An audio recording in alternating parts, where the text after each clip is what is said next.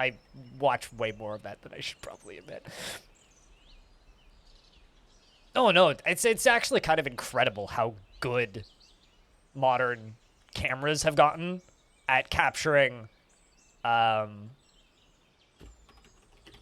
at capturing footage of animals now. Like, it's kind of incredible. About that white mode, what if I told you that dark mode gives me eye strain and I can't read text on a black background for as long? So if I use dark mode, then I wouldn't be able to stream for very long every day. And what if I told you that you stating that you were offended about me using white mode makes me do one thing, which is fucking use whatever mode you want and fuck off about it. I don't bitch at you for using dark mode, you goddamn asshole.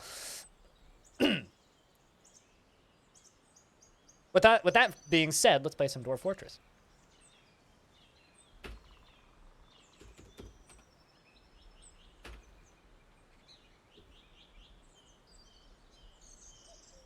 Use the mode that's easiest on your eyes, and I will too.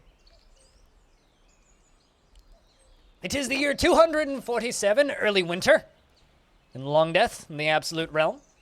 The dwarves that are currently alive are Daturo, Jackneric, Chico, Axon, the Skoid, Belug, the Second, Taurus, the Second, Abe Exendi, Stone, Vimamel, Clay, LaFonda, Aquafunkalistic Bootywap, Goffer, Patchwork, Corvius Suede, Defcom, Formal, Trees, Tiny Goliath, Rhinestone, the Second, Ghost, Vinsati, Kade, Blue Water, Peter, Cooler, Merchimel, Critty, Nobody Important, H2O, Flemmy, Socks, Aquasar, Simplex, Seeker, Beermanier, Bastet the Third, Pilot the Third, Whitcode, and Cyrillac the Second. Is there white mode in Dwarf Fortress? I could change the colors around, but fortunately I don't need to read a lot, and also, you know, it's pretty light. Like, looking at this, like, all of the dark backgrounds and such, and I only have to read text for short periods of time, so it's fine. But, like, reading chat, like, my chat looks like this. So, I will say this. I have my screen set up because of my visual disabilities. And, if you don't like it, if you bitch at me about it, I will simply fucking yell at you for it. Right? Set up your screen the way that works for you, and fuck off if other people want to use it differently. I don't understand why this is so complicated for people to understand, and why fucking people who use dark mode get so fucking offended at me having the gall to set up my monitors in a way that works for my eyes. Weird, right? How fucking dare I? How old is the fort now? Well, we started on year 5, and we're on year 247, meaning the year is 240 math. 2 years old. 242. But no, this isn't funny. This is like dead goddamn serious. It's like, I do not understand what is it with people who use dark mode about being so offended at me using light mode.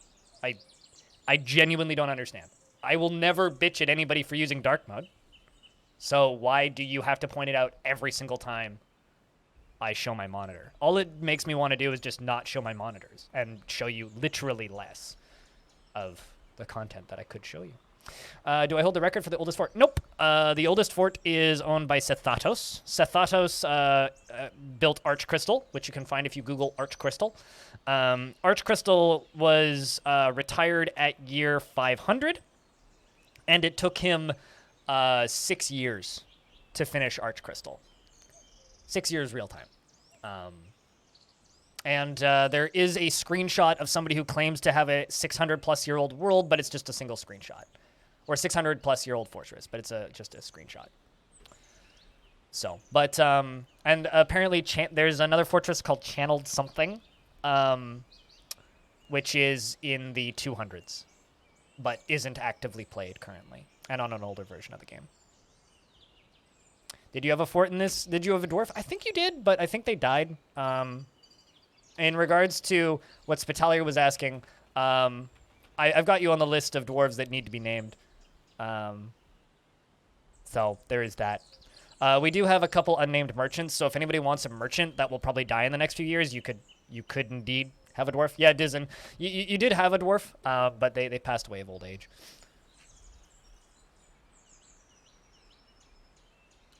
But your forts look really good. What do you think about when you start to plan a fort to order to make them look nicer? I usually start with a square.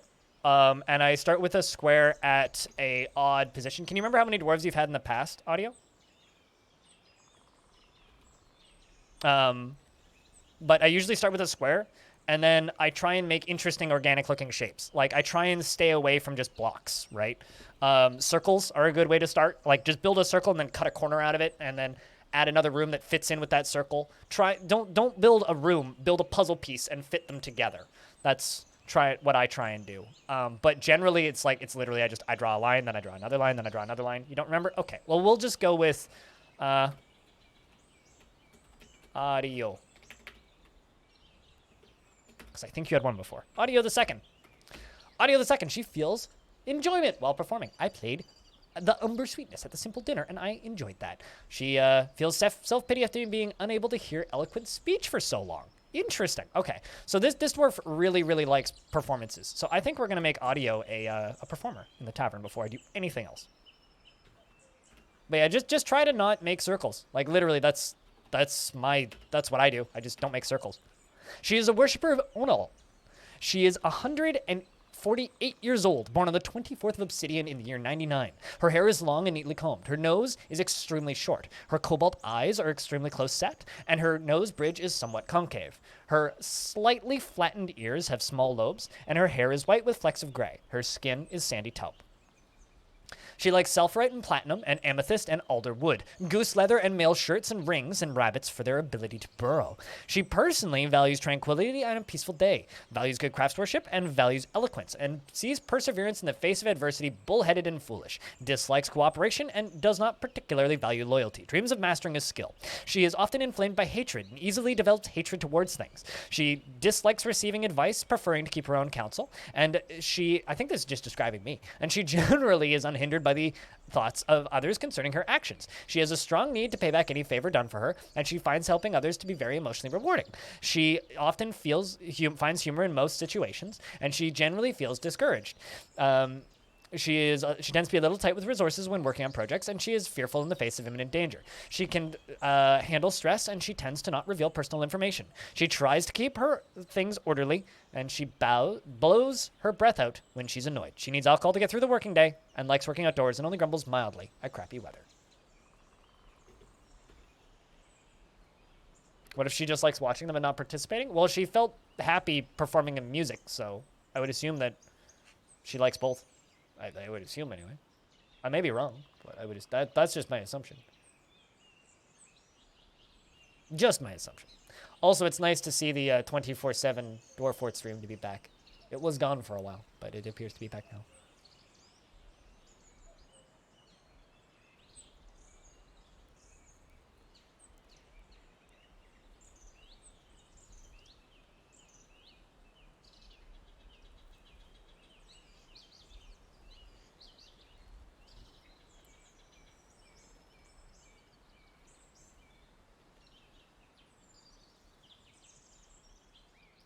What is the blue? Water or sky? Well, it's not really blue. It's more turquoise, but it's open space. So water is currently frozen and is this. This is the... Wait, what?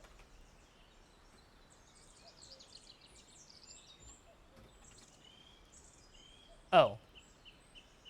This dwarf is just... Okay, never mind. This dwarf... I was like, why is there a dwarf starving to death in the river? It's because they're stricken by melancholy and will die in a few minutes anyway. Socks, you're about to die again. Just letting you know, in case you missed the memo. But for anybody who hasn't seen it in a while, we'll do an overview of the fort. The actual fort itself, what you guys are looking at is the floating tavern, which is way above the ground. That colorful thing in the middle is the temple. The top half is the throne room. The room on the right is the king's dining room, and the room on the left is the library. This is the ground level, where we have our livestock over in the fields on the left, and the entry hall on the bottom right, or kind of the bottom area in case of emergency. It's full of spikes and such. Down here is the upper walkway. Down here we start to see the constructed buildings, and the main layer, where most of the statues are and most other things are, as well as bedrooms. This is the main storage layer. This is where we put all the bodies. Storage layer for bodies and a lot of statues. This is the little maze that we built for funsies. This is the one of the mushroom growing layers. This is the drainage layer. And you can see the tower that we're building kind of in the middle, which needs to go through the maze eventually. I just haven't done that yet. And then all the way down here is the cavern layer. Did I dig out all that turquoise? I dug out all that everything. Everything that you see, I dug out. Everything that you see, I dug out. Except for the pink gems up here. Or not gems, the pink metal. That was all imported. But everything else was built myself. The little maze. Yeah, it's a little maze. It only took us like 15 years. It doesn't affect it at all because it's locked. But when I was in there, it didn't affect it at all. Frame rate or nothing. The problem was the maze got so big that dwarves were starting to get shitty moods just walking to the end to smooth one tile and then walking back. So I had to start digging in shortcuts, and it just became too cumbersome to keep working on it. So it's locked. But the maze doesn't affect it at all. And before you ask, there's no problems with frame rate. The most dwarves we've had is 70, but we keep the population down specifically to avoid getting invaded. We are at 33 dwarves currently, but with merchants we are at 46, and one of them just died. Sock Smell just died. And is where? There you are. There's Sock Smell. Well, let's go find Socks. I'm not certain Socks is actually watching the stream at this exact moment. I know he's here earlier, but yeah, everything that you see was mined out. Everything that you see was built. Everything that you see was constructed. Let's go find Socks. There you are. How have you not seen him yet? There you go. You saw him.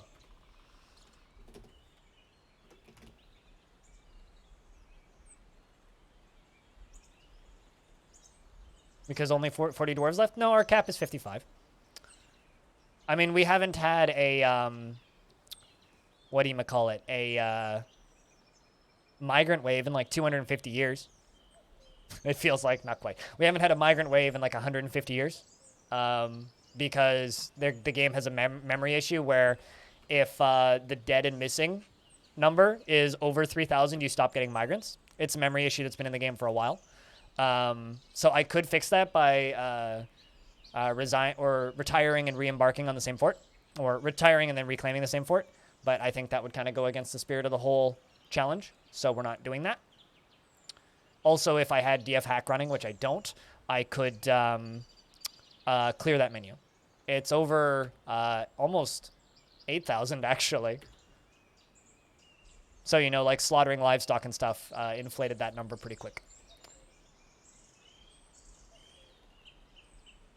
Also, hello, Aqua. How are we? It's good to see you.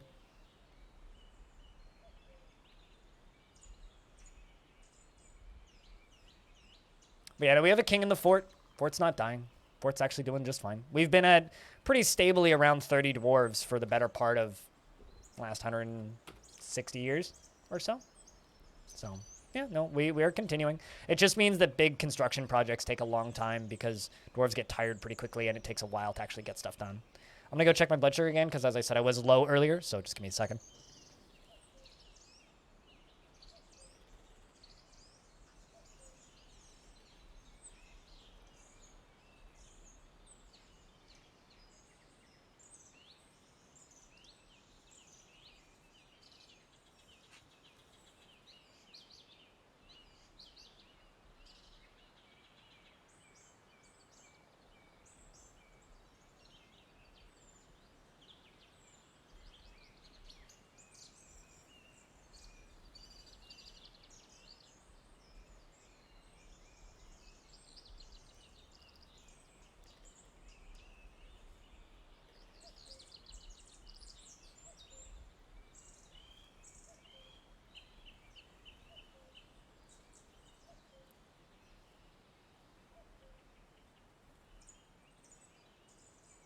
And yep, blood sugar's back where it needs to be. I return. But yeah, how you doing today, Aqua? How's things?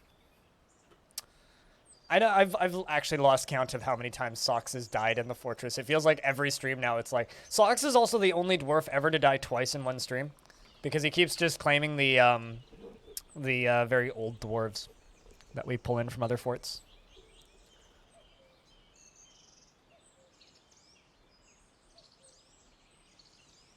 But no, I got many backup plans in case dwarves die, including a permanently tantruming vampire. And it's like, if for some reason we can't make more dwarves, I can, you know, use the good old-fashioned well technique and make that vampire into more vampires if I really need to. So I do have multiple backup plans. Clander, what's up? It's good to see you. You only need to slaughter a few hundred more unicorns than we have over 9,000. Yeah, no, definitely. We will definitely be the king of over 9,000 dead. I mean, gremlin from air. Speaking of dumb jokes. We're brewing a lot of drinks, which is good. Gremlin from air. Yep. Yepity yep. My only hope is that I'm able to get this fortress done before the Steam version releases. Which means at some point I might have to, like, just grind out a whole bunch of time. But, I can do it in a pretty... Like I've said before, if I just, like, play this fortress 5 days a week, 6 days a week, 7 days a week, 16 hours a day, we'll get her done. When is this fortress done? When we hit 1,000 years. Meaning we're a third of the way done. And I'm probably like 700 hours in. The thing is I keep taking breaks so I don't burn out. Doing well besides your foot not working correctly for the past few days. That's not good. Why is your foot not working? How does a foot not work correctly? Is your foot just sore? Like, is your foot hurting? Did you injure your foot or something? Like, what? But yeah, no, we're trying to keep this fortress alive for 1,000 years. The fortress has been dubbed Longdeath Millennium. And we are, you know, trying to... you know, keep the fort alive for 1,000 years. Our library, for example, has 299 books in it because I've hidden a bunch of them. But our library has about 380 books that were all written up by us. So, not counting copies.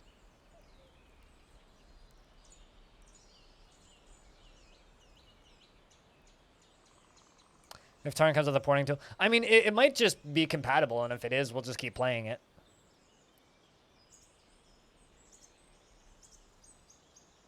Three-fourths of the way, your foot said no? Ooh. I mean, that's what my knees do.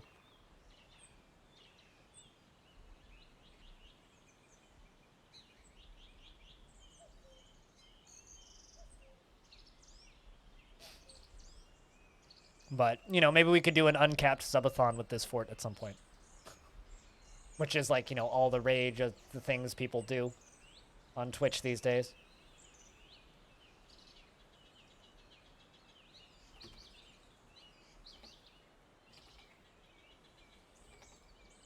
Hey, Costlord. Also, to those of you guys who like roguelikes, this thing has a demo. I need to try that. Maybe today. Maybe not. I don't know. You guys should download it and give it a shot, though. I've already downloaded the demo. I need to take a look at that later. It's like, instead of being the rogue and running around killing all the monsters, you are a monster who runs around saving all of the monsters and sort of playing Snake and getting more abilities based on the monsters that are attached to you. It is a really neat little idea. It is a really neat little idea. So...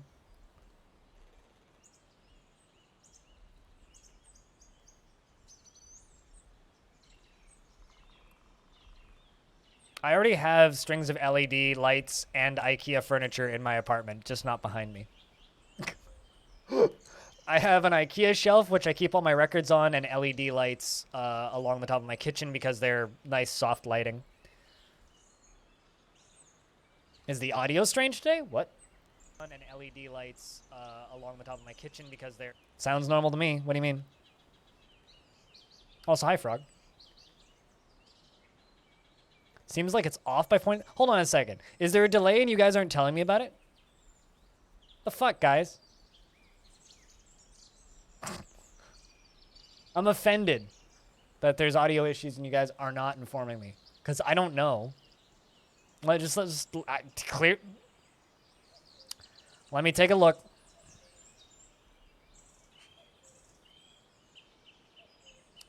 Let me take a look.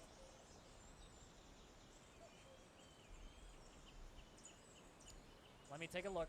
Let me just say that you should probably refresh your stream, because it looks fine here. Let me take a look. Let me just say that you should probably refresh your stream, because it looks fine on my end. Seems okay. Yep. Easy clap.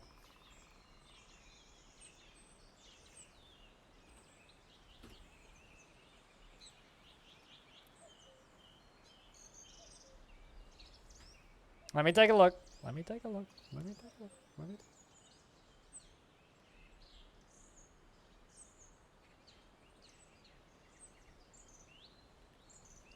it's not, but okay.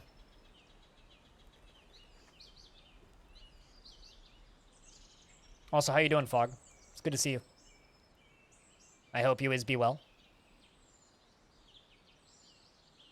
Yeah, if audio's out of sync, refresh your stream. Because it's totally fine on my end. I know what it looks like when the audio's out of sync, and I know what causes it. It's because I'm doing this through a GoPro going through a audio device capture, so I have to manually put in delay on the camera. And I spent like an hour one day tuning it to be perfect, and it's as close to perfect as I can get it. It's down to the not 10th of a second, the one below that, and I'm blanking on 100th of a second. Anyway, it's down to 3 digits, like 0.3123 down from just normal, so it should be fine. And if it's not, it's because Twitch has desynced my audio, which Twitch does sometimes. I've had Twitch do that to other streams when I've been watching, so. Heck, I had to fix that with Kiri's stream yesterday. And her audio is flawless, so.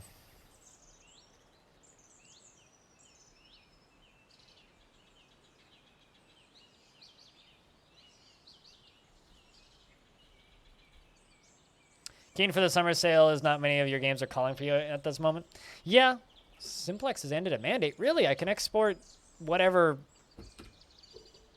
you demand. I can't actually remember what that... Oh, crowns probably, but... I mean, what time of year is it? It is midwinter. Well, won't be exporting any crowns. What's the 30 then stop rule? Is that spend $30 and then stop on Steam sales? I don't know. I haven't even looked at the Steam sale. Quite literally, I just... I know that if I buy any of those games, I won't play them. So it's like, what is even the point? Looking forward to lunch? What's lunch?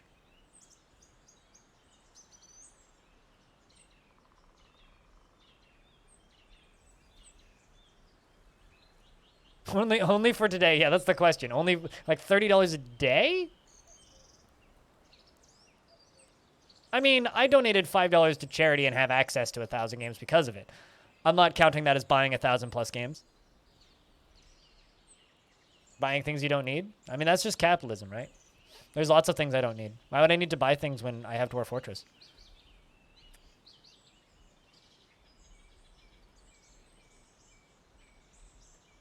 Although there are plenty of demos to try right now, so I would recommend trying some of those demos instead of buying things you don't need, you know? Seems like a much better way to go about doing things. Speaking of things, how's audio doing? Fondness when talking with a friend, interested after watching a performance. Still want to hear eloquent speech. No one knows poetry in this fortress. That's a problem. I don't think I can force them to learn poetry either.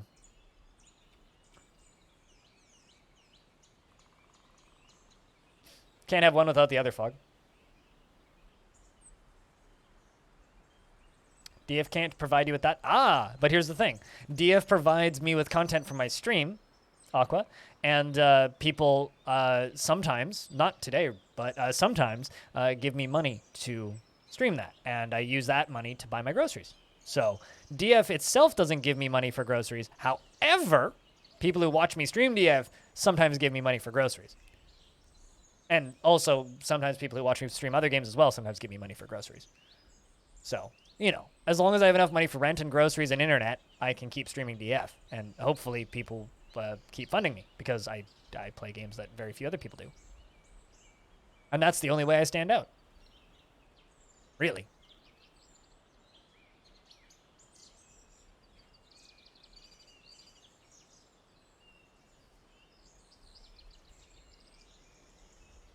So all I'm saying is if you want a streamer to have groceries, throw your tips into the tip jar.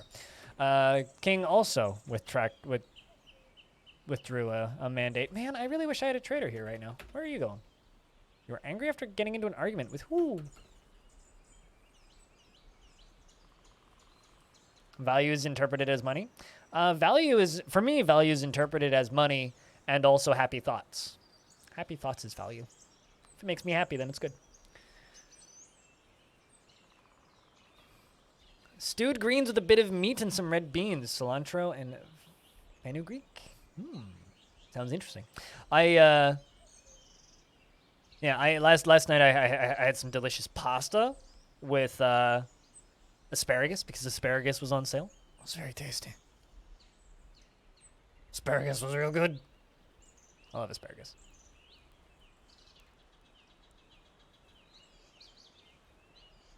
I mean, in a world where cryptocurrency exists, what actually is money? Like, a construct invented by banks to convince us that something has value? Careful, don't tell people that money doesn't have any value, actually, otherwise we're all fucked. Thanks for the anonymous dollar, anonymous cheerer. That anonymous dollar goes a long way, and the king wants us to make 2 ballista arrows. I think we're waiting until spring before we actually do much. Can I get a round of beers for the anonymous dollar from anonymous cheerer? Cheers, anonymous cheerer. That's the first bit in 2 days.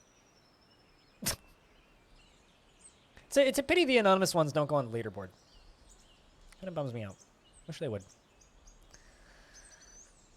But then I think anonymous cheerer would be the #1 cheerer every month for a lot of channels. There we go. We're assembling those ballista arrows. Excellent.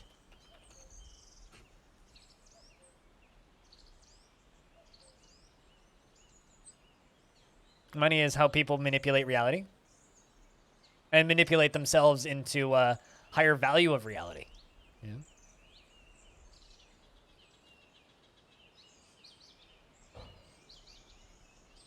No, religion is how people manipulate stupidity. Wait, what? Just like everything else? I mean, my reality is different to your reality because what I see isn't what you see.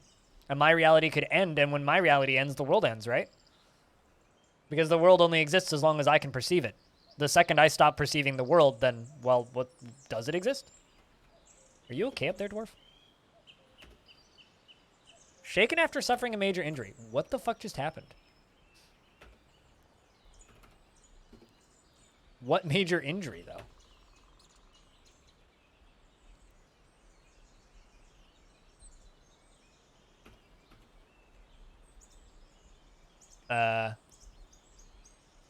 There was no combat, though.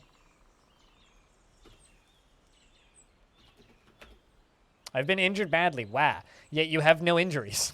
What's going on? Is this dwarf just, like, pulling a soccer move? Stunned and nauseous. Huh. Are you drowning in alcohol? Is that the problem? It's definitely a possible issue. Now you're vomiting.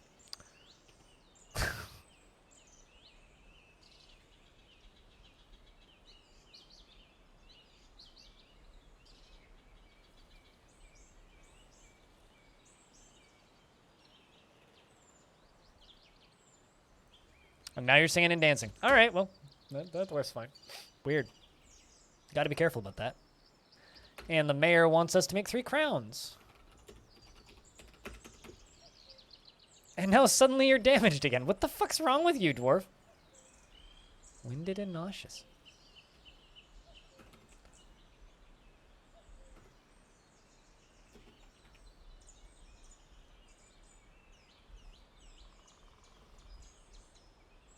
How about I give you hunting? Just let you go do something else so that you don't stay here majorly injured. I think that this dwarf is getting killed with alcohol poisoning. Get out of the tavern! Silly dwarf.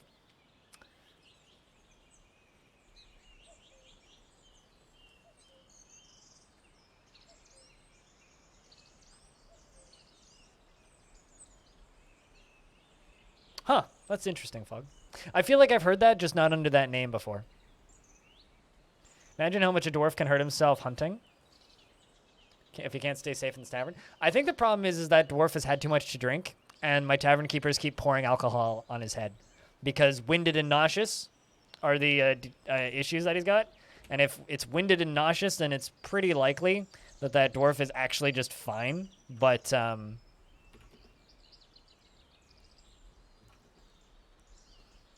yeah, they're fine. They're just literally getting too much booze.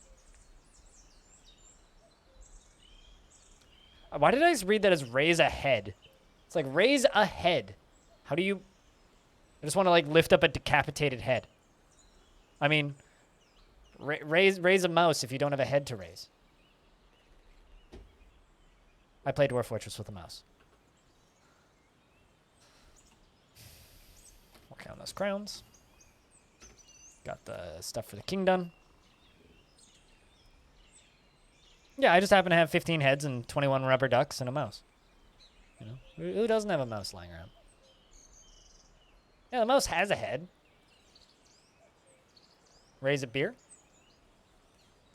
Yeah, we just did a round of beers for the bits. Maybe if there's a hype train, then we can raise some beers.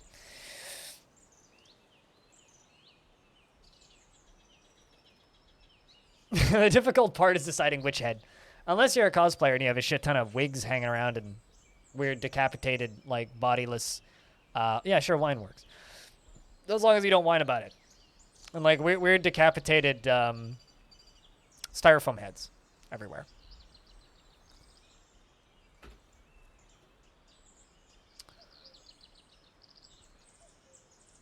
I mean, Fog just has a similar list of problems to me.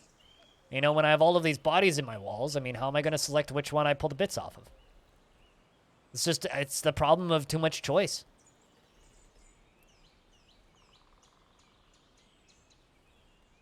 Sometimes, like, I feel like I'm going to, like, unnaturally concern my audience. I swear there are no bodies in my walls. Also, spring has arrived, meaning the game is saving.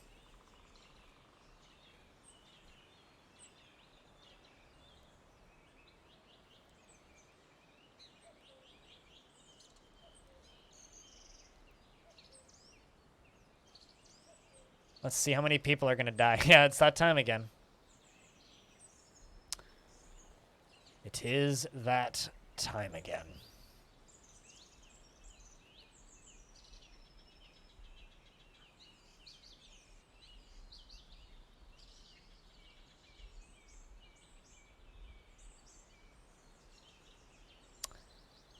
And Vinsati II, the naturalist, has been found dead. You were a damn good dwarf. You will be missed. That was a member of the fortress, too.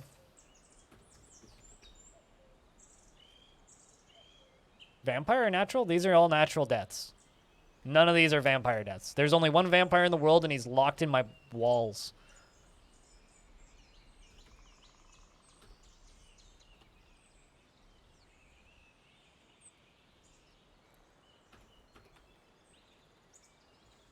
If they were vampire, I would have stated specifically they'd been found dead, drained of blood. Also, because we haven't had a...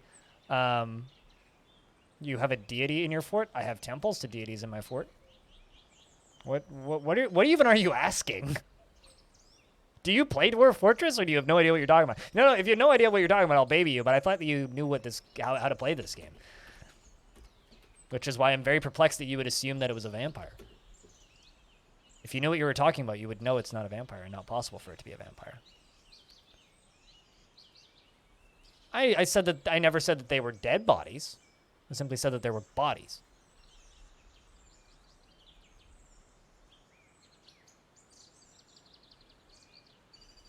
I don't think so, Aqua. You do not know how to play this game. Okay. Well, it would specifically state a body has been found dead, completely drained of blood, if it was a vampire. It's not a vampire. So this is a natural death because it was also the 1st of spring that they were found dead, which is the only day of the year that dwarves die naturally. Also, DeBerries, how are you doing? Rest in peace, Vinsati. Stick it up on music room. Need loud rock and roll. I mean, I would say if you need some loud rock and roll. Sergeant Thunderhoof is pretty good.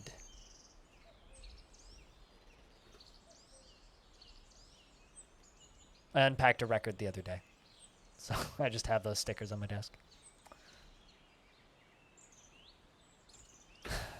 Oh, 1 Kesserite block. Your job is real easy, Stone.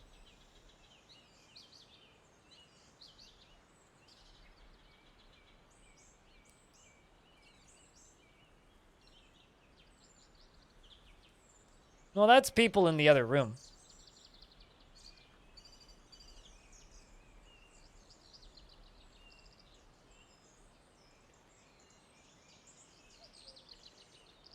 Or frost worms? What the heck is a frost worm?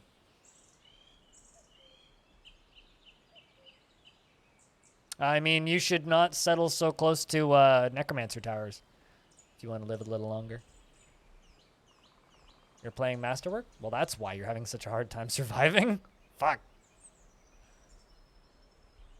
DeBerries wants to know where to start on their library. Celesta.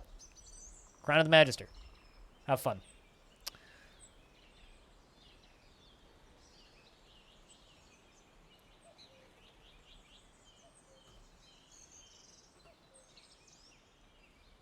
But don't play Masterwork. Masterwork is so far behind. Wait, like, if you're going to play Masterwork in, like, after the Steam version comes out and he actually updates it. Because it's, like, 3 versions behind. So you have so many less features that are in the main game that are so nice. But yeah, don't play Masterwork. Just straight up don't. It's, like, 4 versions behind in game. It hasn't been updated since, like, 2018. So you are missing out on a lot of shit. Easy start to the day, Stone. Easy start to the day, for sure. It's to the point where even Meth says don't play Masterwork right now. Just play vanilla.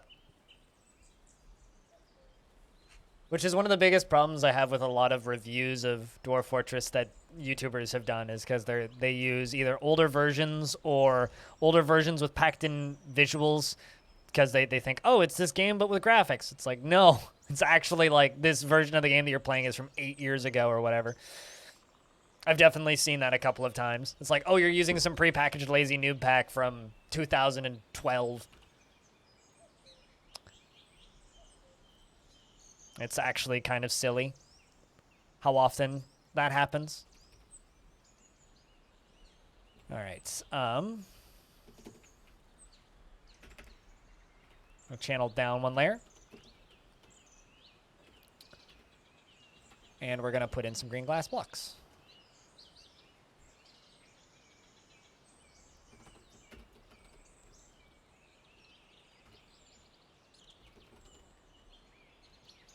Yeah, download DF from the website.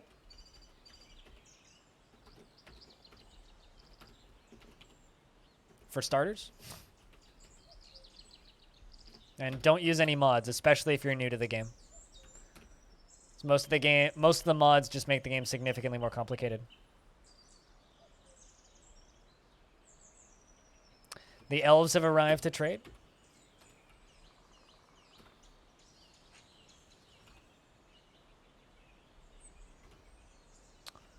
Meaning I should move some prepared food pots for the to sell to the elves. Yep, trade. They're calling me a traitor. Or I'm calling them a traitor.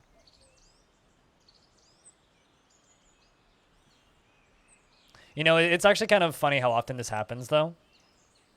Memo for the record, like, I had somebody pop into my channel who was asking for all of these assistances, and I gave him a bunch of advice, and he's like, wait, how do I build guild halls? And then I explained to him, he's like, it's not here. And I was like, well, how is it not there? Because, like, it has to be there. And then he's like, well, it's not here. I'm like, hold on, go to the main menu of the game. It's like, what version of the game are you playing? It's like, turns out this person was playing a version of the game from 2011. It's like, how did you even get that? They're like, well, it had a prepackaged tile set. My friend linked me to it. It's like, there's so much of that shit. Apparently it was because okay, so there was a big review of the game in some newspaper in 2011, and they on the website they know it doesn't count as retro gaming because a retro game has to be on a console that is at least 20 years old, or a OS that is at least 20 years old. And last I checked, DF does not run on a 20-year-old OS.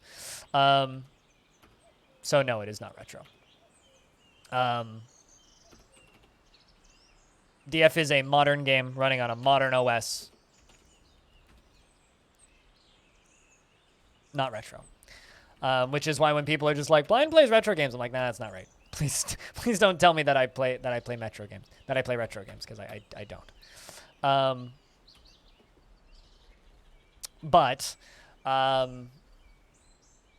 Yeah, no. So there was a review on a website from a number of years ago, and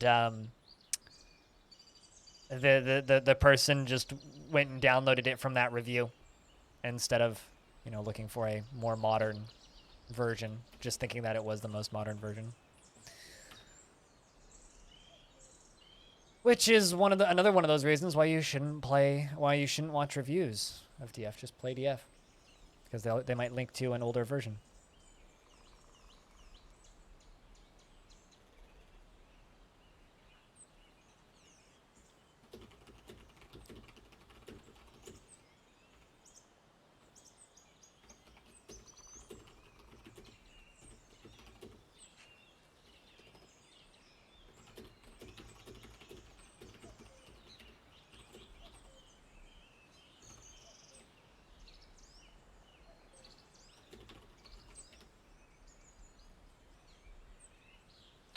We got no migrants this season, is to be expected.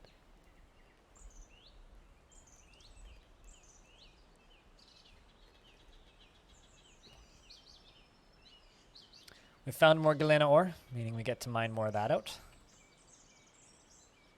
which has been the majority of our time spent recently.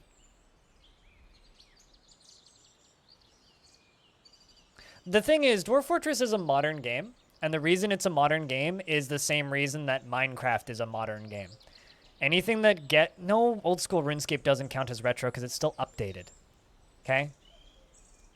Dude, do you guys actually want to have this argument? I don't believe you do. No, in order for a game to be retro, it has to be on a console or OS that is 20 years old. If it's still getting updated, it's not retro. Any game that is getting actively updated is not retro. Like, that's just flat out no. The hell's wrong with you people?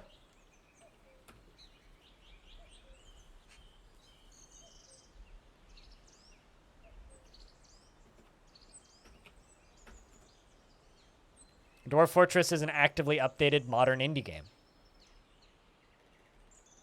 Right? That would be like saying, is Terraria retro because it has pixel art? No.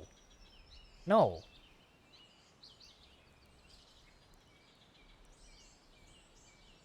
Powder is not only playable on an emulator, Powder runs on Windows 10. You just have to download a mod.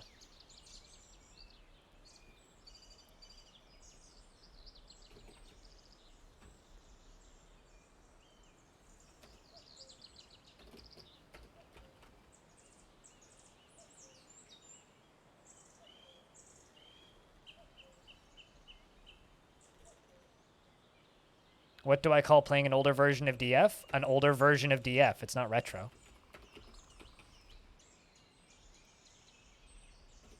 You're just playing an old patch. Why would I call that retro?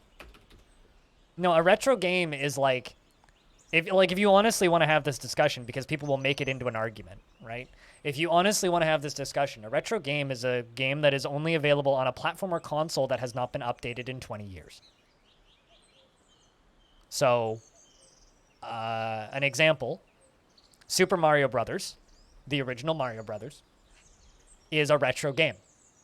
Super Mario Remix or Super Mario Anniversary is a modern version of an old game. But the modern version that is for sale now is not retro. Back when fixed. Alrighty, Diamond. Hopefully your internet fixes itself. So, if you were to play Legend of Zelda, that is a retro game. But if you were to play one of the modern updated versions of Legend of Zelda, that is not a retro game. End of discussion, basically.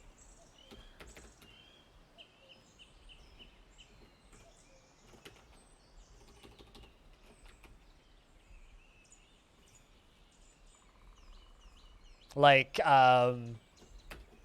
Asteroids is a retro game. NetHack is older than Asteroids, or almost as old as Asteroids. NetHack is not a retro game because NetHack is still updated. And I'm scrolling up. Hold up. There's a lot here. You guys really went nuts.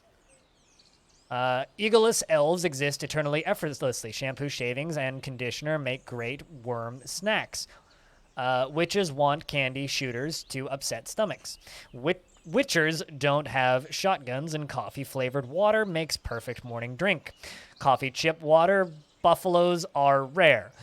Kingdom management is finally accessible because the cheese gained sentence. Woe is Baba. Helmets on fire aren't effectively useless used for combat, or unless used for combat. Fire at orphanages is bad. Macaws don't know jack about antelope. It ain't useful for sloats. Is that a word? There you go. Hey, Renbird, what's up?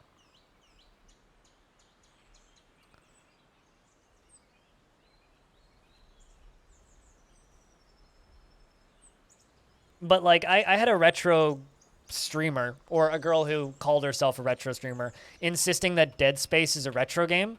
I completely disagree, especially considering they fucking patch Dead Space on a relatively frequent basis still.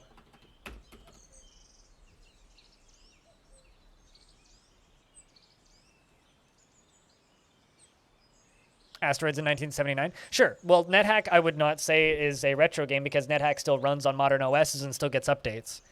Whereas Asteroids is a retro game because it, outside of ports, doesn't run on modern OSs and doesn't get updates. Like, they're not adding rule set additions to NetHack.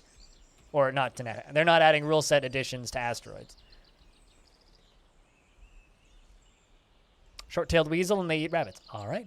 I've never heard of a slope before. Maybe I need to Google sloats. I just learned something. Thanks, chat.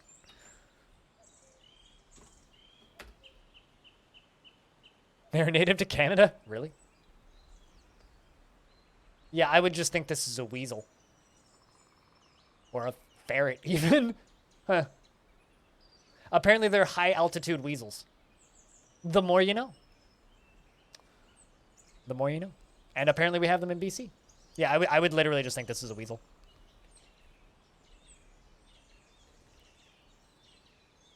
Well, the thing is, right? Retro does not mean from your childhood, right? Retro means something that has been out of production. Like, let's do a little bit of funsies here. Retro definition. I'm actually kind of curious as to what the internet gives me. The definition of retro: imitative of a style or fashion or design from recent past. Interesting. Clothes or music style whose style or design is imitative of the recent past. So imitating the recent past is the Merriam-Webster definition. Relating or reviving or being the styles and especially the fashions of the past. Fashionably nostalgic or old-fashioned. Interesting. That is very vague. Way too vague. But for me, with video games, in order for a video game to be retro, and this is kind of just my take, in order for a game to be retro, it has to be from a console or a system that is at least 20 years old that has not been updated.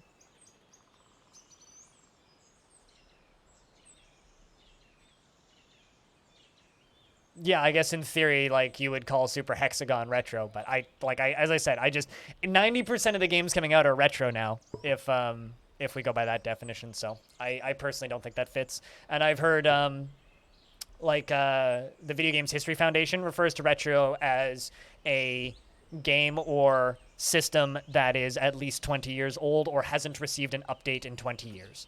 So I go by the Video Game History Foundation's definition because they are kind of the authority in this. Because outside of that, it's just like, you could say a game has a retro style to it or a retro theme. That makes sense, you know? You should go to sleep, audio. We'll see you when we see you. Like, you could say that a video game has a retro style or a retro theme or is going for a nostalgic retro feel. Like, that makes sense to me. Yeah, it's a flippin' crown because it's 4 years, dude. 4 years. 4 years. But yeah, that's just my take. I think that is the most useful definition. Like, in order for genres or terms or words to mean anything, they need to have a useful use. And I think just labeling something from your childhood as retro is just silly.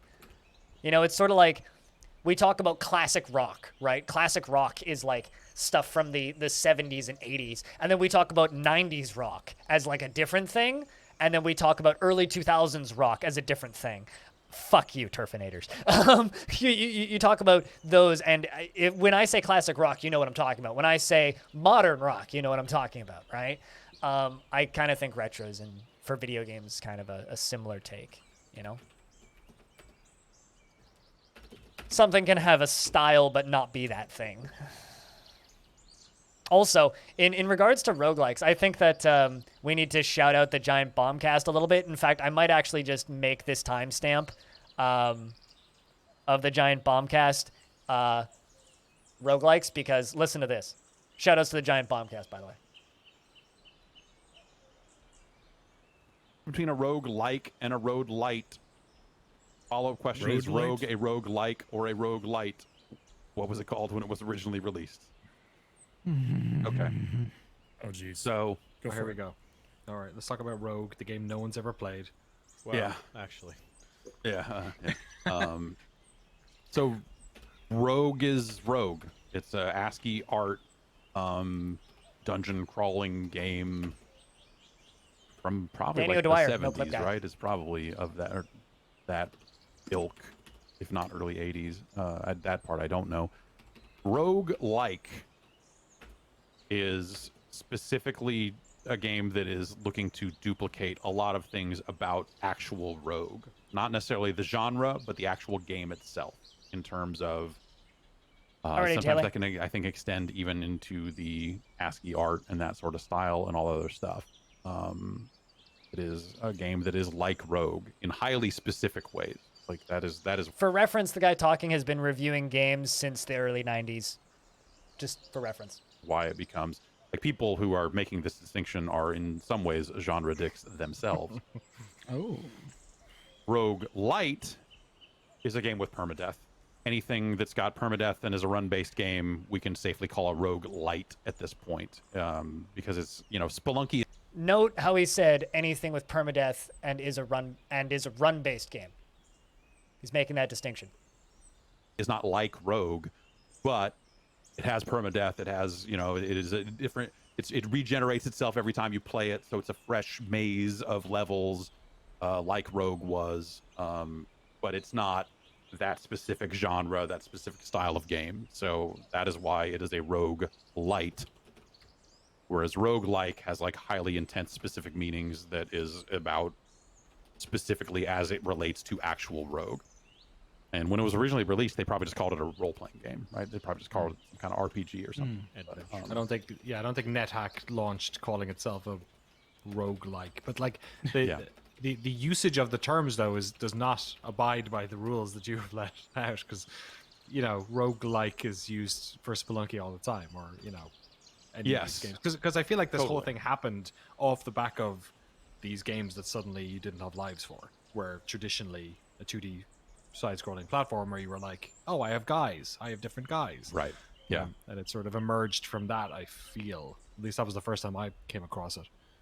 Not a roguelike. Yeah, and that's kind of, I feel like Spelunky a in a roguelite. lot of ways was Or an the action game roguelite. that kind of caused this argument to come up all over again, because there were just rogue likes off to the side doing their thing. You could telnet Also a into great them video and game, play yes. them around the internet and all this other stuff, and you had muds and moos and mushes and mucks and all this other stuff. Oh my! I know, yeah. We'll go furry mucking with Tori Amos someday. So that whole thing existed off to the side, and then as different types of genres and all this other stuff started to pluck some of those. Also, fun thing. This is Jeff Bacalar. This is Jeff Gerstmann. This is Jan. And this is Jason. They're all J's. Permadeath and run-based elements. I think that is where the rogue. Also, I want that T-shirt. E3 2019 hype as fuck. Really came into prominence. But I could be Gotta wrong have a about Dan. that. They used to have a Dan. It's a mess. Quit. Short version. It's a mess. Now they just have Danny. But yeah, short answer, it's a mess. Anyway, that I think, I don't know about you guys, but I think I might just link to that whenever people ask me what a roguelike is. Like, I might just make that into a command, because it's actually a really good definition. Like, he does a very, very good job, like, explaining the clusterfuck, and also a very good job defining it. I don't know, what do you guys think? Because I think that might just be what I link to now.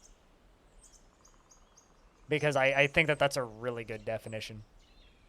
Where he's just like, roguelike is anything with permadeath. Was kind of confusing. Why was it confusing? It's like, I don't know. And that's very similar to me about how I feel with retro. It's just, retro is anything that is 20 years old on a console. And retro styled is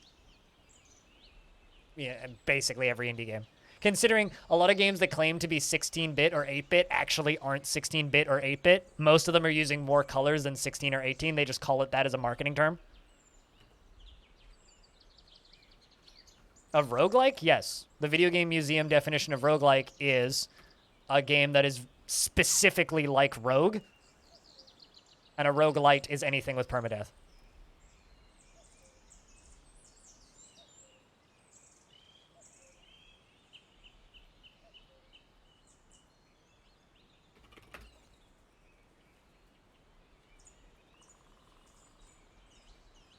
It means why in a short sentence, and the explanation with some history is much more appropriate. Absolutely. Yeah, no, totally.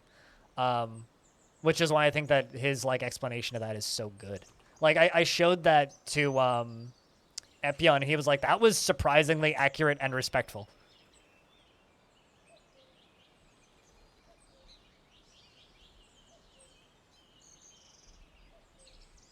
Yes, the podcast that I just shared is the definition. Also, I've been listening to that podcast since 2007. Those guys know what they're talking about.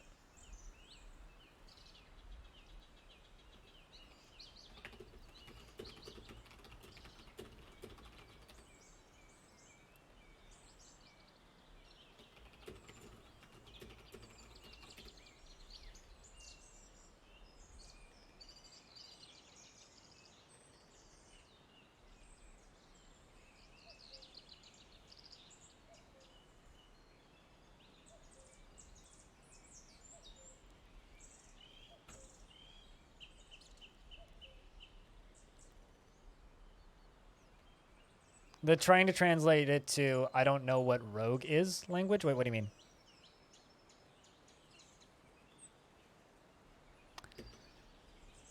No. A roguelike is a game that is trying to be specifically like Rogue. Go look at what Rogue is, and then make a game like that. A roguelike is a game that has randomly generated layouts, turn-based dungeon crawling, either in a hex grid or a square grid, where you progress through different levels, killing enemies, and leveling up, and discovering secrets from run to run. I don't understand why you need to make it more complicated, Cutest, when you've watched me play roguelikes.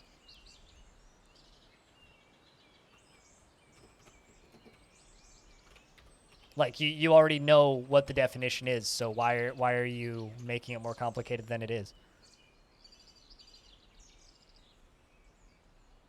No, ASCII graphics is not a requirement.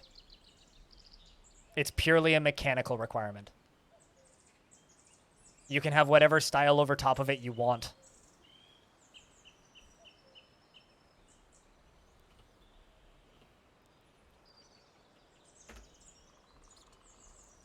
Which is why I say that, like, something like a Jupiter Hell is a traditional roguelike. What's up with Longdeath? I'm building a glass tube, which is going to eventually become a big old lava lamp. Which means we might actually have to dig down to lava pretty soon, which will be fun. Or, alternatively, start building pipes. Why? He stated, a roguelike is a game that is like Rogue in extremely specific ways. A roguelite is a game with permadeath.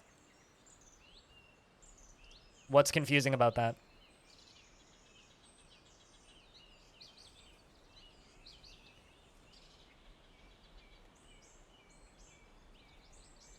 Absolutely, Aqua. Absolutely. You know, I was kind of I'm kind of thinking about an idea of making this go all the way down to lava, yeah? And then pouring water into half of it so it's half water. And then pouring lava into the other half so we'll have lava, obsidian, water. Or doing it like a layered thing where I have water, lava, water, lava, water, lava, water, lava, water, lava, water, lava, water, lava, water, lava, gurgle, gurgle, gurgle. Minecraft could be a roguelite if you set it up in such a way. But I do think that there is a difference between a game having a hardcore mode and a roguelite. A roguelite is a game that is designed to be a game with permadeath, like, let's just say, Hades. Whereas a game with a hardcore mode is just giving a game a hardcore mode. If a game is designed to have saving and loading, and you also have a hardcore mode, that's different. Again, I don't understand why this is so complicated and why it needs to be so complicated. People make it complicated because they intentionally play dumb whenever the subject comes up because they want to call everything a roguelike. It's genuinely intentional stupidity, not complexity. Also, how are you doing, Ocelot? It's good to see you. Exactly. Diamond. Exactly. What am I doing? Ballista arrows.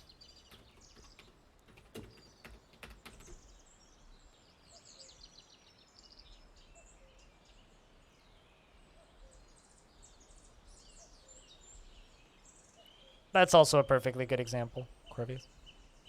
You enjoy watching me no, you enjoy watching me rage. Ocelot. Here's the thing. Do you want me to die when I'm 36? Keep stressing me out. Because that's what rage is. Stress. So if you want me to die early, keep doing that. And just know that that's what you get enjoyment out of, is watching me die. Slowly. I screwed this up.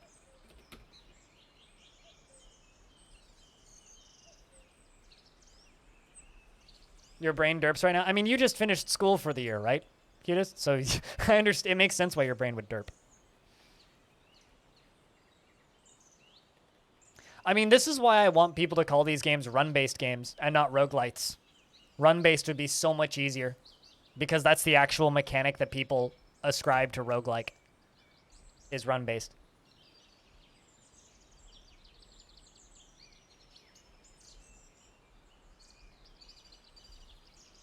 That's the actual mechanic that people think about. It's permadeath and run-based.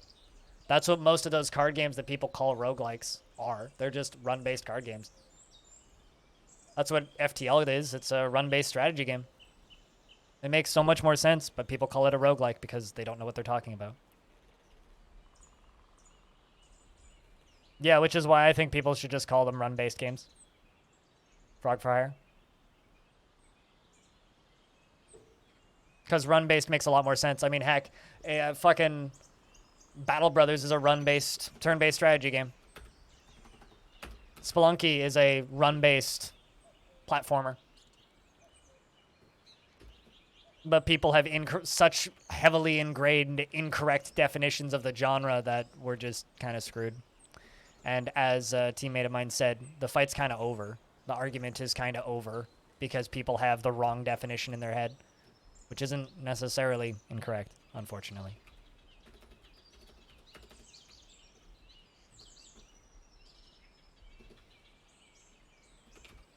I'll say this to people who seem to think that watching streamers rage is funny. Do you enjoy being stressed? All right, why do you enjoy stressing other people out?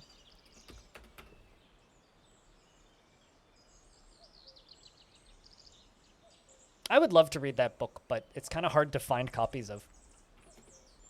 Roadside Picnic, that is. At least, cheaply.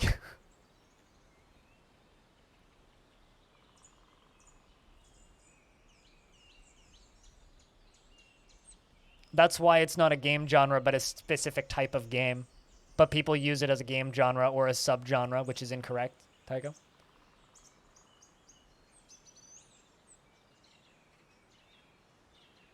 Exactly, which is why genres need to be stricter in order for them to be useful. But people make genres useless.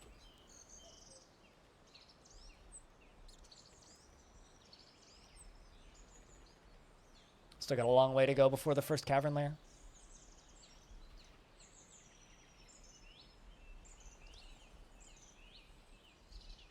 I mean, even then, I mean, I know a lot of streamers who base their entire business model off of an unsustainable personality, either a character that they grow tired of or a style of streaming that becomes exhausting in the long run, raging a lot, and they don't last very long and end up eventually having to quit because of that.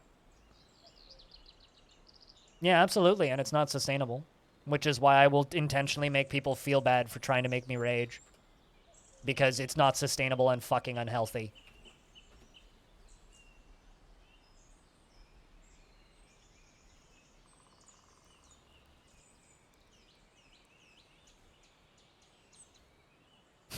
Yeah, I can agree with that, Cutest. I'd also like to read that.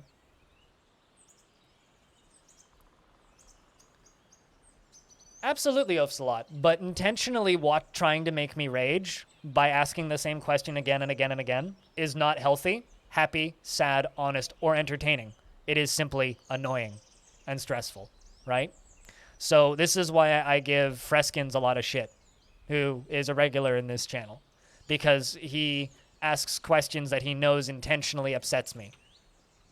So I then give you the response. Do you like being stressed out at work? Because that is what you're doing for your entertainment, is stressing me out at work. I like having discussions. I don't like being stressed out.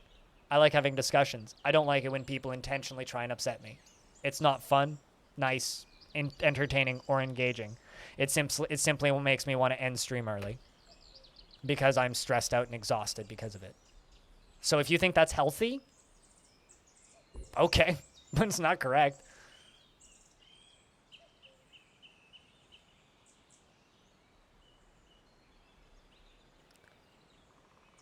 Oh yeah, I did too. Been there, done that, got the t-shirt. It said, "Fuck McDonald's" on it.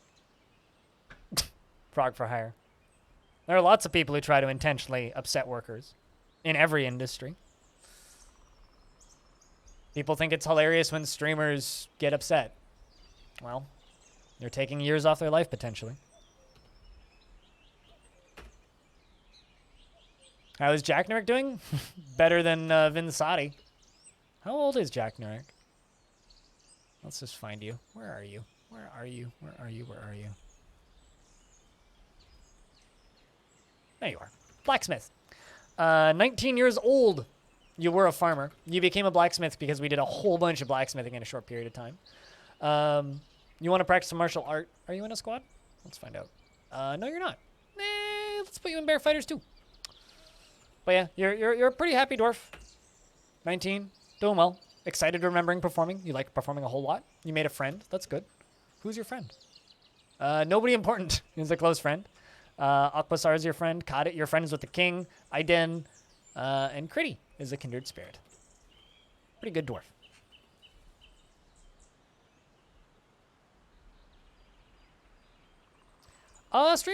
Some streamers who rage are actually actors. Some are stupid, and some are like me, which is too honest. I would actually argue that there are quite a few streamers out there who are genuinely mad at the games that they are playing, and it's a lot of stupidity. I also just realized I screwed up a block here, so I gotta fix it.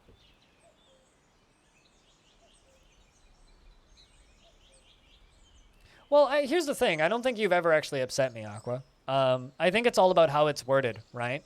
You know, if somebody comes into my channel when I'm trying to play a different game and says, "This isn't ASCII. Oh God, the graphics are hurting my eyes." That's just annoying. That's not helping anybody. It's not funny. It's just annoying. Or if someone comes in who knows exactly what a roguelike is and is watching me play, let's say, Humankind, because someone did ask me this, is this a roguelike?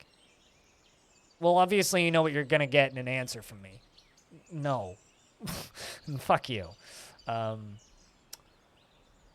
If someone who watches my streams very frequently pops in and asks a really stupid question that they already know the answer to, out of the comedy, air quotes, I guess, of seeing my response, that doesn't benefit anybody. It's just kind of annoying.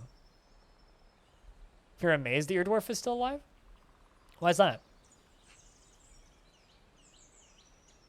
If I can find him.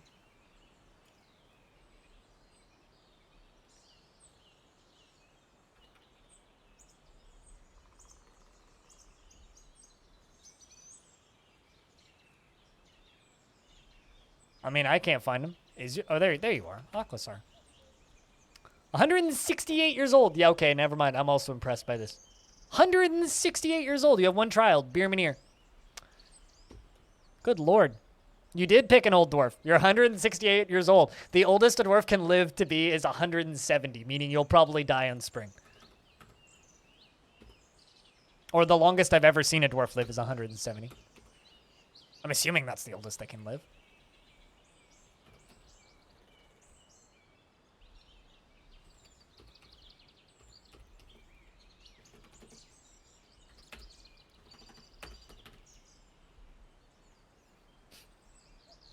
You did survive this spring. We'll see if you survive next spring.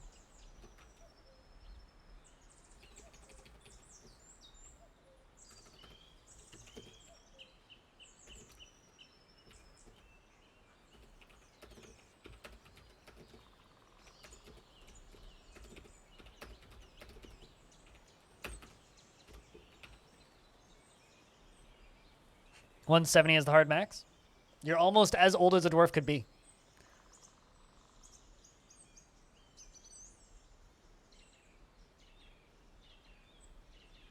I'm curious about what Cutis said. TBH, do you like how straightforward you are because it helps people get the point even if it makes people feel uncomfortable at first? The problem is, Terrafinators, is I need to make a living streaming, right? So if I'm straightforward as somebody and my straightforward, honest answer is not the answer people were expecting or wanted, they might stop watching me. And I think that this happens a lot of the time for a lot of people. Is they see my stream and they watch for a bit and then somebody, not necessarily them, asks a question that I give a straightforward and honest answer to, which is not the answer that they were expecting and not an answer that they wanted, and that upsets them. And then they stop watching me. So business-wise, it is fucking moronic the way that I talk sometimes because I am honest, which is why I am often honest to a fault. I don't necessarily want to be that way, but it is certainly a negative on the business front sometimes.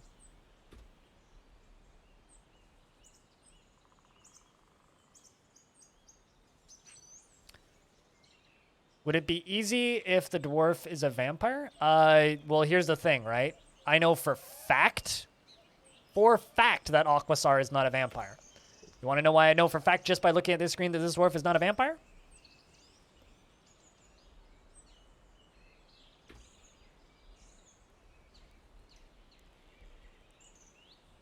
Because he needs alcohol to get through the working day. And he was euphoric due to inebriation. Not a vampire. Can't be a vampire. Literally impossible for this dwarf to be a vampire. They're just a very old dwarf. Yes, you did die. Did the dwarves write on your tombstone? Would you like them to?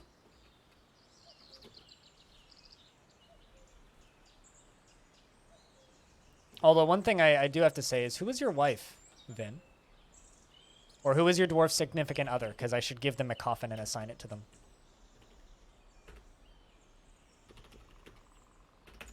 Vinsati the Second. Let's see what they write on your tomb, or write on the wall of your tomb.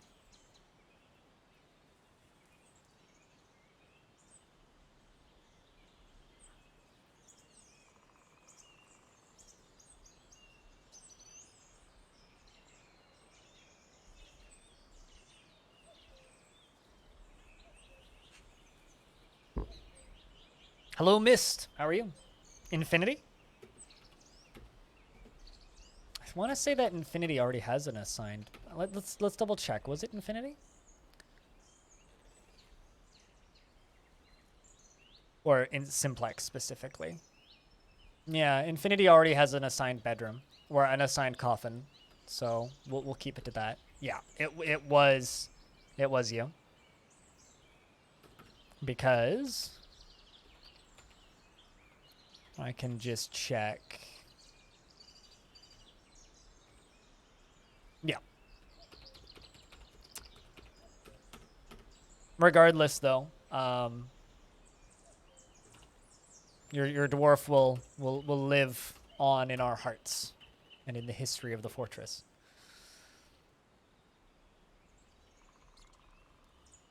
Oh, drinks alcohol equals not vampire. Yeah.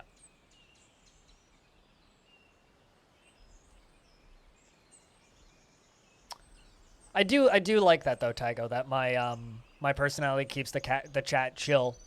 Another thing I think that's good about my personality is I'm capable of making a video that's nothing but a black screen talking about my mental health and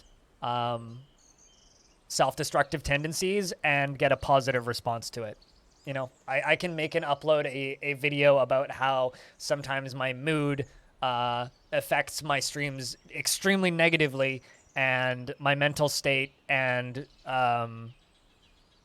like dysfunctioning body impacts that, but I can do that and get a positive response, not a negative response, which I think is an incredibly positive thing.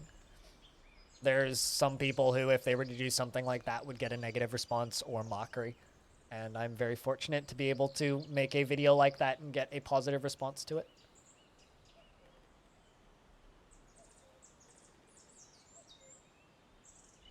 It's not necessarily a positive thing for me as it sits. Also, it's summertime now. Right here, 248. But I do think in the long run, it is a positive thing for me in general. I do wish I didn't, you know, scare people off as much as I do, because frankly, I do scare people off. And that is kind of crappy. I wish that wasn't the case, but it is.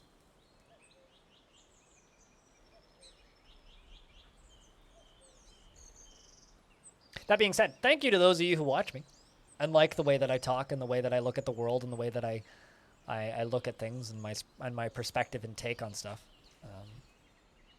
I'm glad that you guys do, because I wouldn't be able to do this full time if you guys didn't watch. You know, frankly, I wouldn't. I literally would not be here and streaming as much as I do if you guys didn't watch. And speaking of things for you guys to look forward to, I am halfway done editing the audio for the Soul Ash interview. Let's see what the dwarves doodled on behind your coffin. Doodled behind your coffin. Engraved on this wall is an image of Vinsati Knowledge Cloisters, the Dwarf and Dwarves, by Taurus II. Vinsati Knowledge Cloisters is surrounded by the dwarves. The arc relates to the appointment of the dwarf Vinsati to the position of militia captain of the eternal adventure of time in the late summer of the year 130. So in the year 130, your dwarf became the militia captain, and you kept that job until the year 248. Good God. That's a long history for that dwarf. That's shocking, and I played through it. Meanwhile, Merchimal is meditating on death. Fitting. Hell of a time in the office. Jesus, it's a long goddamn career. That was a happy dwarf. Never did us a problem. Did their job well. All right, chat. I'm kind of hungry. I'm gonna quickly grab lunch because I've kind of had some low blood sugars all morning, and I need to get this like sorted. And body's telling me that I need to eat, so I'm gonna go eat real quick. It's kind of an early lunch. So thank you so much for those of you hanging out and listening to my conversations. Well, I'll give you guys a dwarf to follow. Let's follow. Actually, you know what? Let's do this. Let's do.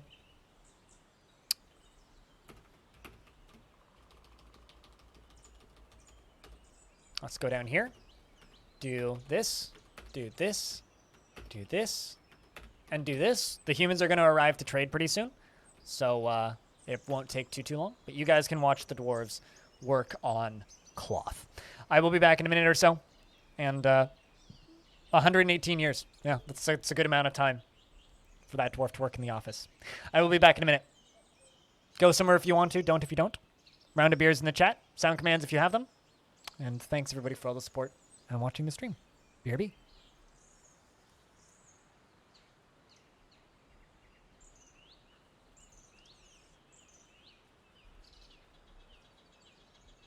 Cheese for everyone!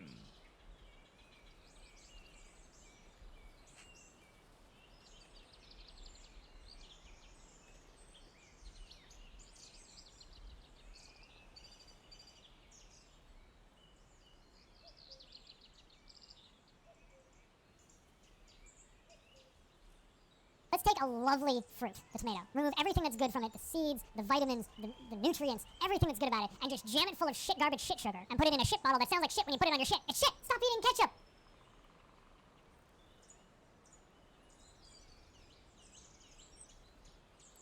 Woo! Oh, dude, fuck yeah, dude! This is fucking sick! Hell yeah! Woo!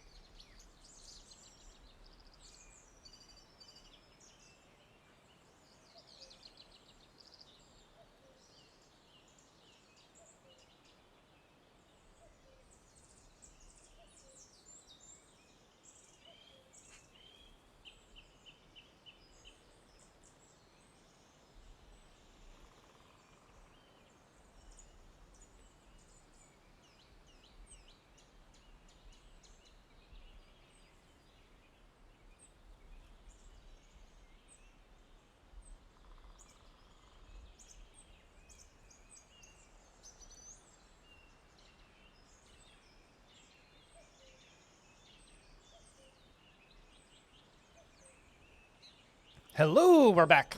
All right, food's done. I was a little low. I was correct. Royal Treasurer. You never heard the term Royal Treasurer? Royal Treasurer is like the human job for Outpost Liaison. It's the human job for the Outpost Liaison. One caravan has arrived.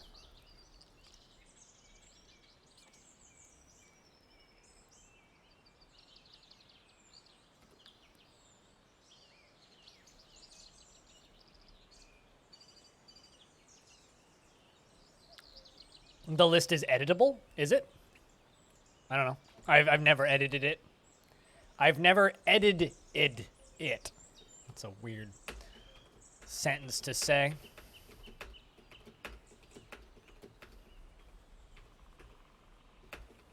I'm selling some logs, that's fine.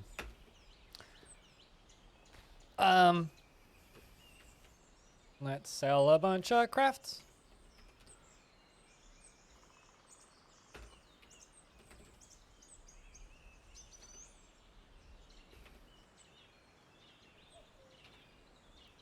And there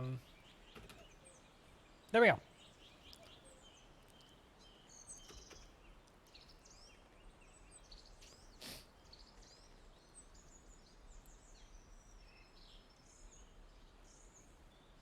Also, speaking of interesting games, anybody seen any interesting games in that Steam Next Fest thing? All the games that were announced from E3? I don't know if anybody's gone through and looked at anything, but I'm just curious if anybody's seen anything particularly interesting.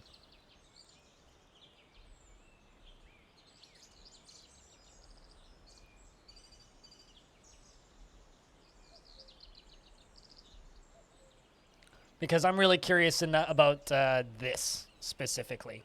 Terra Nil by Free Lives. There is a demo for it. Free Lives are the people who made Genital fucking Jousting, by the way. So Genital Jousting people making this. Not weird at all. Not a not a Switch at all. Definitely not. But looks interesting. It's a little weird tile-based city builder puzzle game thing. Looks neat. Looks neat. Tendrism says, on behalf of the Merchants Guild, let me extend my greetings to your people. There is much to discuss. The world is the same as ever. What requests do you have of our merchants? Of course, I would like to request wood, and I'm going to request something a little bit different. I think. Actually, hold on. Let me just check for a thing.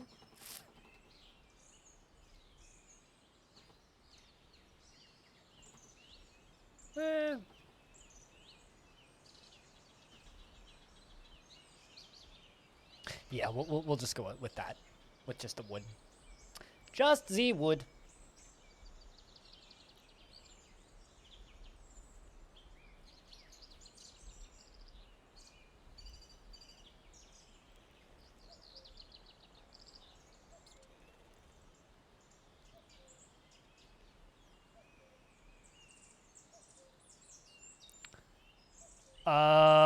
Yes, I can order animals. I can order pets. Pets do not count as migrants.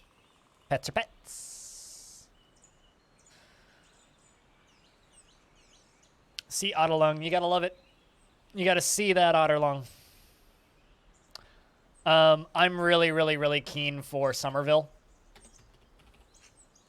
which doesn't actually have a Steam page, but Somerville is a new game from the designer of Inside and Limbo with a new studio. I'm very keen for that game. Very fucking keen. Also, to those of you who like run-based games, Synthetic 2 is coming.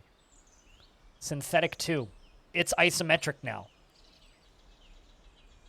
I might need to actually play some Synthetic before Synthetic 2, but this thing looks rad. Like, look at this. Is there a demo for this? Ooh, there is a demo. But, have a peek at this. Feast your eyes. It's gonna be good, I think. If there's a raid happening, you're early. Also, hi, Friskins. What's up? What's up, man?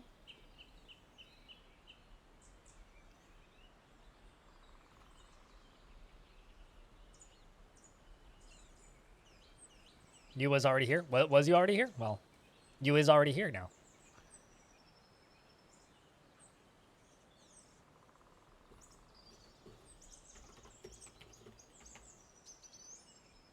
But how are you, Freskins? I was on 3 of 4 screens that you had up. Oh, did someone raid me like yesterday?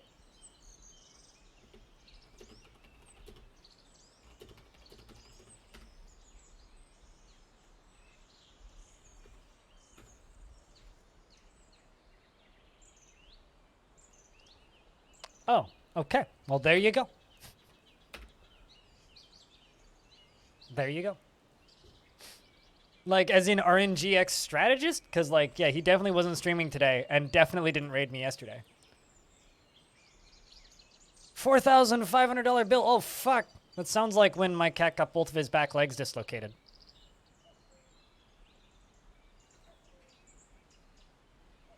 Simplex got reelected. It's good to know nothing's changed on that front.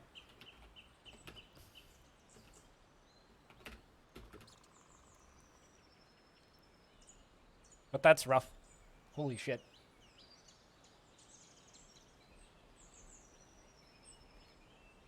Oh, apparently we can upload animated emotes now. Hold on, let's see if I can actually upload animated emotes right now.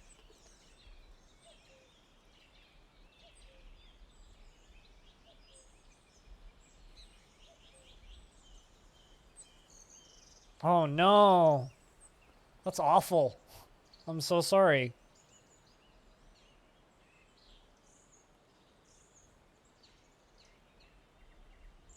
Oh yeah, I get 5 animated emotes. All right. Let's see if I can get some of these animated emotes up.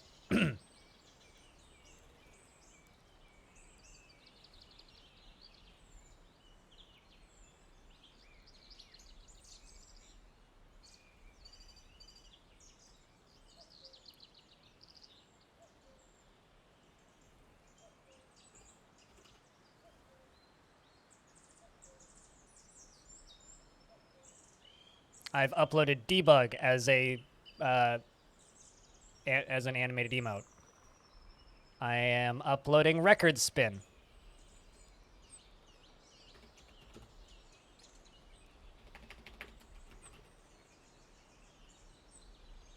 As an animated emote. I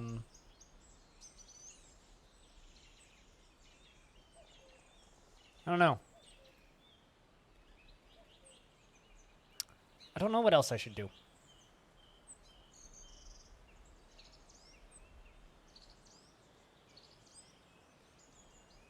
What's animated emotes? You'll get. We're getting. We now have animated emotes as sub emotes.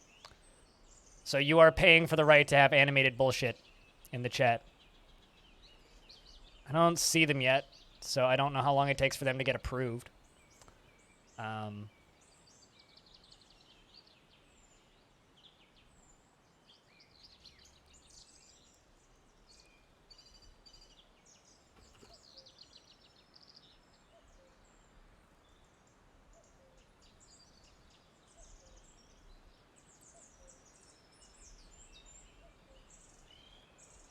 All right. Well.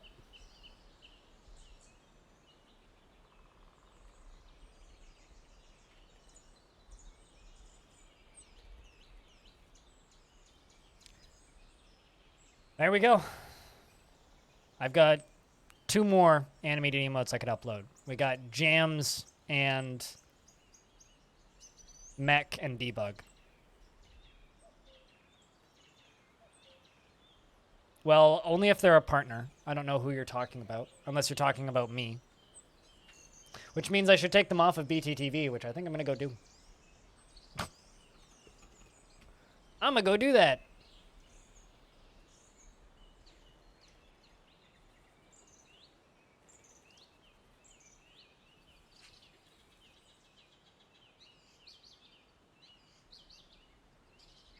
I'm going to keep Mech Dance up, though.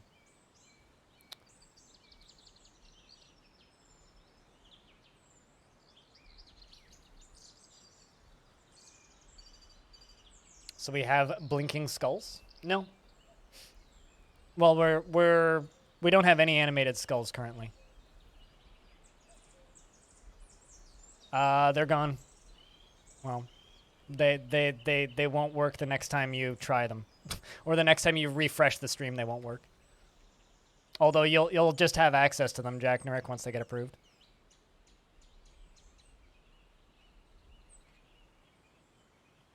You'll just have access to them once they get approved. The question is, how long will they take to get approved? Although, in theory, it should be instant.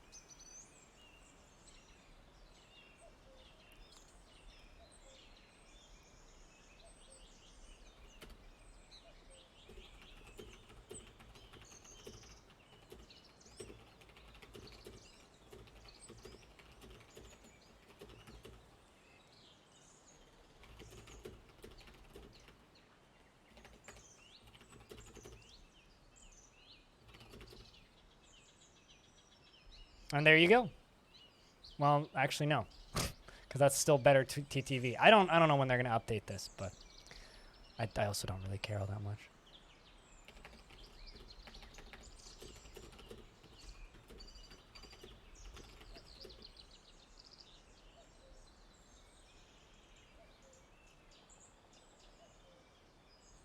There you go.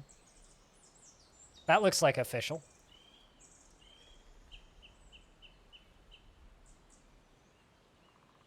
You want to know what my bot reads that as? Because this is really funny. What? It's literally just WAT question mark. That's very funny. That is very, very funny. It's just funny that it's what?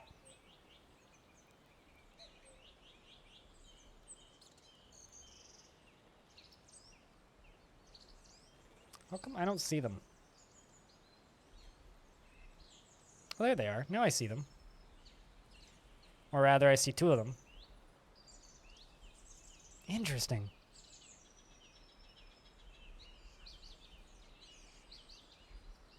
Yes, they are animated in other channels, meaning you can now go post animated emotes in other people's channels.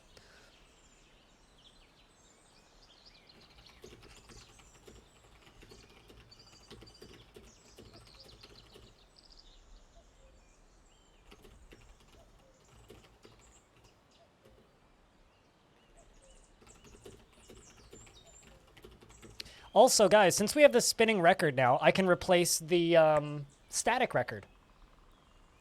We could do that. That's actually really cool. We can replace the static record. So we already get a new emote, which is actually really cool. You're now learning Off-World Trading Company? I've heard good things about Off-World Trading Company. Finally, yeah, there you go. Rubobble is now finally yours. Well, I have another Dwarf emote that I never used. So we actually, I get another Dwarf. Give me like a minute. I will upload it. Although I do need to make this person come here and trade so that I don't accidentally forget to trade with the humans. Sorry about being kind of distracted, but this is important.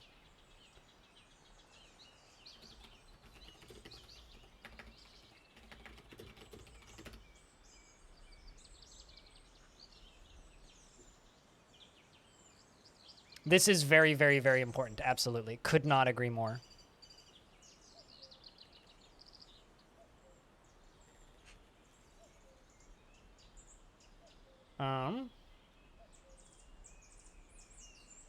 Meaning Crypt Vinyl can just get removed because it's a tier 2 emote.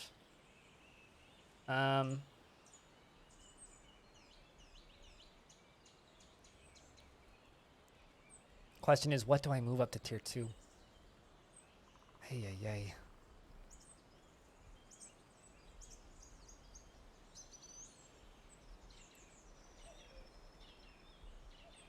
Let me find it.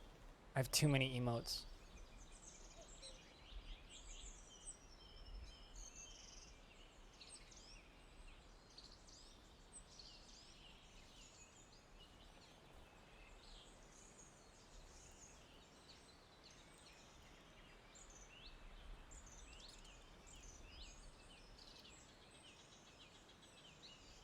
Found it.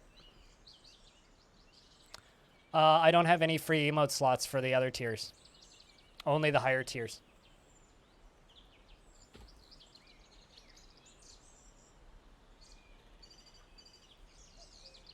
So if you look at this, I have 21 emote slots, meaning these are my tier 1 21 emotes. These are my tier 1 animated emotes. These are my tier 2 emotes, and I just added 7, Dwarf saluting. And then these are my tier 3 emotes. I don't get any more tier 1 emotes. So people paying $10 a month now get a new emote. Which is like 7 of you, admittedly, but...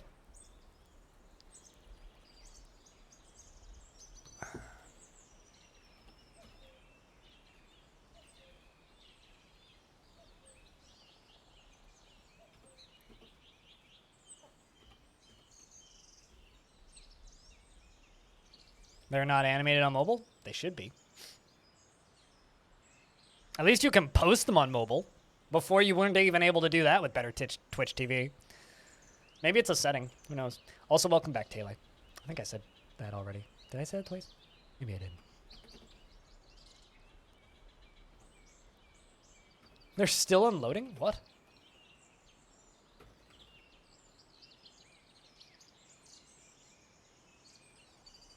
So, this means go spam animated emotes in everybody's chat. That's what you guys gotta do. It's your goddamn right. Go be obnoxious.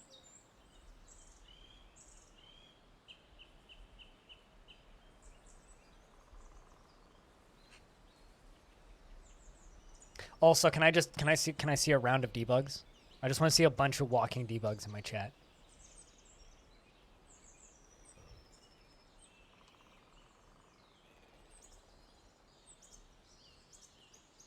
But yeah, now we just need more animated emos, because I got 2 more slots.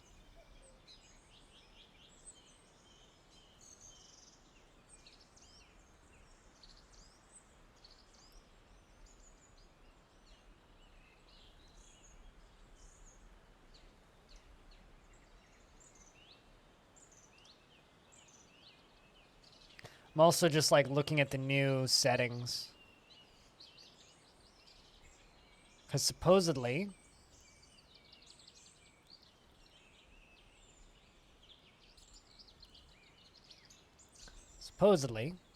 you can now disable them.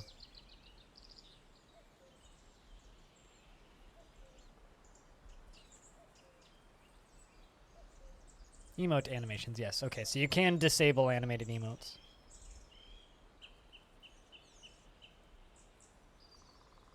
Okay, so they never actually finished unpacking and then they just left. I'm very perplexed by this. You can't edit the animated ones? No! God damn. You had to try, right? I wonder if you can unlock the animated ones. I guess not, probably, right?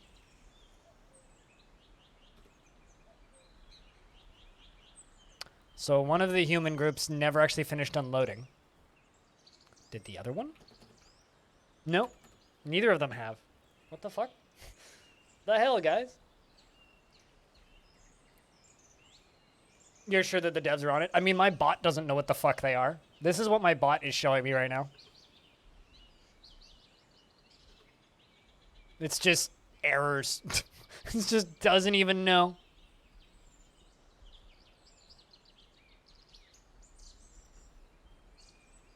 You can't unlock them? Well, this means someone needs to gift Mist Runner a sub so that Mist Runner can have them.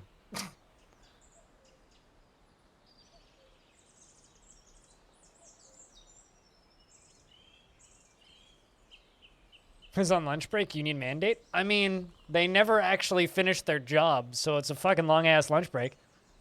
But of course, unions, I understand. Completely understood. Seriously, though, it's kind of annoying, though, when it happens. Gonna sub at the beginning of the month. Do what you gotta do. Mostly just, you know, being a streamer. Alright, well. Too late.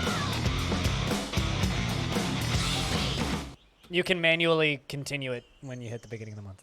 Thank you very much, Aqua, for being the third person to gift a sub this week. I mean, everybody does. We have debug. People must know the gloriousness of debug.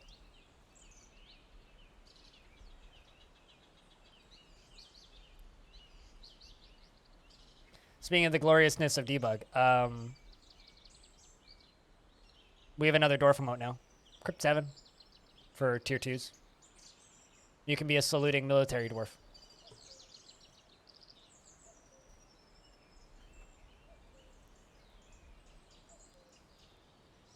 Yep, you can do that anywhere, I think. Go test it in Bellinair's chat, but you should be able to. I'm going to go test it in Bellinair's chat right now. Twitch.tv/Bellinair, right here. Crypt Jams. And it's animated. Sorry, just testing. Lurk. Yeah, see, it works. There you go.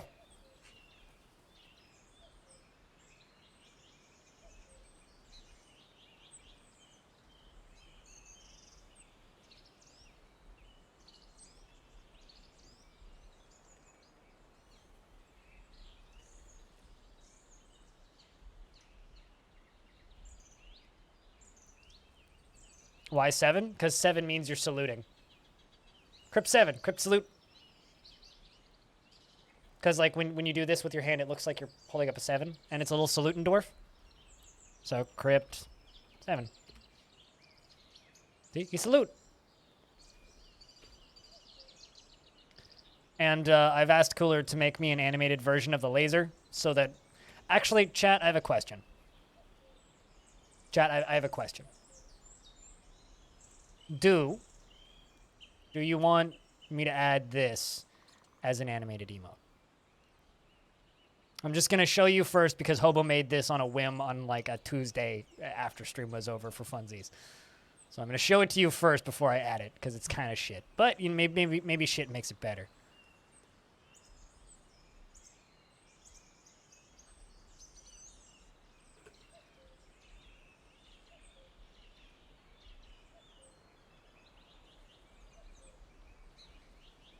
What do you think? No, they're pretty good, Cutis. Do I add that? Yes or no? Like I said, it was just fucking Hobo made it on a Tuesday for funsies. It's on the Discord. I don't know. But then again, we got a lot of emotes on the Discord that I won't add. Make a poll to decide. Polls are not a good representation of people's feelings, so no. Too jiggly for your taste? That's kind of my thought too, yeah.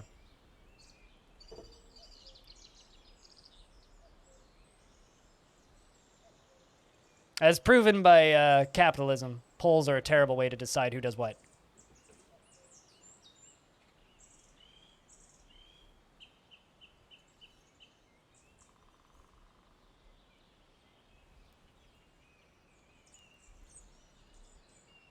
But yeah, if you have the sound command tier, or if you're at tier 2 on Twitch, you get access to the little boop. But anyway, yeah, that's cool. We now have more emotes. Weave thread into cloth. Doing lots of cloth. Can we dye some cloth if we have dye?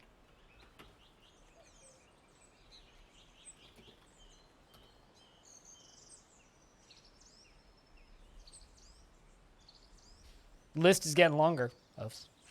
List is getting longer.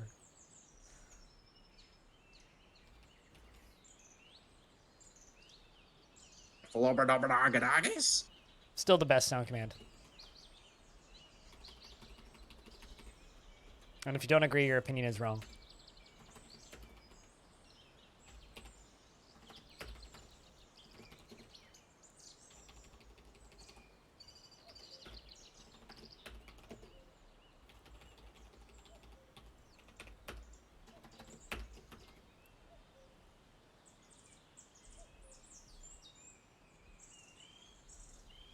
Your cheese opinion is wrong. Well, I mean, come on. Tarn Adams himself made that sound with his mouth. Cheese is great, don't get me wrong. but Kobold is better. Man, B-Lug went on a 2-week vacation, right? Which is why moderator B-Lug hasn't been here in so long. So when he tunes back in, it's just like animated emotes and shit. What do you think he's gonna think? Think he's gonna like it, or do you think he's gonna be like, nah, nah, mate? You know, if we want to go full stupid, I could also add Maz Spin as a emote, but I don't know if I necessarily want a Mazepin's face as a thing that I sell.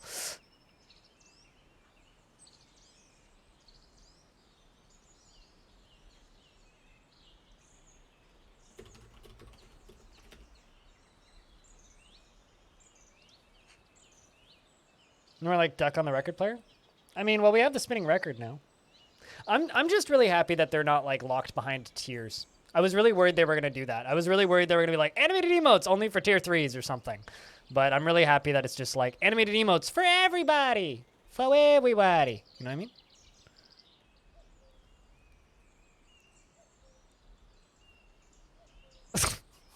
That's a terrifying meme, Happy Pills. But I won't remove it because it's funny.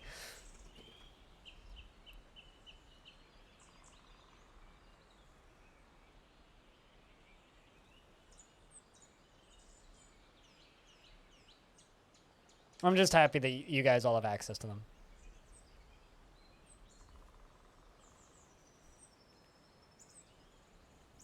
No. The streamer can't lock them behind tiers. They're just available to everybody who subscribes.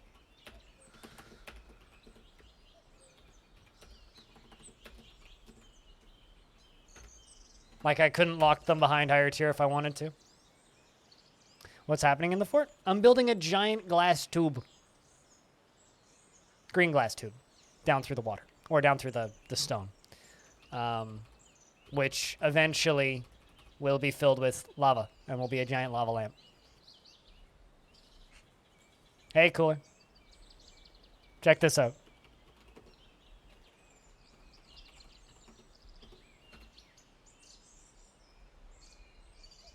What do you think? It's pretty good, isn't it?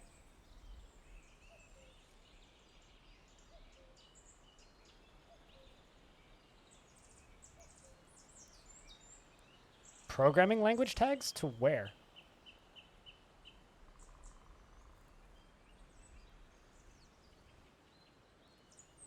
Do I need to add floors too? No, because we'll just get layers of obsidian.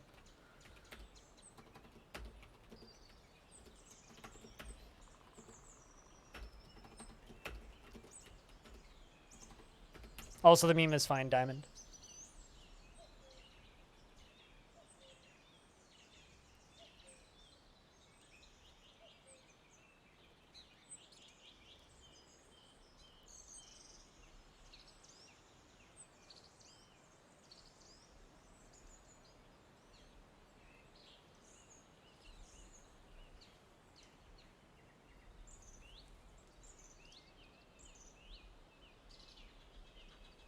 Before, if you were programming, the only stream tag available was programming. And oh, now you have individual tags for languages. Huh. Neat.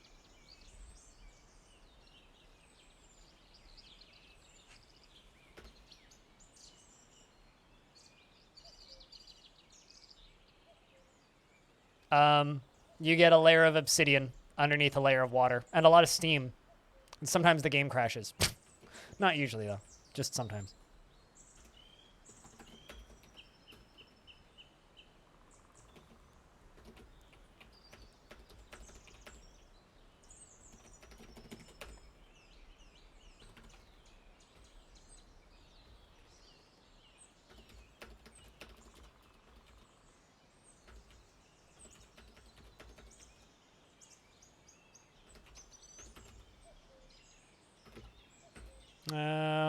King wants 3 ballista arrows. There we go. Yes, I will definitely be filling the tube using buckets. That is absolutely the plan. Not pumps. Nope. Definitely not pumps.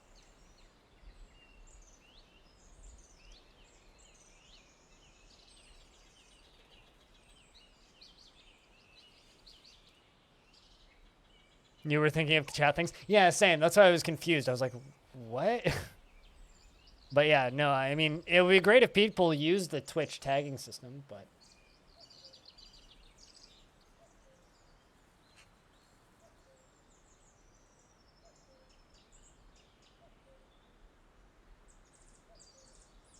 I love how we all just piled into Bellinair's channel to test it. Like a mini Bellinair raid halfway through the stream.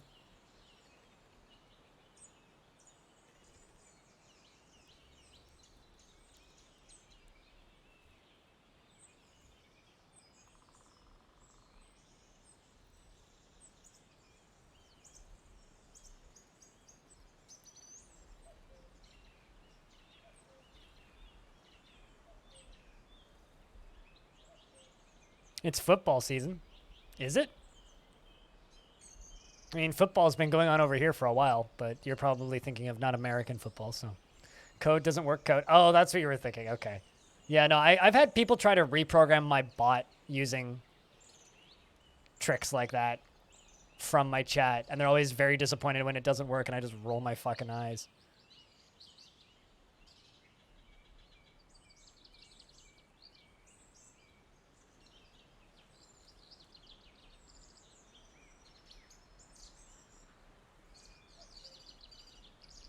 Horath Drock, thank you very much for the raid. What's up, everybody? We're just testing out our new animated emotes that Twitch literally just turned on.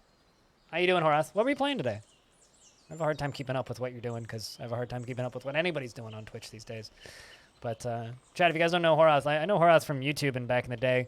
I know that he plays a lot of Battle Brothers. Go give him a follow. He's a good dude. Welcome, Raiders. Yeah, Twitch has animated emotes now. Affiliates are getting them soon, TM, but they just turned them on for North American partners. So we now have this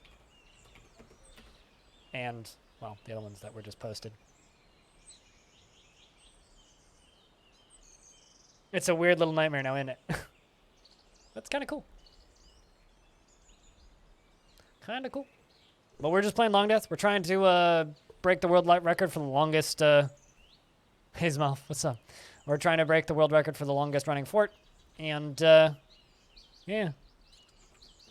We are on year 248, meaning the fortress is 243 years old.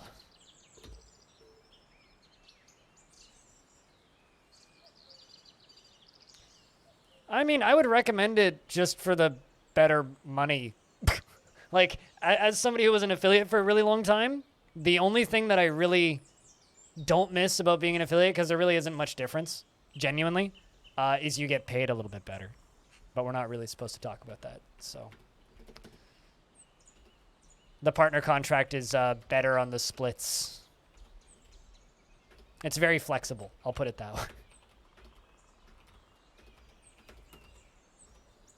Yeah, I'd recommend doing the grind if you can.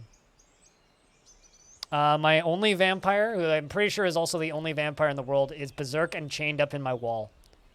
And we'll never let him out. So.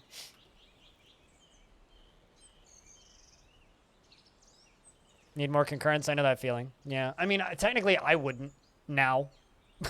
I mean, I only met it for like 2 months, which is all you really need. You just need like a good game to come out that gets you a lot of numbers, and you need to play nothing but that for like 3 months, and then you'll get it.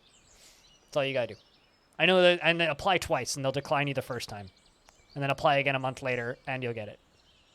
It's kind of sucky that that's the way they do it, but I mean, it is what it is. Besides, you'll get animated emotes soon. Affiliates are getting 2 or 3, I think. Partners get 5. So. But I have a feeling some people are going to get partnered off of going medieval. They always reject the first claim. I mean, they don't always, but usually. They usually do. Especially if it's somebody who like has a weird spike, or if you do really well for like a month, they will almost always reject it. Both of the annual tributes arrived. Stone, just a heads up.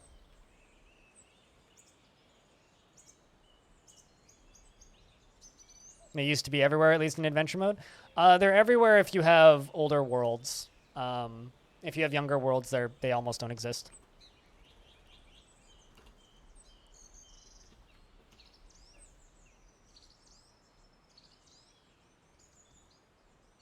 And this was a very young world, so they basically don't exist. Because people need to be alive to get cursed.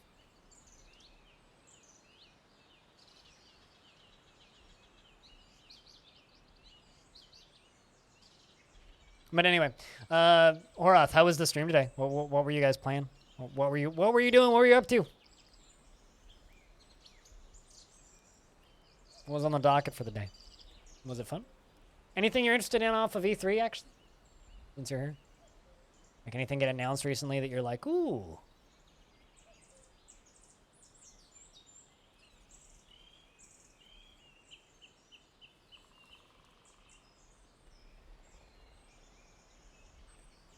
Elden Ring. Okay, fair. Battle Brothers as a crazy axe murderer. Okay. I mean, sometimes you just gotta be crazy with an axe. Ooh, you know what would be fun? A gun firing. Or actually, you know what would be a good animated emote? This would be a good animated emote. Just an axe going, just like that. Just like an axe going up and down.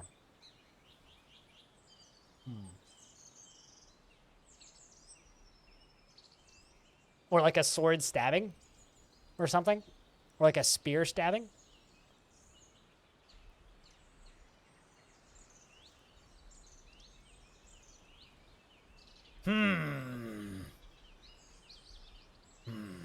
A bonking stick. Yeah, a bonking stick.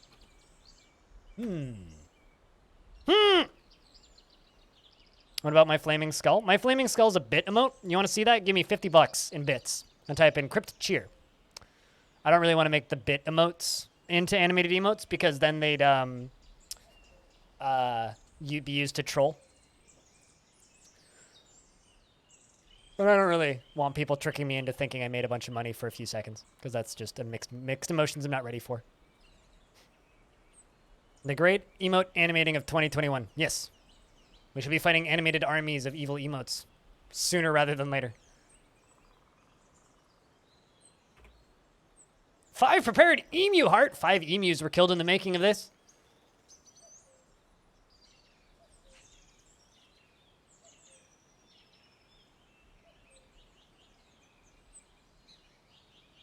Nothing of value was lost. And they are delicious.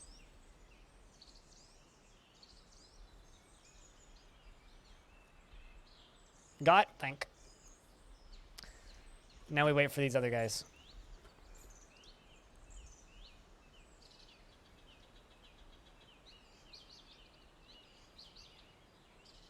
While they slowly walk. I mean, sheep's, okay, you don't have to kill a sheep to take wool off of a sheep. That's not how shearing sheep work. Sheep leather, yes. Sheep wool, no. Got a raid and dash. Cheers, man. Want to go for a swim after a long sweaty day? Yeah, I hear it's hot where you guys are at. You have a good one, man. Cheers. Thanks for hanging out. Hey, a pupper. Look at that. Doggo. I can't remember the last time I had a dog in the fort. Been a long time. Also, 5 prepared yak hearts. 5 yaks were killed in the making of this thing. Dog fort, very different game.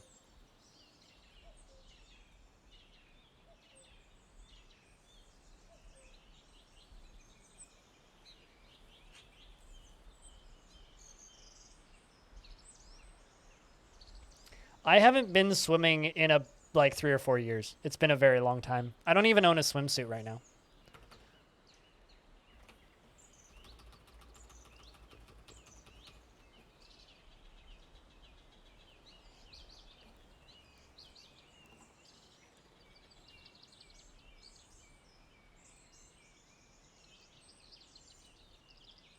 Great horned owl, wolverine, dog. There you go.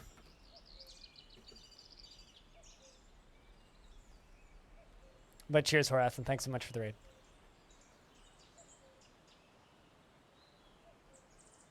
Thanks you much for the raid.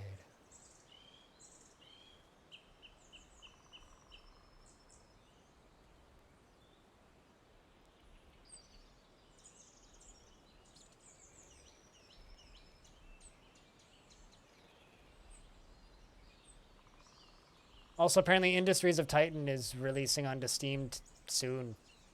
Apparently.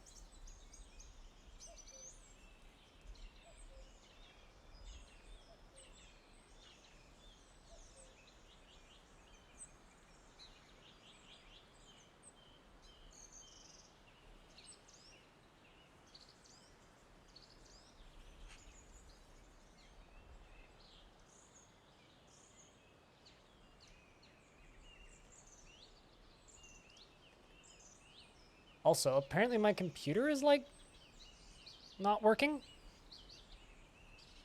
Jack, can you still see me? Okay, there we go. We're back all of a sudden. I opened up a new tab and my whole computer just seized up. I don't know what the fuck that was. Hold on, let me check something. Apparently Discord is using 8 gigabytes of RAM. What the fuck? Okay, now it's down to 400.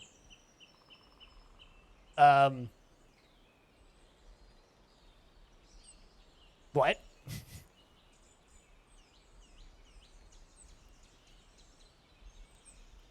Did you know him, Bastet?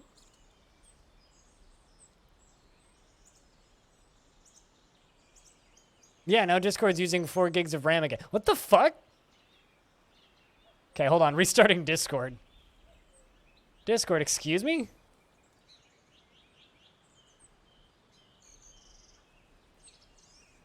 Well, think about it this way, Bastet. Don't mourn the loss of somebody.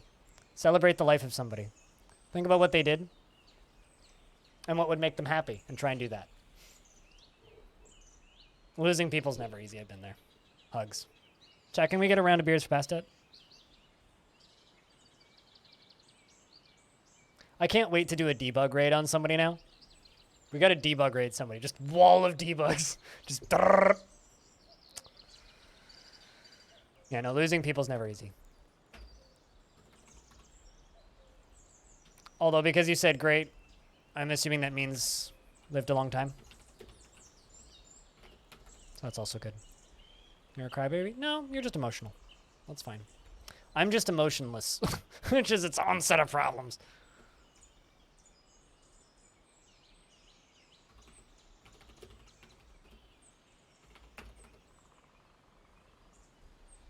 Trust me, that's its own set of problems.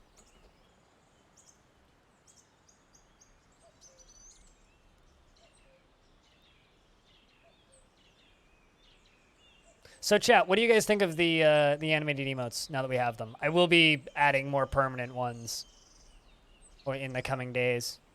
Because I think we need more permanent ones, but... 88? It's a pretty good run, I'd say. You remember his funeral? Do you remember him at all? Or because I never met either of my grandfathers. They both died when before my parents met, more or less.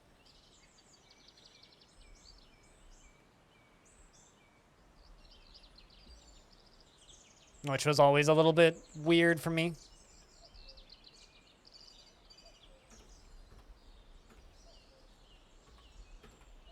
What's my manager doing? Trees, what are you doing? You're pondering cauterization.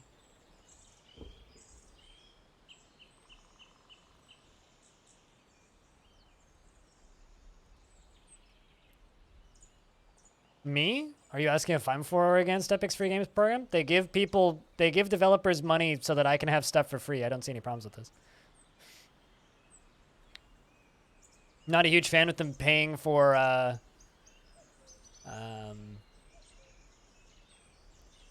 exclusivity, but at the same time they're paying devs to make games, which is also cool.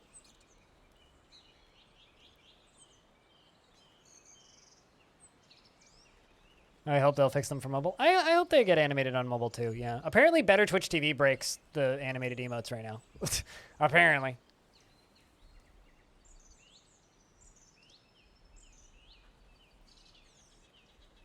Apparently.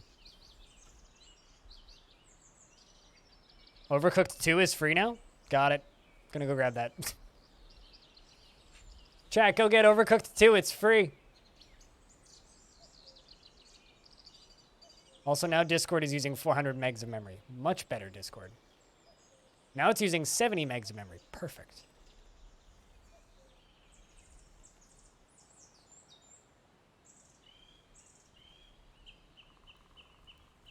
No, on Epic.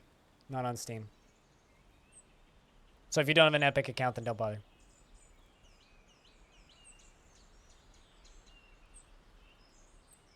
But I do, so I'm gonna go get it because it's free. Now using 7 gigs, not so perfect. It hasn't it only went up to 8 gigs once, okay. I'm also grabbing whatever the heck hell is other demons because that's also free.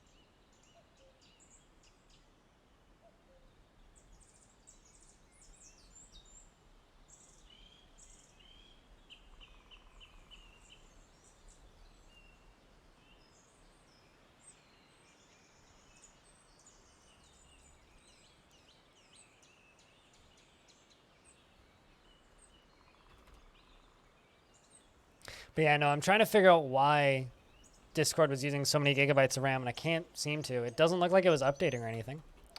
So I have no idea. I have no idea. I have no idea. Bizarre. Bizarre, man.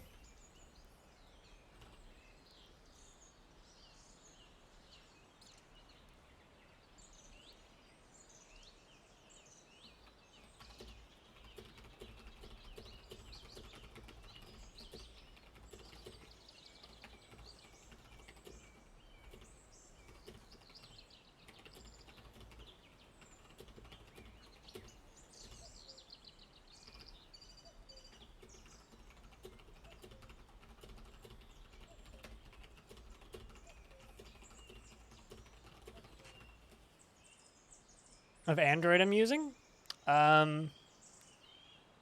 Just default Google Android? Whatever that is, I'd need to look. Why? I was using a custom install, but they stopped updating it, so I stopped using that. It was called Alter Droid, which I stopped using. So now I'm just using default Google Android.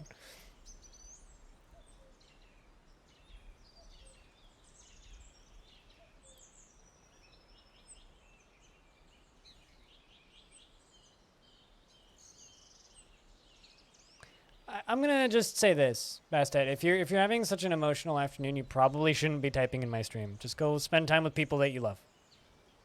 Go spend time with family. Go call people that will help you feel better. I don't know really what this stream can do. Unfortunately.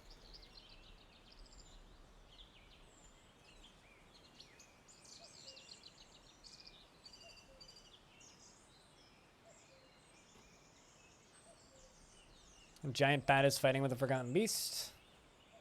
Those are all planting seeds. Okay, I need to set a new manager because trees is not doing the job. Let's give it back to Simplex and let the mayor do it. Who's currently planting seeds. And how to install it? Just default Android? It's literally what the phone runs on. It's just default Android. But as far as installing custom OSs onto your phone, just go look up your phone number and look up a tutorial. That's how I did it. I couldn't tell you how to do it. It's literally like, just go look up a tutorial. It's not that hard. It's usually like plug your phone in and run some software. You might have to root your phone depending on what phone you have. But it's not that difficult.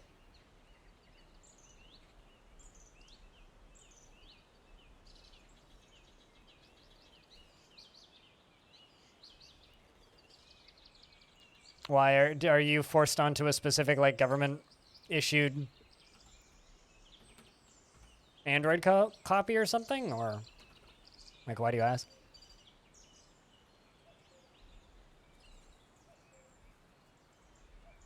How to install Windows 3? You know, ironically, you could probably run Windows 3.1 on a phone emulator.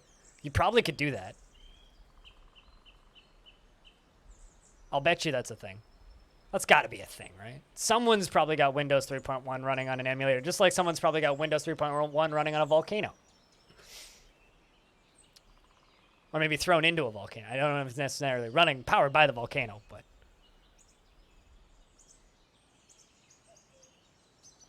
Wanting your contacts for everything? Ah, yeah, well, I mean... Once you've taken the Huawei phone OS off of your Huawei phone and installed a custom OS, it's just a matter of installing a custom OS. Like, literally, for me to install, like, or just normal ass Android on this, or homebrew Android, is just plug into the computer and run the software. So, but that's because this phone came unlocked. I don't know if it's unlocked for you. This is a Huawei P30 Pro. But yes, I know what you mean. They spooked me out as well.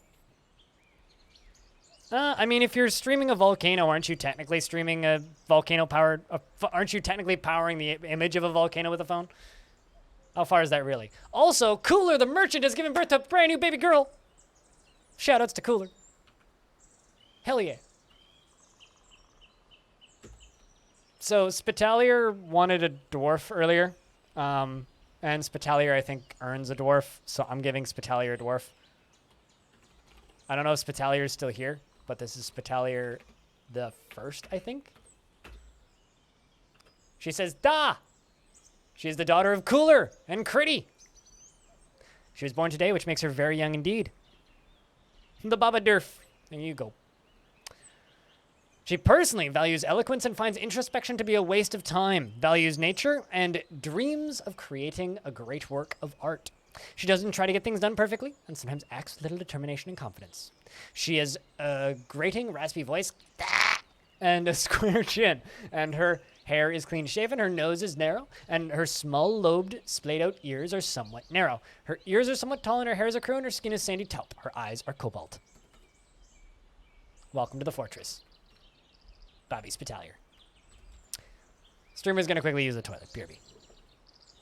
This is what out of whack blood sugar does to me.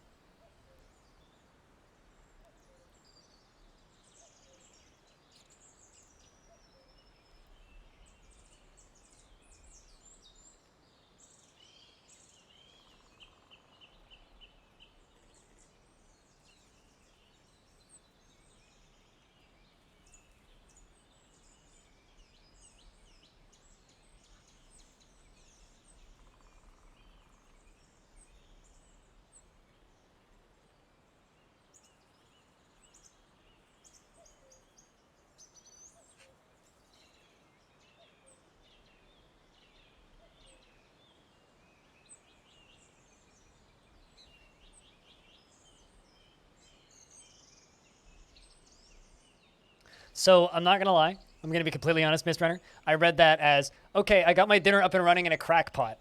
Not crock pot. My brain replaced the O with an A. And so I read that as, I got my dinner up and running in a crack pot. And I was just like, excuse me? But yes, that sounds delicious. One of the main reasons I don't own a slow cooker is because my apartment is so small, I fear that if I got a slow cooker, I would just be starving all day, because you can...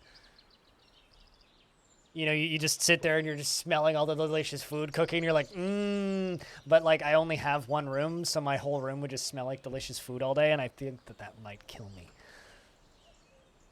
I feel like you need at least 3 rooms to be able to have a crock pot. You can cook in a crack pot? I mean, you can cook crack in a crack pot. I know that much. I don't think you could cook crock. Heck, you could probably cook crock in a crack pot. That's a sentence.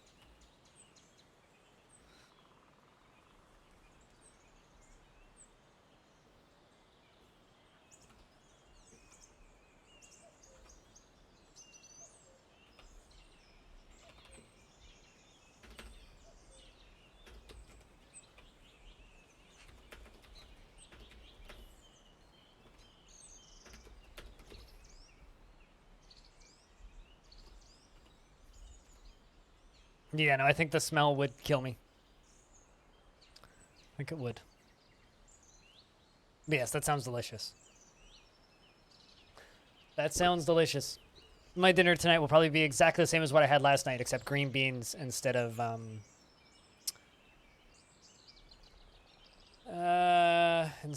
asparagus, because I had asparagus last night. But green beans tonight. So it'll be green beans, mushrooms, and pasta. Probably a spinach salad, because I have plenty of spinach. Did a big spinach harvest, so I have tons of spinach for the next, like, 4 days. Which is very tasty. Very tasty.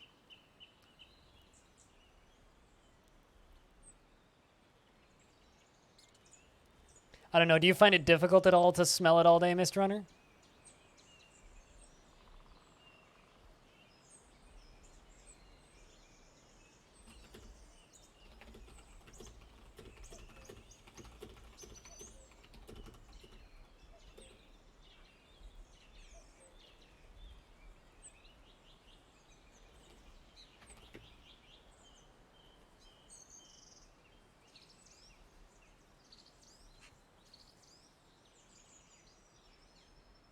I'm just happy that we have a new baby dwarf now, frankly.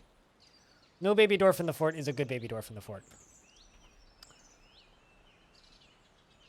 Also, Spitalier's older sister is Cyrolac, which is also nice to see.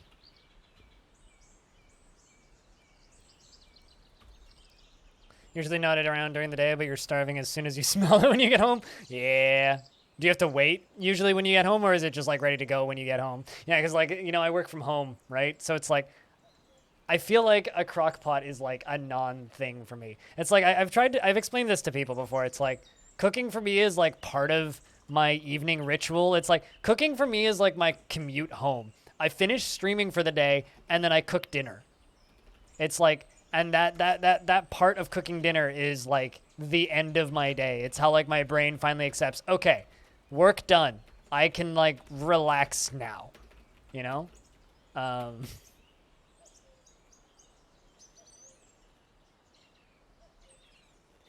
Do what you gotta do. Basta. Do what you gotta do. Take care of yourself.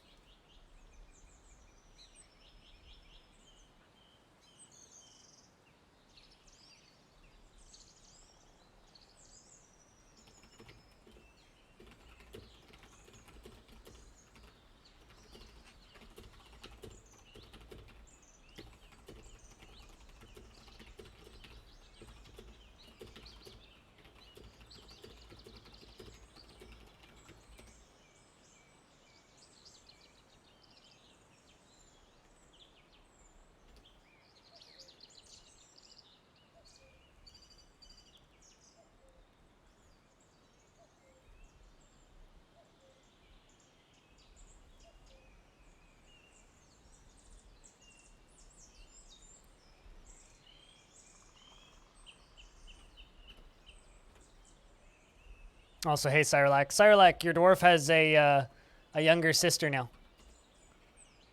So you get to be sisters with Spitalier. Also, shoutouts to your mom right now, who's carrying you and Spitalier. Man, how old are you versus Spitalier? 1 year old? Man, can't actually walk right now. Mom's carrying both of you and pushing a wheelbarrow full of granite? Jeez. Look at that hardworking mom. And now for that, we'll see you later. Thank you very much for hanging out with Aqua. Cheers.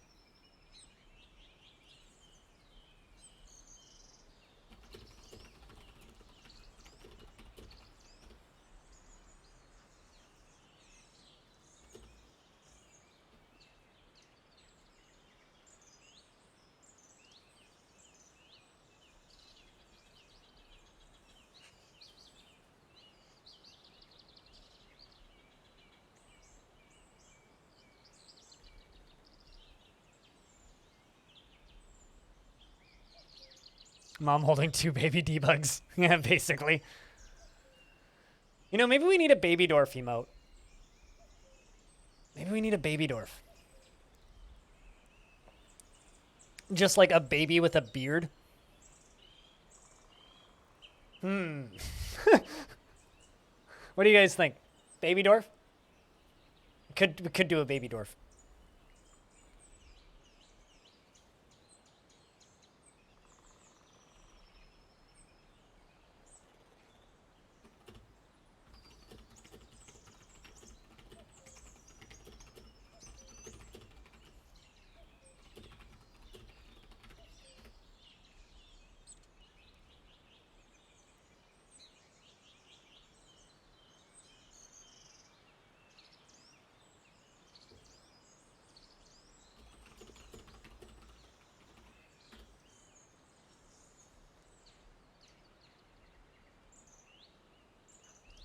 Is your dwarf still alive, Birmanir? Your dwarf is unfortunately still alive. You are 5 years old, born on the 23rd of Timber in the year 243. And the last thing you said was, I am at my best under pressure. Because you're at your best under pressure. Oh, I mean, you are beer, right? So, thus, under pressure in a keg is when you're at your best, right? Right? I would think. I mean, if left out, you'd get flat and stale. Nobody likes that. Absolutely nobody likes that. All right, so baby dwarfy mode. Thinking.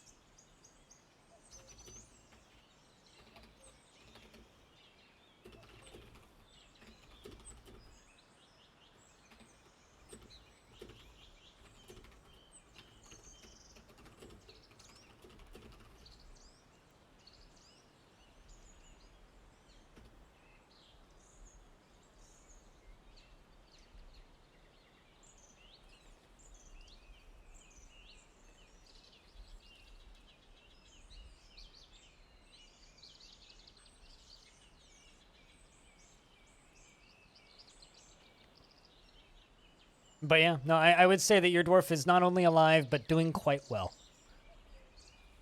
Can we get a read out of the current dwarves? You died, Socks, right at the start of today. But Daturo, Jackneric, Axon, the Skoid, Bilug, Tars the Second, Abe Exendi, Stone, Vimamel, Lafonda, Clay, Aquafunkalistic Bootywap, Goffer, Patchwork, Corvius Swade, Defcom, Formal, Chico, Ryan the Second, Therese, Tiny Goliath, Ghost Kade, Blue Water, Peter, I don't know why I'm stuttering, Cooler, Merchimal, Critty, Nobody Important, H2O, Flemmy, Audio, Aquasar, Simplex, Seeker, Birmanir, Bastet the Third, Pilot, Whitcode, Cyrlac, and of course, the brand new baby, Spitalier. Are all of the dwarves currently.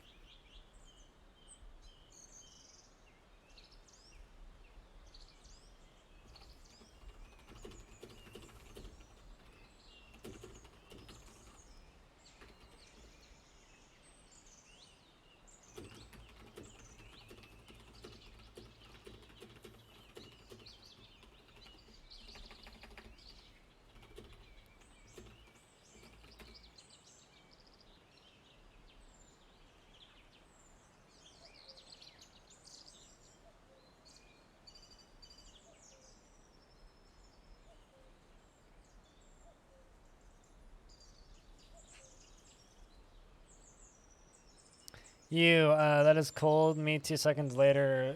No one important to me. That is cold.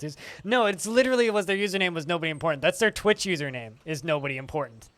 It's not that like they chose that name. It's sort of like me naming a dwarf IR Stupid. It's like, well, that's IR Stupid's name. It's like, I didn't name Stupid Stupid. I can't rename Stupid Stupid. Stupid name Stupid Stupid. Wait. It's actually kind of funny, like when we were doing Halcyon After Hours and I said, hey, Stupid, and then FG said, I thought you were being mean to somebody in chat. It's like, I'm not. I swear. It's just, that's Stupid's name. Stupid's name is IR Stupid. It's not my fault. Stupid called Stupid Stupid. I didn't call Stupid Stupid. Stupid is cool. Huh.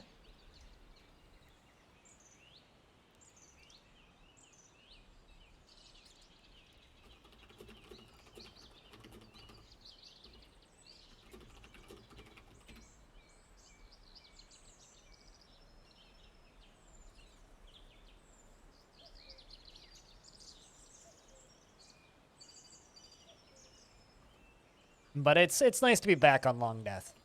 It feels like it's been 2 weeks since I've played Longdeath. I know it hasn't been that long, but did anybody here miss Longdeath when we were playing other things?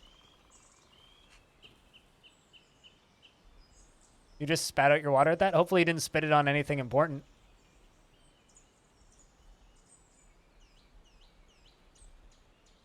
Whatever number are you on? I think it's VII. Here, I'll just give you the next on the list. 168 years old. You'll probably die today. Actually, do you want the oldest dwarf I can give you, or do you want a younger-ish dwarf? What do you want? Just let me know.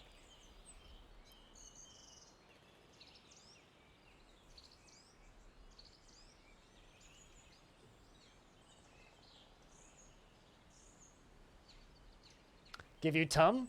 Okay, we'll give you Tum. You managed to spit it on your face. Now that's talent. That's like... You're like a water bender. You're bending it back onto your forehead from out of your mouth.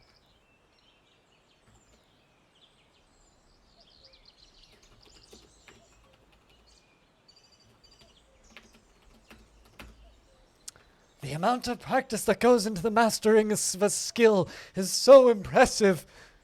She was excited after remembering performing.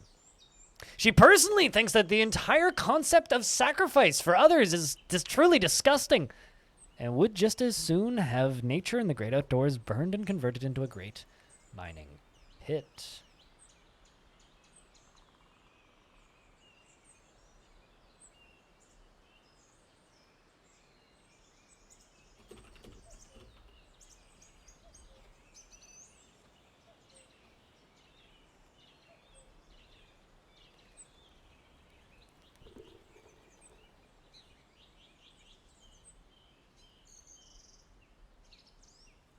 She sounds American. Oh, well. She has small lobed ears that are very flattened. Her close set cobalt eyes have very large irises. And her nose is narrow, and her very long hair is braided. Her eyebrows are quite long, and her hair is hair is white, and her sandy taupe skin is slightly wrinkled. She personally thinks that the entire concept of sacrifice for others is truly disgusting, and would just as soon have nature and the great outdoors burned to ashes and converted into a great mining pit. And sees competition as wasteful and silly. She has incredibly calm demeanor. She's obsessed with order and structure in her own life, with everything kept in its proper place. And she does not enjoy participating in physical confrontations and works to square this natural tendency with her respective martial prowess. She is extremely confident in herself in situations requiring her skills, and she seeks out exciting and adventurous situations.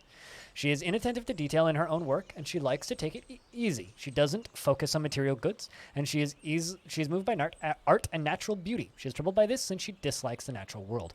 She is somewhat quarrelsome, and she's bothered by this.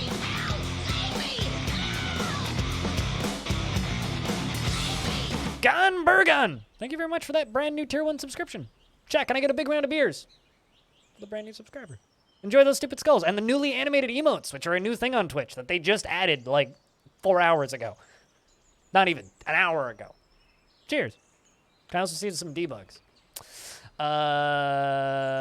She likes to take it easy and doesn't focus on material goods. She is moved by art and natural beauty, and she is troubled by this since she dislikes the natural world. She is somewhat quarrelsome and bothered by this since she values friendship. She tends to ask others for help with difficult decisions and don't get too attached to the dwarf because they're going to die in 2 years. Cough.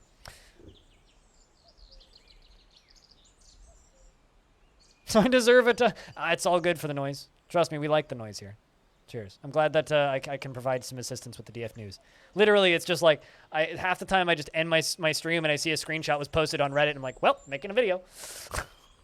Like, it's happened like so many times this week. It's like, it's bad. I've been working overtime. Ugh.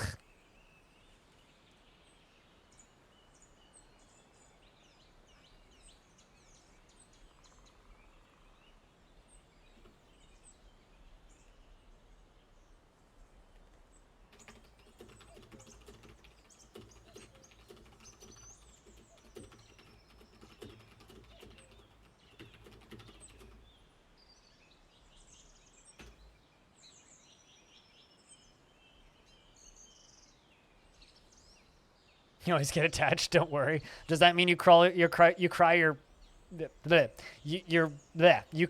your eyes out every single time your dwarf dies? You just get very, very sad. Although you might have the high score for the most dead dwarves in my fort, named after you.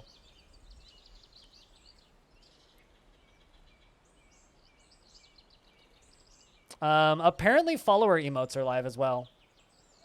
So I need to figure out what we're gonna make follower emotes. Like emotes that followers who are not subscribed can use. I don't know how these work though. I'm just looking.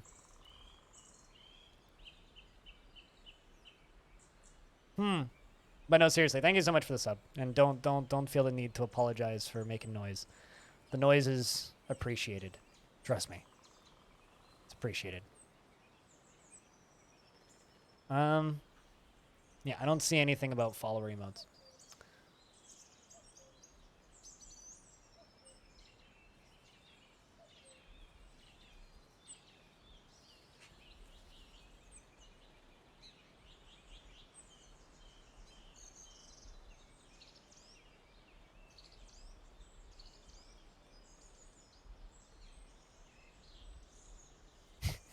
Your beard waters with lament.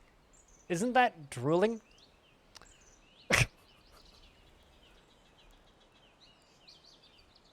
Just the concept of you like drooling.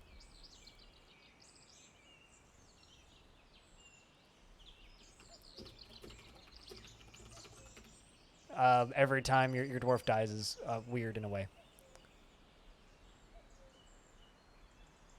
Whenever you get a dwarf named after yourself, he or she immediately runs to wrestle a dragon or a bronze giant and they die a glorious death. I mean, if you want a dwarf to die named after you, I could just give you one of my merchants, which I just gave Socks, who's probably going to die in like 2 years. But if you want a child named after you, I have to wait for one to be born, which can take days sometimes.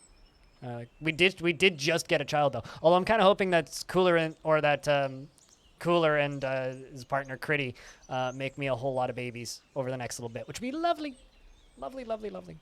Yeah, I'm glad that I've kind of become like, I don't know, the news source on YouTube for Dwarf Fortress things, because there's like there really was nobody else filling that need, so I'm there now doing that. Hopefully we can get Tarn on the stream again soon, and I know they're not as popular as the news updates, but I've got an interview coming with the developer of Soul Ash soon.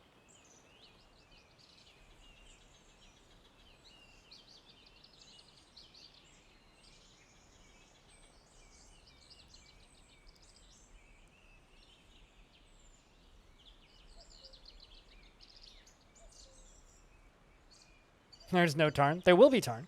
There will be Tarn. We'll get. The thing is, I'm like letting Tarn settle into his new place before I bother him to have him on the stream again. But I am planning on having him on the stream again. I need more ballista arrows. I am planning on having him on the stream again. It's just a matter of when. So I need to talk to him about that. But the person I really want to have on the stream is Zach. The developer of Soul Ashton. Soul Ash. There we go. I just had to say it very slowly and clearly for closed captions to understand. Do you leave them on because they're funny and wrong half the time, Socks?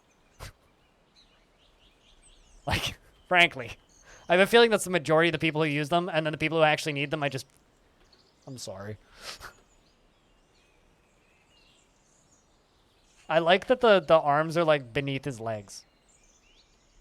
Stupid. And sometimes you mute me for calls. Fair, touche.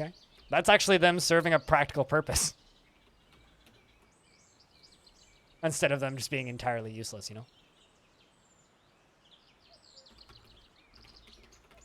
Let's make 100 charcoal too.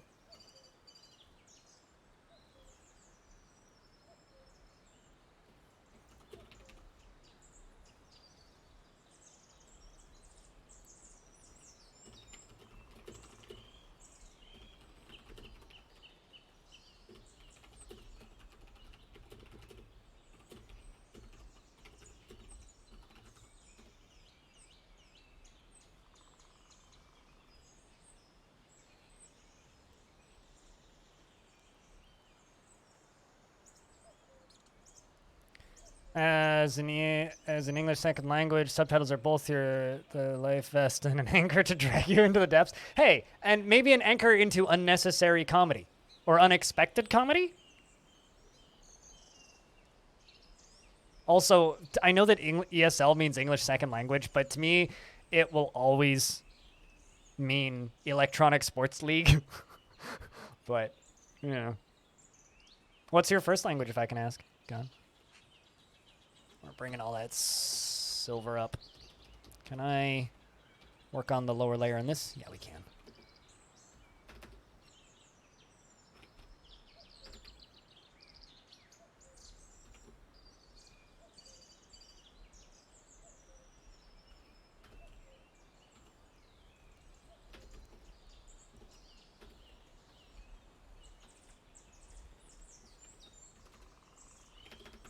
And there we go. You can dig up to that. Where is that? Perfect.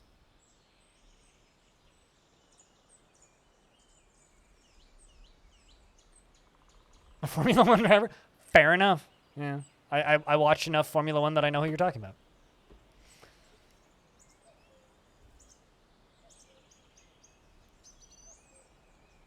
But Estonian.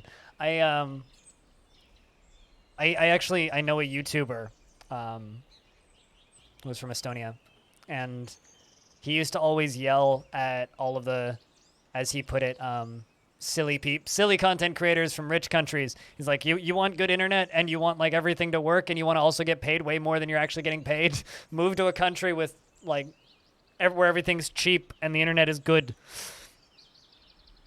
As a Canadian who lives in a country where nothing is cheap and everything is expensive, but fortunately the Canadian dollar is lower than the US dollar and I get paid in US dollars, so it's not so bad. But I do very much enjoy that when it's just like, huh, well, everything's cheap here, so it's fine in comparison. If I lived in the States, I would have a much harder time.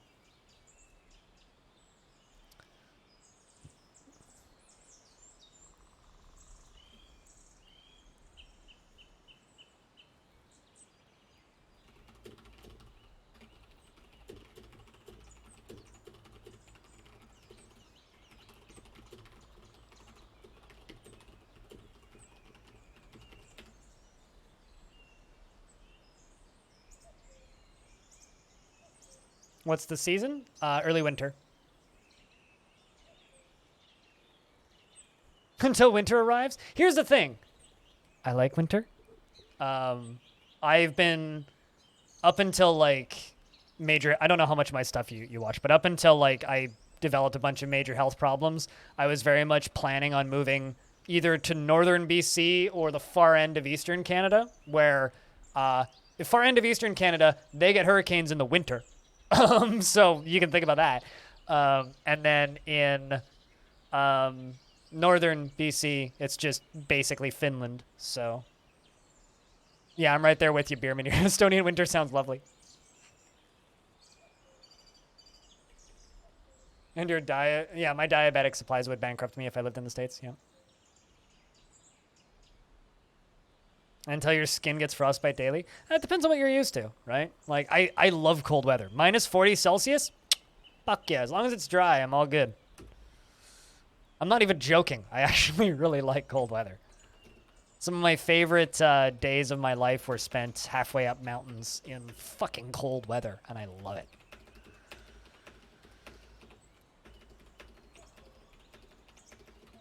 Or camping up in the mountains when it's like minus 40 with wind chill. You have seas around, lakes 95% of the border. Then it's a little tougher, but still nice. Then you just need bigger jacket. There's a thing called fire. That's why we bring flamethrower. Herd immunity to sugar? I don't think that's ever going to work.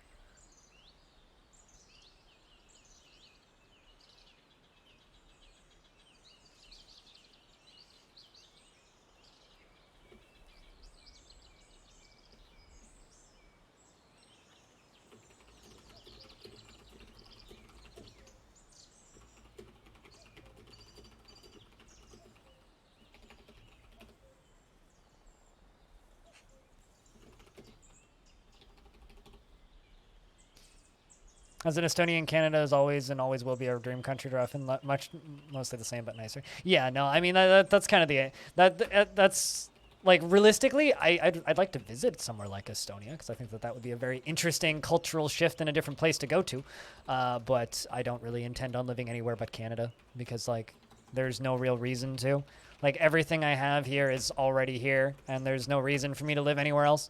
It's like I've had people in the past say like, oh, you should move to this country, or oh, you should move to this country. It's like I don't see any benefits, only negatives of moving away from Canada.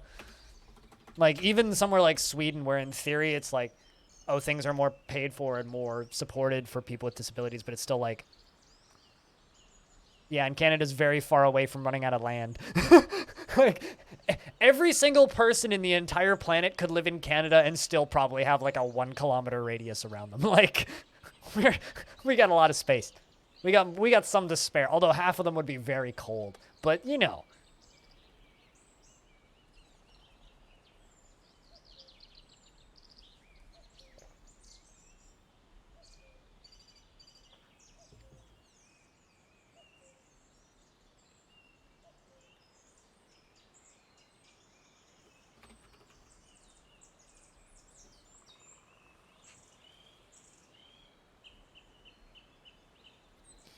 That's exactly why you want to get out of the Netherlands. Why? Because there's too many people there? You got no land left? I mean, you're just slowly reclaiming the ocean, right? You guys have had no land since ever, so you're just slowly reclaiming the ocean. Comes all those glass blocks. And so you drop that off. We'll place that. Atlantis is cheap to live in, super technologically advanced. The problem is finding it, yes. Just like the lost city of gold, right? Lots of money. Just, it doesn't exist. Speaking of Atlantis, did anybody see that Atlantis management game?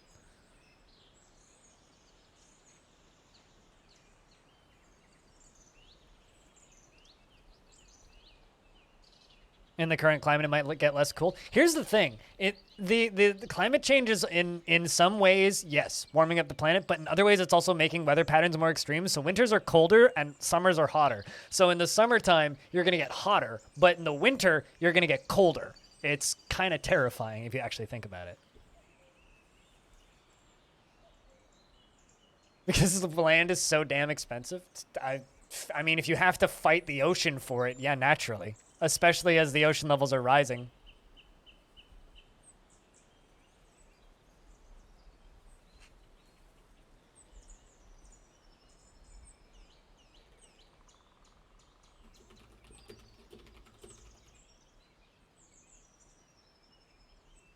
Then, like, you know, you guys are all going to be underwater.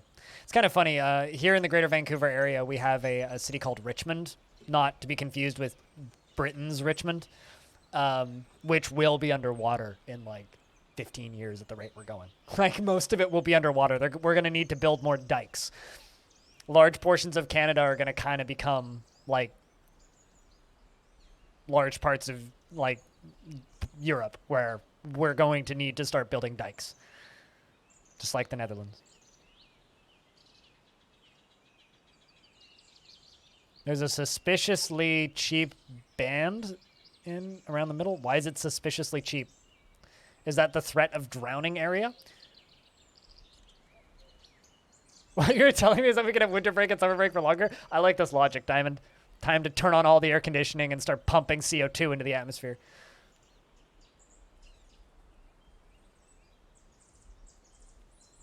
Oh. So that means that you can live there as long as you're willing to live in or under a church. Actually, a friend of mine was in Saskatchewan a couple of years ago, and they found a church that was for sale, and you could buy they almost bought a church for $80,000 Canadian. A full-size church, 2 stories, 2 floors, and a crawl-space basement that was suspiciously made of dirt and probably had bodies under it. They didn't buy it, but they definitely sat there and thought about it. Pretty sure only vampires live under church. Good thing I'm a vampire. True story.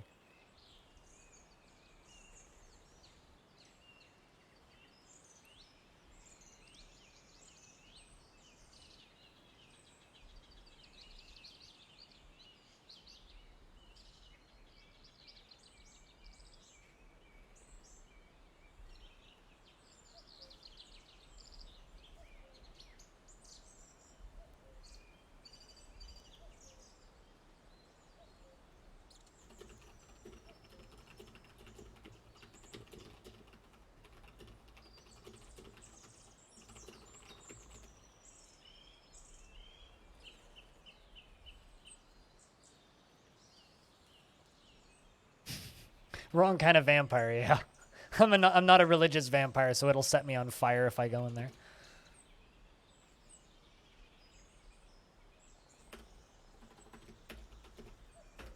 I mean, why do you think I live with this black... a white titty vampire? No, that's an anime vampire, come on. Totally different thing.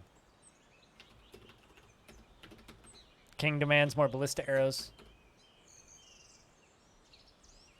Do I look like a weeb to you? Come on. Please.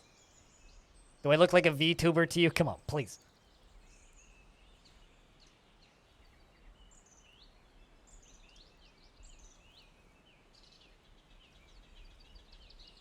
Kinda.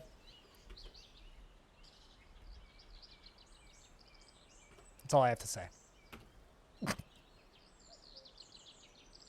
Someone build blind a VTube rig. Someone build blind a suicide closet.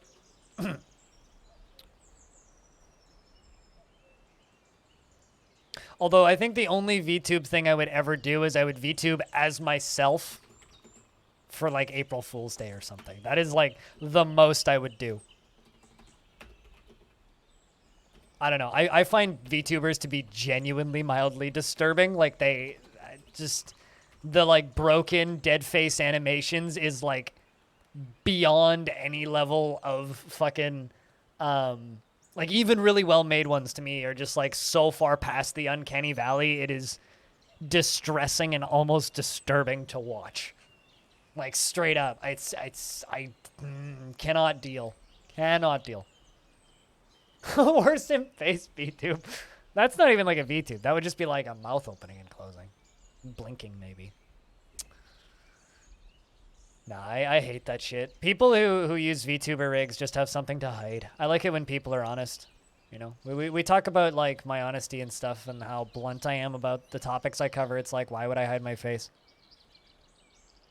Like I find that shit genuinely creepy. It's like, what are you hiding from? What exactly is your reason for withholding information? Like, why are you hiding behind that? Also, I'm not gonna lie. This has nothing to do with Dwarf Fortress. This is the official Olympic Games Tokyo 2020 official video game by Sega. Made by Sega. Published by Sega. It's a normal-ass Olympics game. Except they have costumes of random shit. So you could, like, be racing with, like, semi-normal-looking people as a person in a spacesuit? Or a cowboy? Or Sonic? I'm here for this. This is stupid, but I'm down.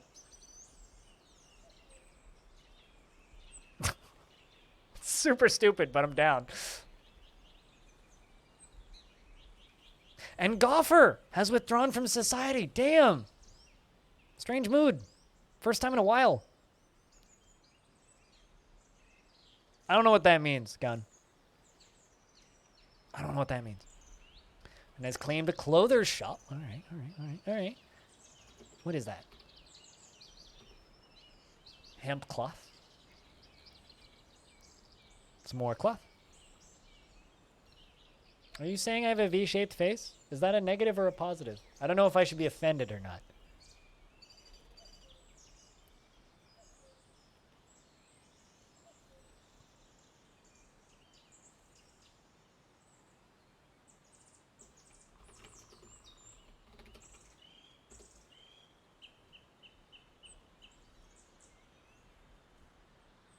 It's generally a positive, not in North Korea, perhaps. Why would it be a negative in North Korea?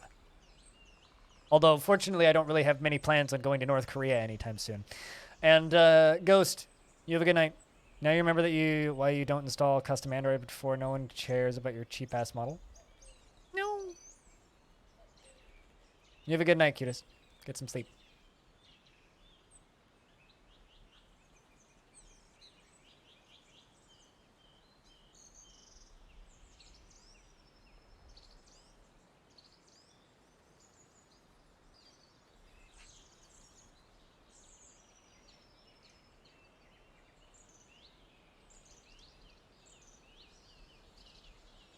Also, I love the fact that hunters refuse to sleep in their bedrooms. This dwarf is my hunter, and they're just, like, sleeping in this stockpile here. Hunters are so strange in Dwarf Fortress. On wood floor hatch, so it's a clothing shop, so it's going to be a pair of clothing. It's going to be some sort of clothing. But right now, the dwarf is literally hauling Galena ore, which is silver and lead ore. They grabbed 2 pieces of cloth already, 1 piece of hemp cloth, and I didn't see what the other one was. So it's going to be some sort of article of clothing. We know that much. Or I know that much, anyway. It could end up being literally anything. It's a very hunter thing to do. It's just, it's so strange. I've seen hunters sleeping in the most goddamn darndest of places. It's so fucking odd to me. It's so goddamn odd. Yeah, anyway, just kind of wrapping around to what we were talking about earlier. I do hope that the Soul Ash interview turns out well, and I hope you guys like it. Because his accent is pretty thick. I'm a little bit worried about that, but I think it'll turn out well. There's some interesting tidbits in there. It should end up being probably like a 50-minute video too, once I'm done editing it. Although people have been enjoying the footage of Soul Ash I've been putting up on the YouTube channel, so hopefully they also enjoy the interview. You're hoping for a cape? Ooh. I'm hoping for something that dwarves don't normally make, you know, like a long skirt or something. Or like a split robe. So what all did you grab, Dwarf? What did you grab? Rough Praise Opals, Kangaroo Buck Bone, Mudstone Blocks, Glenna, Rough Point Smoky Quartzites, Rough Praise Opals, Purple Spinels, and 2 pieces of hemp cloth. Just exceptional hemp cloth, and masterful hemp cloth.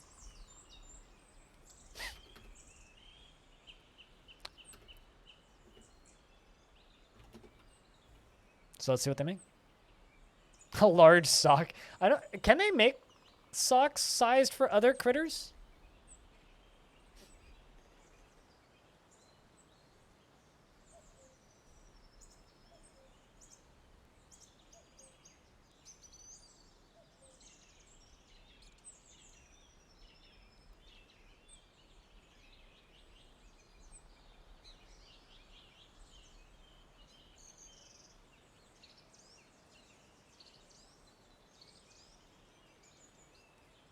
But it would be funny if they just made a shoe or a sock. But it could be anything.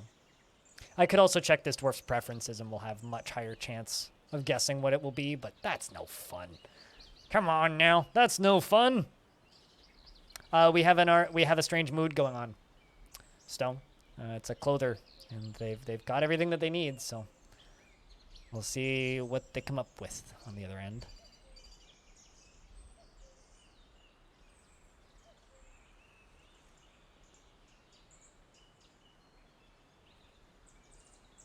You got large somethings from one of your moods? Really? Okay. I've never seen that happen. They must have just been too ambitious with the amount of fabric. Ooh. Like I said, things that they don't normally make. Goffer II, the captain of the guard, has created a Salir Beckdom.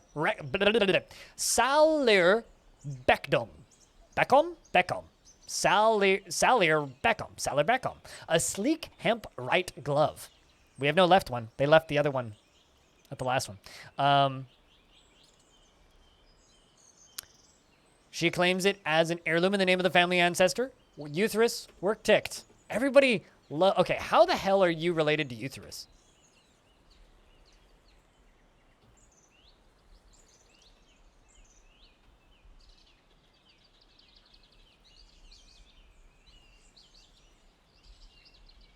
I don't even know.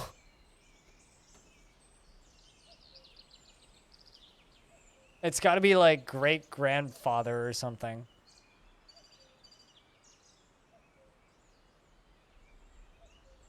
Huh. Interesting. This is a sleek hemp right glove. All craftsmanship is of the highest quality. It is encrusted with table-cut praise opals and decorated with kangaroo bone, and encircled with bands of point-cut smoky quartzites and round mudstone cabochons. It is made from hemp cloth, and this object menaces with spikes of hemp and praise opal. On the item is an image of a gizzard stone and purple spinel. On the item is an image of Endok Fence Flares, the dwarf and dwarves in Glenna. Endok Fence Flares is surrounded by the dwarves. The artwork relates the appointment of the dwarf Endok Fence Flares to the position of diplomat of the ignited creation in year 1. A thong menacing with spikes, the best kind of thong. Unfortunately, not a thong. However, it is a glove.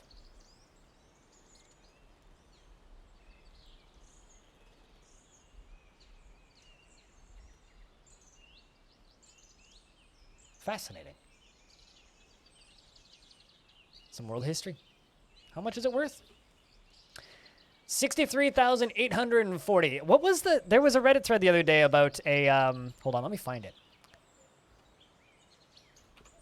about a lore-friendly thing to call Dwarf Bucks instead of Dwarf Bucks. Let's see if I can find it. Give me a mo.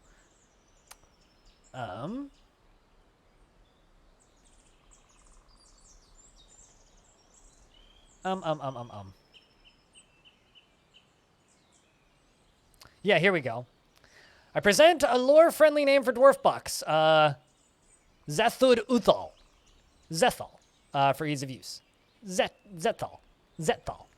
So that's what I'm going to try and call them, because I like this person's proposal of calling them Zethud Duthal. Zethud Duthal. Here's a link if you guys want it. In fact, I'm going to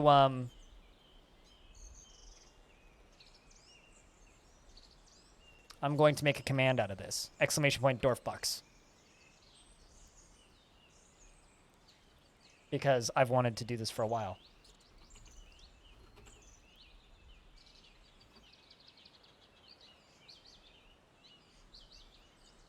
And I really, really like this. So now,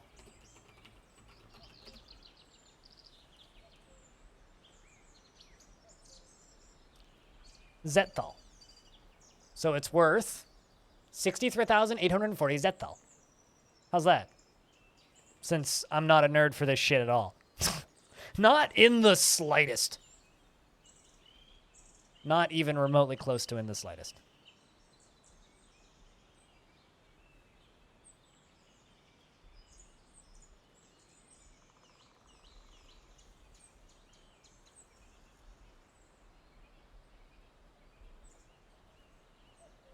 What do you guys think, chat? Should we use it? Ship it?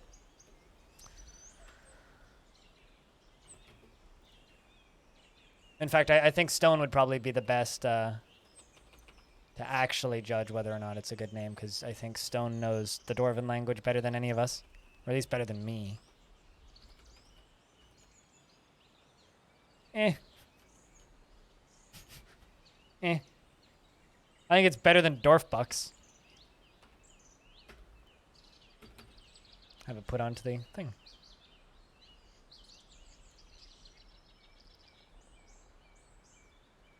New ship? We ship it? Alright, that's all.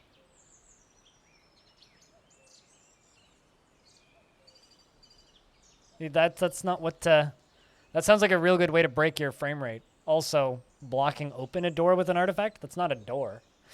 I do have an artifact door in this fortress. Multiple at this point.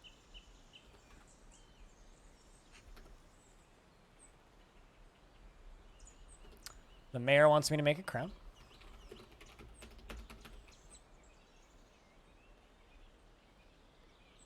All right, something I gotta check. Bars. All right.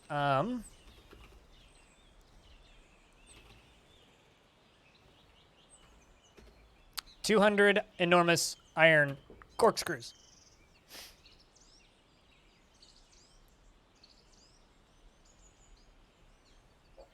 Code name for beers and their ears reverts? Wait, what? Gremlin from air? I mean, we all knew that. That's a given.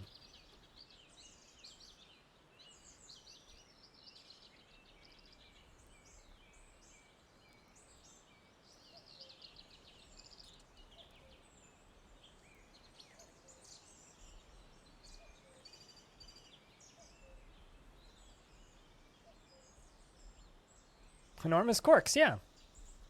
Enormous corkscrews.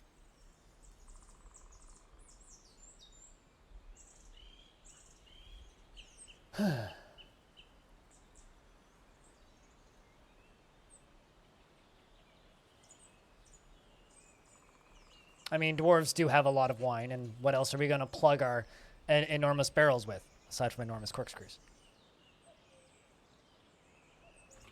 And lead statue.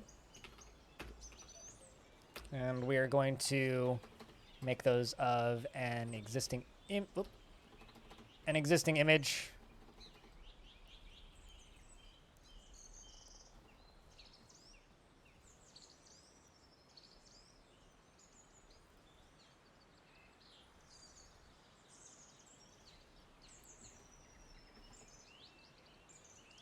Also, I just realized something.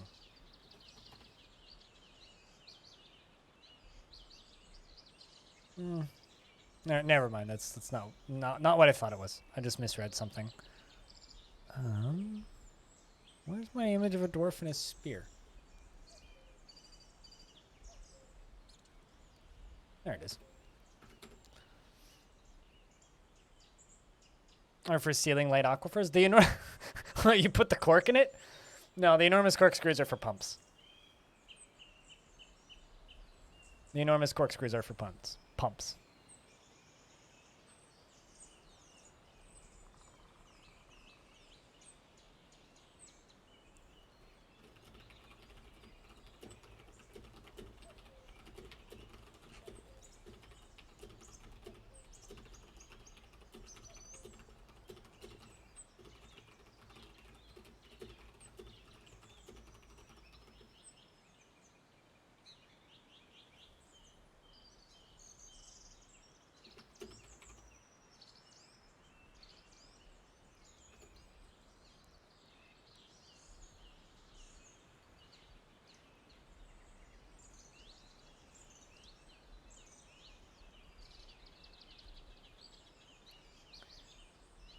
You were looking up hogshead, butt, and ton-sized barrels.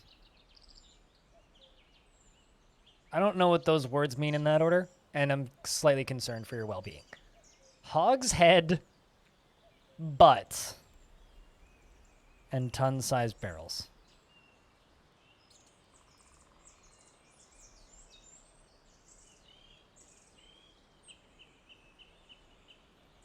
What? Sometimes I think that, like, I smoked too much weed last night and woke up still high. Hogshead is the size of a barrel? Is that actually an official term for a specific size of barrel?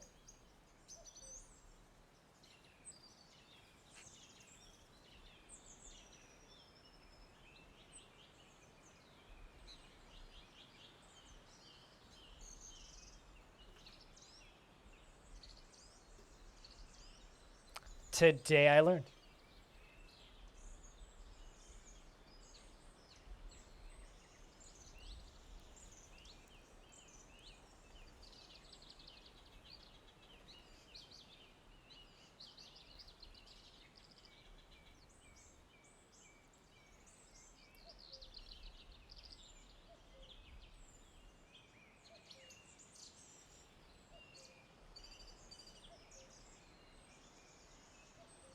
There's a whole bunch of weird terms for barrel sizes from old school shipping.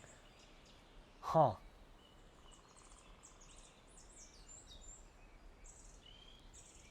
I mean, I'm literally like looking up hogshead right now, and it seems like you are correct. Fascinating. I mean, if someone looked up hogshead, I'd expect, you know. But old terms, I guess. I mean, I look up hogshead, and this is what I was expecting to find the head of a pig, but this turns out you're not wrong. So this is like a normal ass barrel. A hogshead is 2 butts. Scientifically speaking, you're wrong. But I'll believe you, and I'm not searching that. I'm gonna go open my window. It's too dark in here. I also need some fucking fresh air.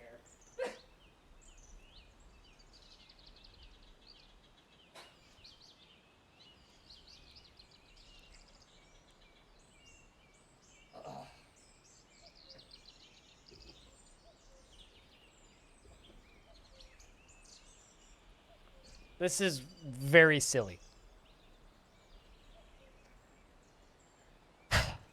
Very, very, very silly.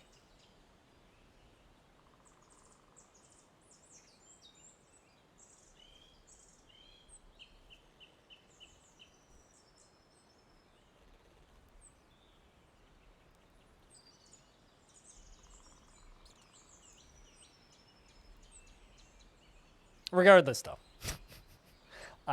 So hold on a second. What size are the barrels that the dwarves use then?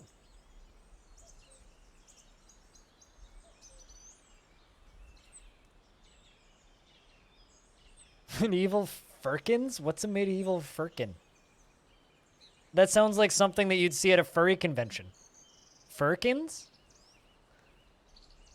I'm sure this is an excellent rabbit hole, but I'm also very distressed. I think I should start making patterns out of my statues. Like in real life? Mist Runner? Well, if you have to run off and do your job, do what you gotta do. 9 US gallons is a firkin. Alright.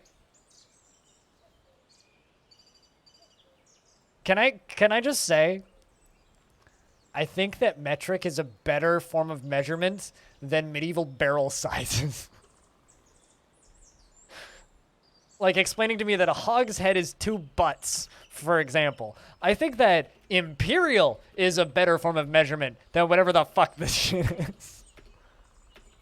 Straight up. I think that imperial is a terrible form of measurement. But it's better than whatever the fuck this is. This is just absolute nonsense.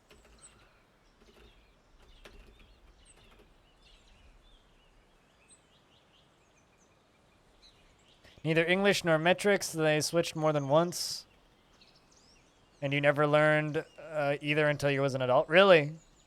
I know both metric and imperial because I'm so close to the US. Because, you know, I live in Canada kind of right on the border, right? So the result of that is I know both.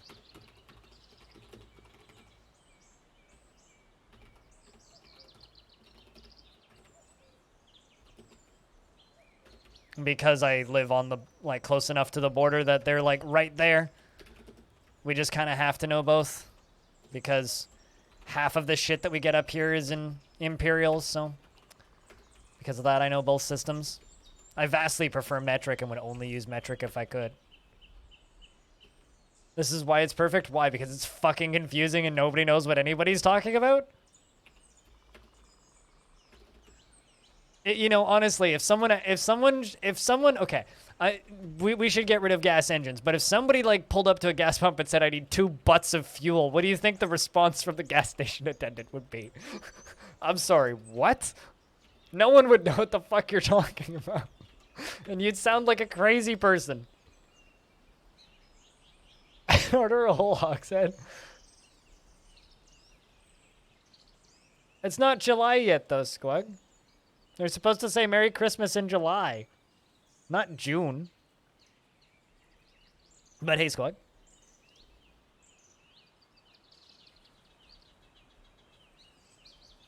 Also, spring has arrived. Will sock smell die?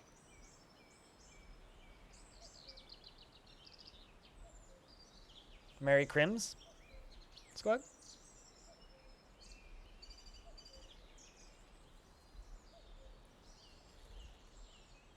I mean, it could if we tried hard enough. Beermanier.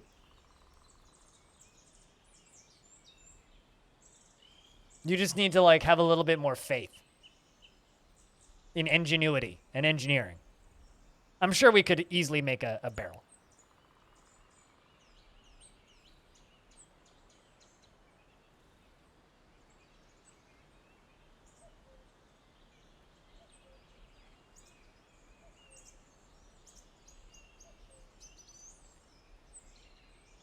Nope, but Iden has been found dead. Socks looks like he survived another year.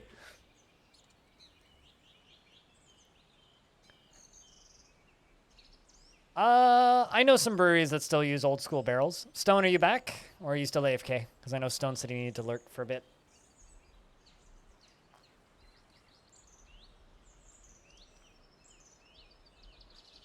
Because it is that time of year.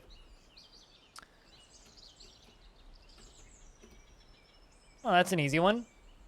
Rope reed cape. Clear glass, raw. Rope reed thread. An ashen tanning spear, tooled bronze low boots. An applewood barrel. Which stone? No, I'm the stoner. Come on, please. Well, me and Stoned Hobo are the stoners.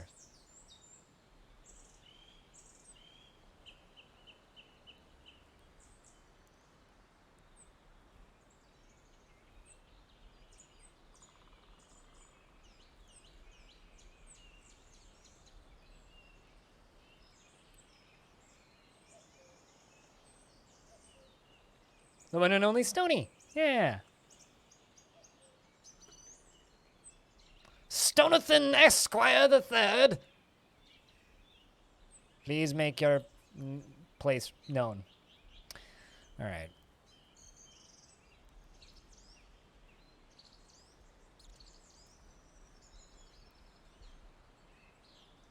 I mean, at least it's a Big Mac and not a Little Mac. Hope you're feeling better. Bastet, hopefully you're feeling better. Or at least a little bit more accepting.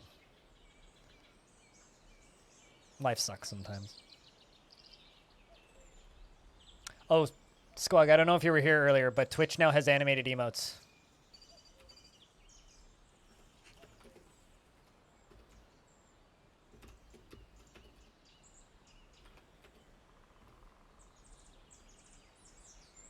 I'm actually just going to put a little announcement up on Discord.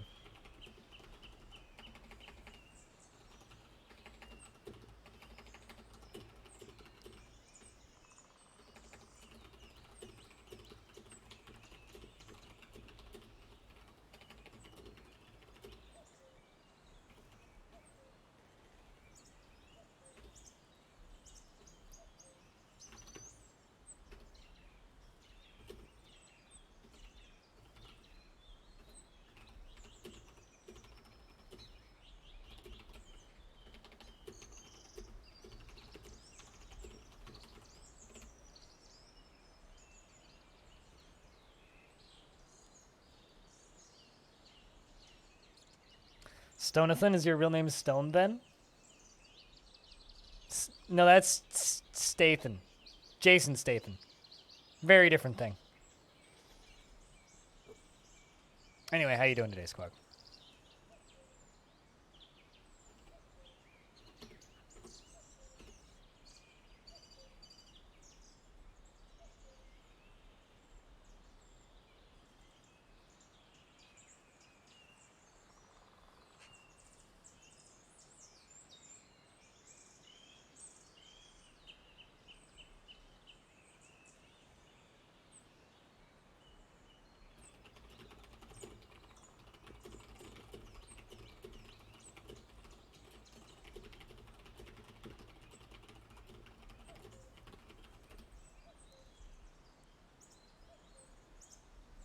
Speaking of everything metric, you were looking at a metric pocket watch once. Seems pretty expensive. A metric pocket watch? Sorry to sound like an idiot potentially, but is there a difference? Is there such a thing as an imperial watch? Or is it just like a watch that plays dun dun dun dun dun dun dun dun dun whenever like noon hits?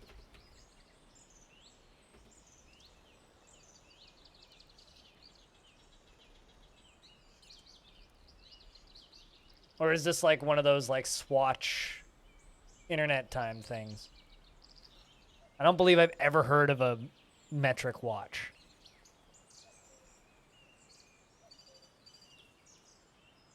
All of our timekeeping is Babylonian base 60. Sure. So then what the fuck would a metric watch be? Because I've heard of Swatch internet time and various other timekeeping things that are, you know, not really functional. So the just have a 100-hour used day and everyone use GMT. Okay, so basically Swatch internet time then, because that's how Swatch internet time worked. Is everything worked off of GMT, and it was 100 blocks per day, and there was no time zones. It didn't last very long, and nobody cared. So yeah, that's just, as far as I know, just Swatch internet time. Or rather, I always knew it as Swatch internet time. And the elves have arrived to trade.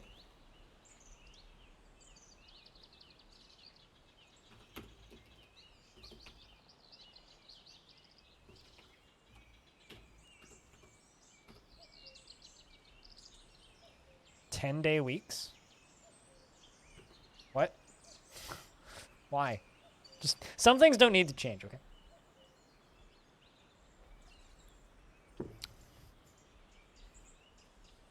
Was this like one of those like 100 days in the or? Wait, what? How many hours would a day be then?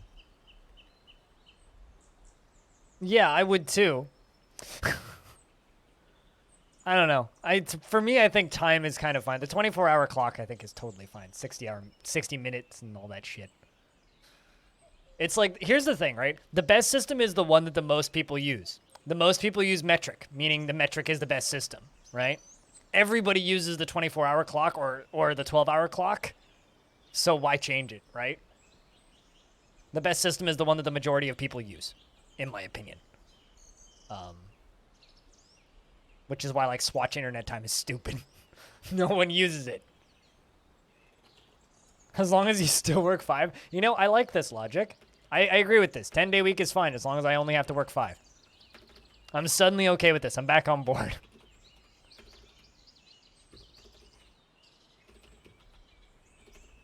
I'm 1 day early. Yeah, right? I'm not supposed to be at work until 2 days from now. What are you talking about?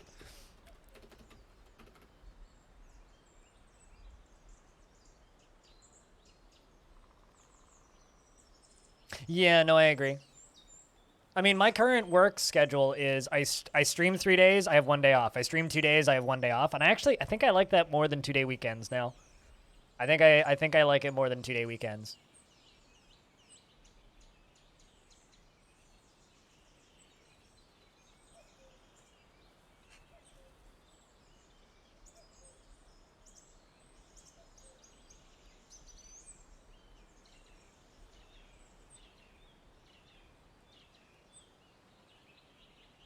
Here come all these doors, bringing in doors because I realized I had a bunch of doors, so I might as well use them. Actually, rock door 240. Let's make 240 rock doors because I got a lot of coffins that all need doors. So we should get doors in here. Get all these locked up. Yep. I used to work night shift through the daylight savings. So 1 day a year I would work 9 hours, and 1 day a year I would work 7 hours, and I'd still get paid for 8. It evened itself out eventually, but it was like kind of frustrating whenever it happened.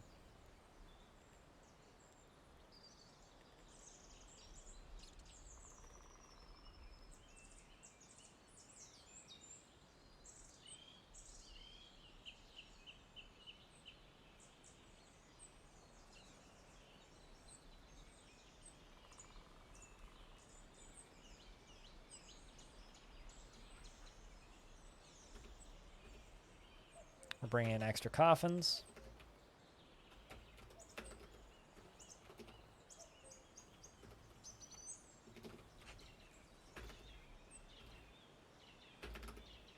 And there we go. But yeah, no, daylight savings was always rough.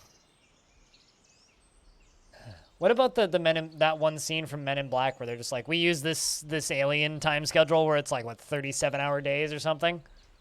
It's like either you'll get used to it or you'll go absolutely insane.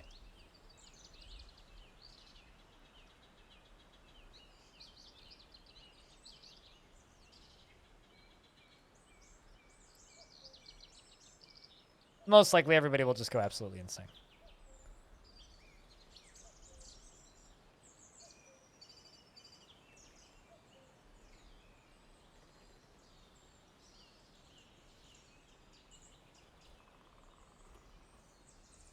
I'm pretty sure God doesn't exist, so the human construct has decided that God gave us days off so that we have a valid excuse. You wouldn't know the difference how? I mean, everything would just seem like Texas, right? Or Florida.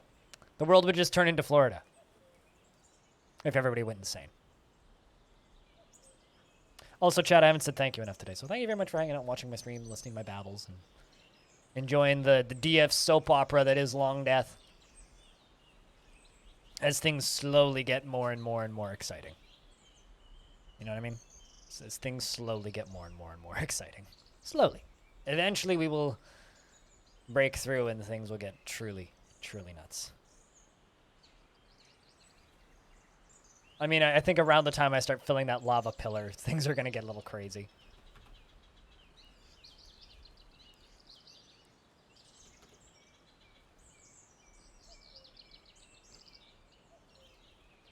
We're also making more rock tables.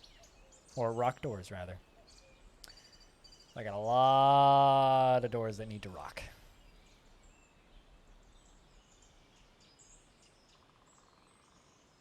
Is directly proportional to the amount of soap you have. Well, lives need to be taken in order to make soap.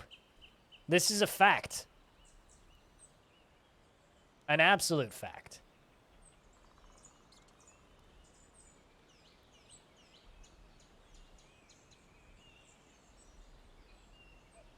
Someone's banging on a door up the hallway from me. It's definitely not my door. Does anybody here who lives in an apartment ever have that happen? You hear bang, bang, bang, bang, bang, and you go, wait, is that my door? No, it's definitely not my door. Maybe someone's dropping off packages. It is about mail time.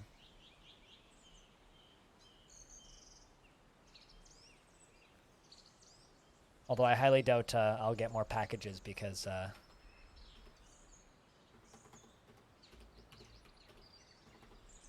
I highly doubt I will get more packages because I got a record delivered the other day.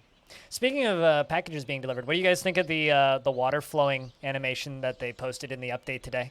I did make a video about it this morning. I don't know if you've seen it, but I'm just kind of curious as to what you guys think.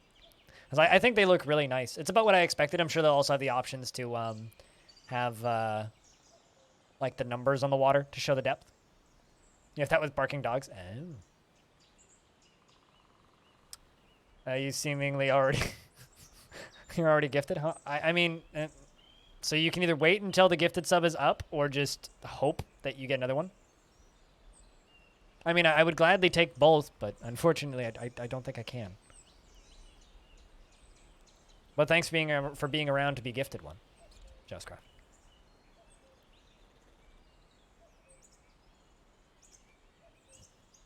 That or, you know, pass it on to somebody else who needs it. Either or.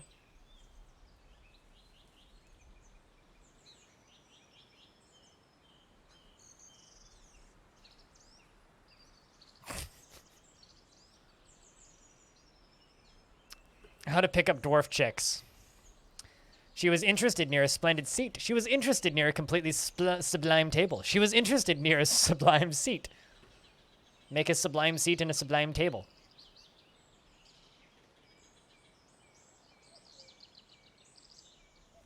If only you could gift a Twitch sub. Well, if only you could gift a Prime sub. Wouldn't that be amazing if you could give away your Prime sub? Oh my god. I think I would always do that, actually.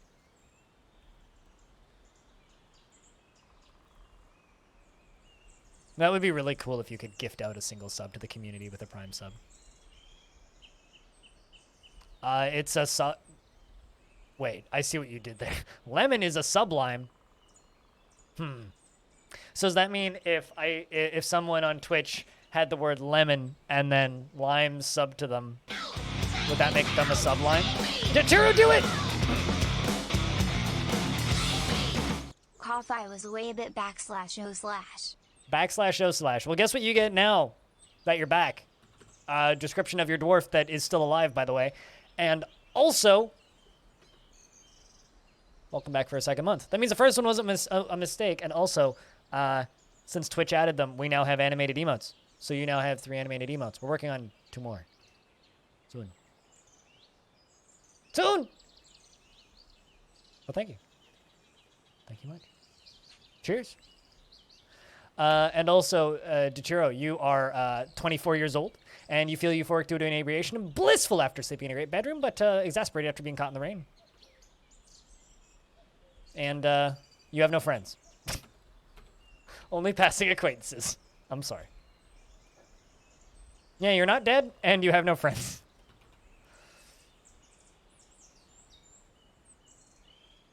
But welcome back. It's good to see you. Hope you've been all right. Aren't lemons and limes from a citron? I don't know. Yes? I think is the answer to that. What about your siblings? Well, there's a lot of them. See, alive, dead, dead, dead, dead, alive, alive, dead, alive. alive. Boom.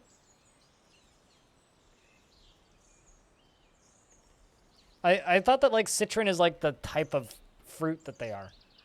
Like they're both a citrus fruit, but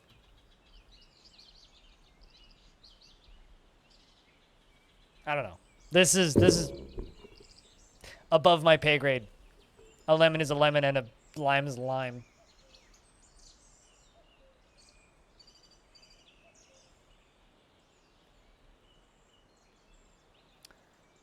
Also, on Twitch, why is a lemon $5 poorer than a lime? Because it's sub to lime. Because it's sublime. I'm trying too hard. Citrus fruits can pretty much all come from the same plant and bred for specific tastes, IRC? I have no idea how any of this shit works. Also, I should make the stray doggy into a pet. Someone can have a pet dog. Also, so that I don't accidentally slaughter it.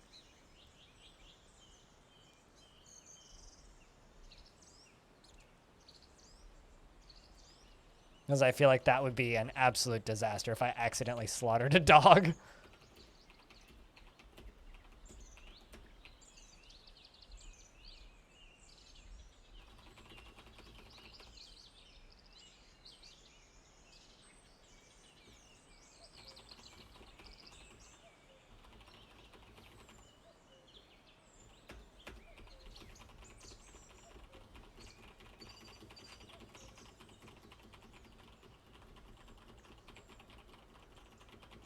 There's a hue and cry of controversy of different things. What? Of what a lemon versus a lime is?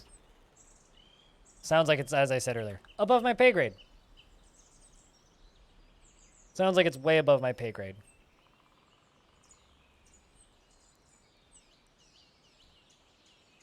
Also, you know what isn't above my pay grade? Volcano.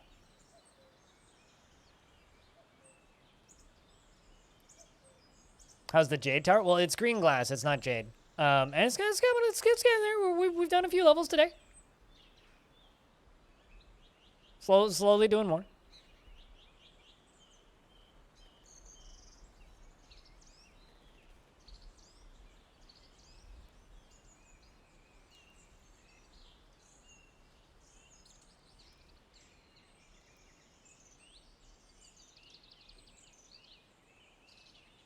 But yeah, no, it goes all... I still haven't cut through the maze yet. I don't have it in my heart yet to cut through the maze. But it goes all the way down to... Well, I think I missed this. No, I didn't. It goes all the way down to here, currently. So we're down to layer 20. Killing unicorns? What else am I going to do with them? But yeah, we're thinking about making it into a layered tower, layered with water and lava. So water, lava, water, lava, water, lava, water, lava, water, lava. So I think it'll be kind of cool. Make an actual lava lamp. Ideally. We are working on the beginnings of the iron corkscrews.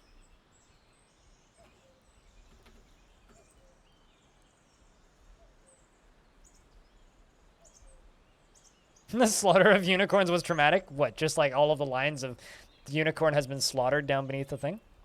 How deep is the level we going? Wherever the magma is. So, well, actually, I don't need to go all the... It's a good question. I mean... Oh, shit. I totally forgot to trade with the elves. I thought I already did that. My bad. I got distracted. No, it's just the daily grind. Yeah, we do a slaughter sesh almost every stream. A slaughter sesh? Slaughter sesh is my new grindcore band, by the way.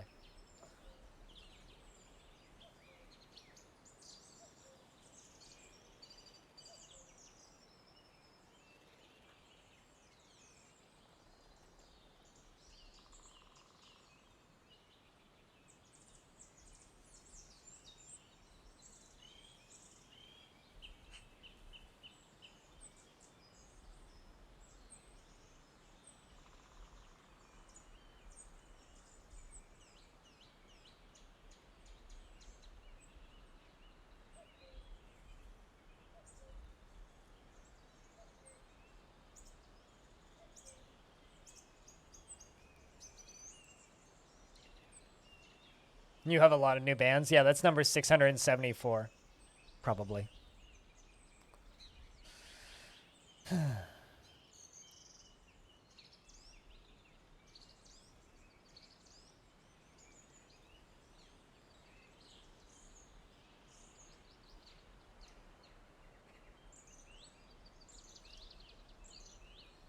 But apparently it lasted for 12 years. But now nobody cares. I feel like that would be an interesting, like, novelty to own a watch like that, but also I feel like it would be extremely impractical. You know what I mean? I feel like it would be extremely impractical.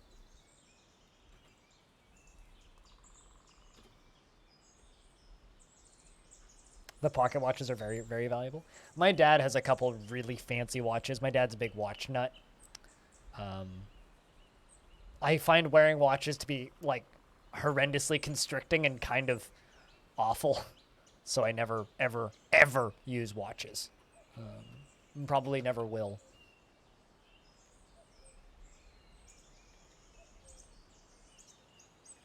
Yeah, I tend to agree, too. It's like smartphones kind of made watches pointless. Although, admittedly, the only thing that is more pointless than an analog watch is a smartwatch. Can we all just agree that smartwatches are terrible and shouldn't exist, and they should get rid of them and stop making them and stop trying to make them a thing? Because they're not good. Nobody wants them. Right? Right? Right?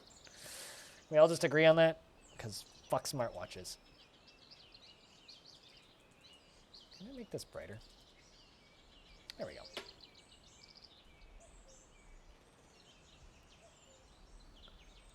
If it could do a continuous monitor of the background, that'd be good. I don't know. I saw a pretty neat little thing that was a smartwatch, analog watch combination thingy. So it was a smartwatch screen, but well, see, here's the thing. That's what continuous glucose monitors are for.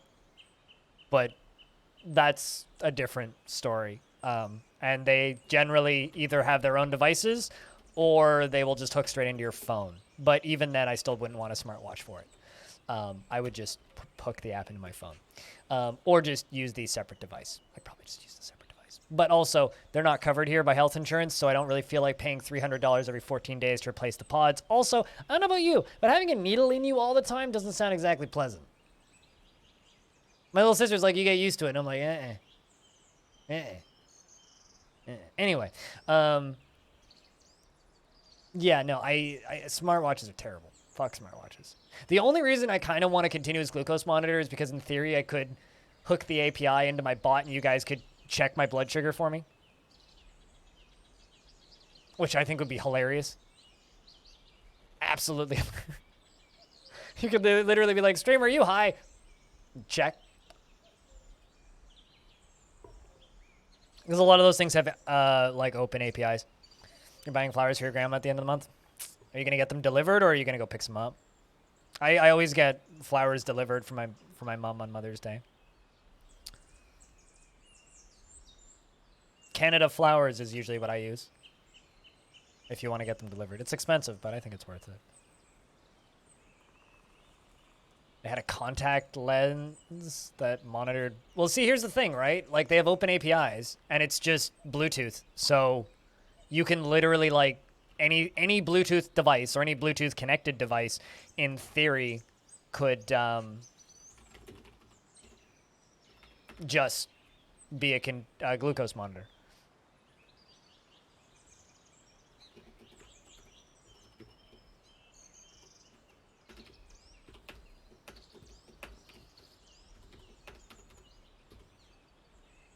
Sugar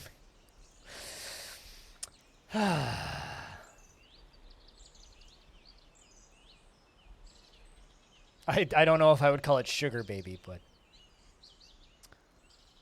you know a streamer that does one and it has 100 points and you can check it? I don't know if I would do that. This fortress is way older than this is day 111. The fortress is on year 249, meaning the fortress is 244 years old. This fortress has been running for 244 years in-game. I have streamed 111 days of it. tomorrow will be, or next time I stream, which will probably be Sunday, will be 112 days.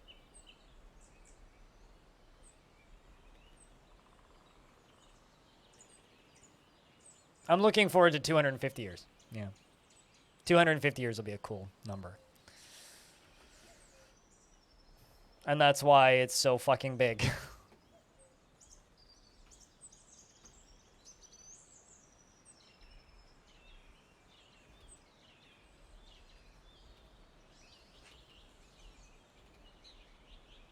Lots of undiscovered space still. Plenty of scary forgotten beasts in the basement that I'm just willingly ignoring.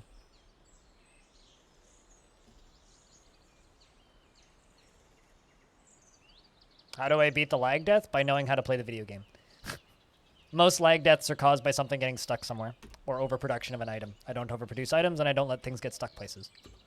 The vast majority of FPS death that's caused is caused by player mistakes.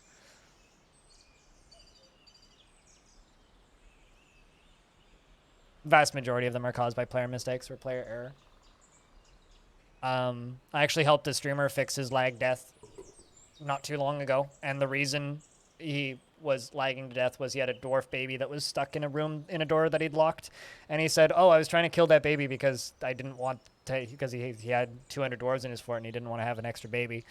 So he was trying to kill the baby by just starving it to death. Well, blocking it in there dropped his frame rate from like, I don't know, in the 40s down to like unplayably low because the baby was trying to path to food. So that's got something to do with it. You've gotten like 30 in-game years and you had like 2 FPS? Yeah, well, most FPS death is either caused by overproduction of items or poor base layout management and locking doors and blocking things and things. Like the last fort I had died to a frame rate death. It took me 30 minutes to figure out what was causing it, but what was causing it was a dwarf was mining in one of the cavern levels. And one of the mushroom trees decided to grow to full size behind him and blocked his pathway in. And the dwarf literally couldn't get out, and the dwarf was trying to path out to get food. So the frame rate went down to like 0.01 frames per second or something. It was like less than a frame a second. And it took a while for us to decipher the issue, but it was literally like a tree grew in the way of its exit.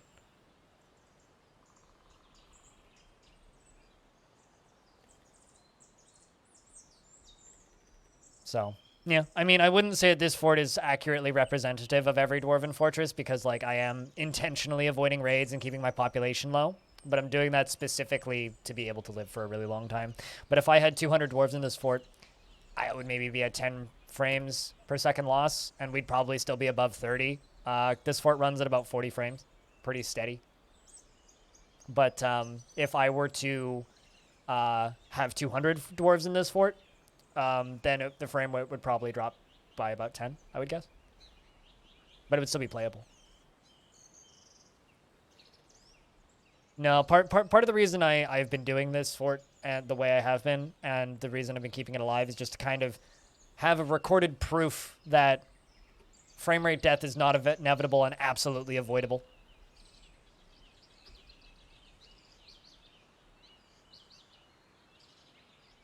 Calculates way to food, finds way, aborts because stuck, repeat forever. Yes.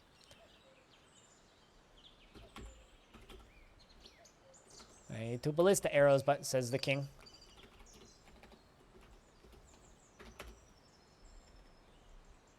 What is my mayor doing? Manage work orders, good stuff. What does my mayor want?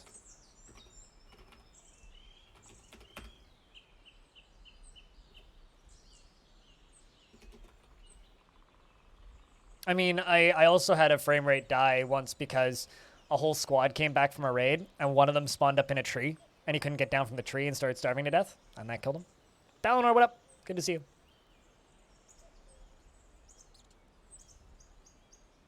But, I don't know. Most people, like, when I try and explain to them on Reddit that frame rate death is not inevitable and absolutely avoidable, they just say that I'm wrong. So, that's kind of the main desire behind this.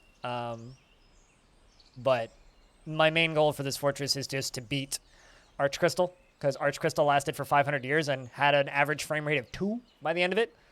Granted, he also defeated Hell and had multiple dragons, multiple cave dragons specifically, in the fortress.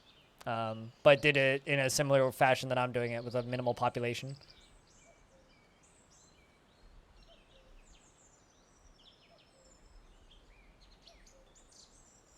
What do I think about this idea? My older sister does that, and my older sister doesn't play Dwarf Fortress Vesemir. What I would use actually is I would use a combination of Dwarf Fortress and Ultima Ratio Regum, because Ultima Ratio Regum does a very similar kind of world generation, except it's not really a playable video game. What I would recommend doing with Ultima Ratio Regum is generate a world in Dwarf Fortress and use that for backstory and the world map shape and size and maybe some like locations and names, and then generate a world in Ultima Ratio Regum and use that for cities, because Ultima Ratio Regum generates incredibly detailed, awesome fucking cities.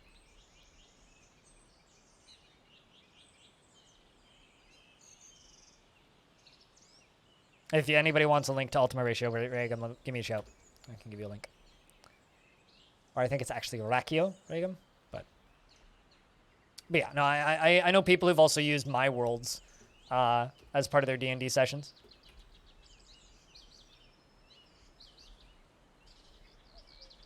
It gets even more fun when you use like the world export stuff and like go into the details and look at the wars and such. DF cities are a bit dull, yeah. But here, I'll give you a link to Ultima Ratio Regum because I got corrected recently.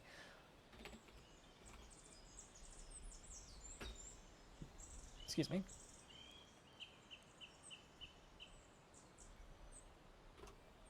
But this is Ultima Ratio Regum. It generates these incredibly interesting, unique cities that are multi-leveled, and it also will generate artifacts and styles of art and such. But the problem with it is it's not a video game. Literally, it's like a roguelike walking simulator. You just walk around. There's nothing to fight with. There's no combat. There's very little interactions. You can sort of go on quests and sort of talk to people. The game crashes a lot, but you can get some pretty fucking cool cities out of Ultima Ratio Regum. Also, Spitalia, were you here earlier? I named a dwarf after you, because you asked. Nicely. Usually you get the worst lag when you expose caverns. Some of the random creatures will be generating lag in the weird part of the caves. It's not what causes lag. So what causes lags with a cavern is people, or the dwarves, usually trying to pass the things they can't get to into the cavern. So one of the most common causes for lag in caverns is actually spider webs. So for example, if there's a whole bunch of spider webs in areas where there's lots of spider webs, the dwarves will try to pass to them, but maybe those spider webs are across water or are in trees or whatever. So if you want to fix lag in the caverns, either A, completely block off the caverns, which is what I've done in this fortress, where the dwarves actually can't access the caverns in the first place to try and pass and get those items. The second thing that you can do is forbid all of the cobwebs, or turn off auto looming of thread, because the most common issue with lag that I've found with the caverns is them pathing to try and make silk cloth. So if you have a lot of looms and a lot of dwarves with the weaver job, odds are pretty good they are trying to get into the caverns to make silk. Because by default, in the orders screen, they auto-loom all thread. That is the default. So you could change that to no auto-loom, or you could only auto-loom dyed thread. But if you have auto-loom all thread by default, they will try and path to get to stuff they can't get to. So eventually they will find a cobweb that they can get to, but they'll pass to like 4 or 5 first, and that causes a lot of pings of lag. But I would recommend just popping out in there while you need it, and then locking the whole thing off when you don't.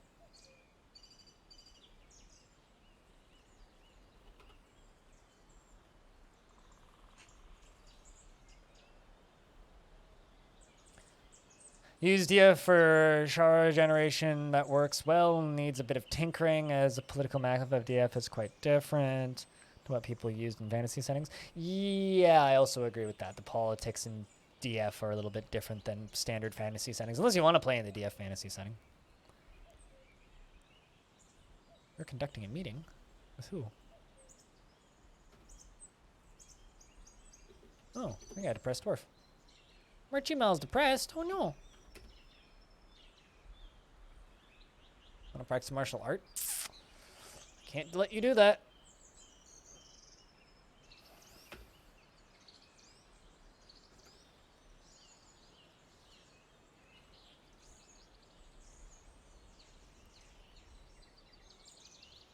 See, I don't know if that helps at all, but if it does, hopefully you just learned something potentially useful.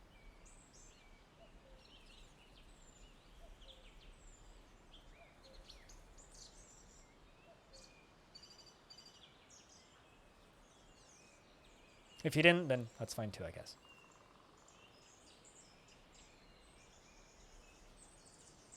I don't know. If anything else, I know way too much about DF. Why are they blowing stuff up? Beerminer? I think I've asked you this before. You should go to sleep.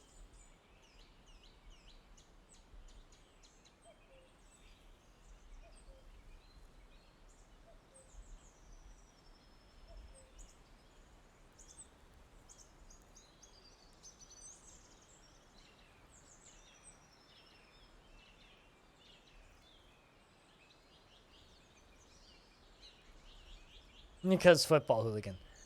Yeah, this checks out. Football hooligan checkout.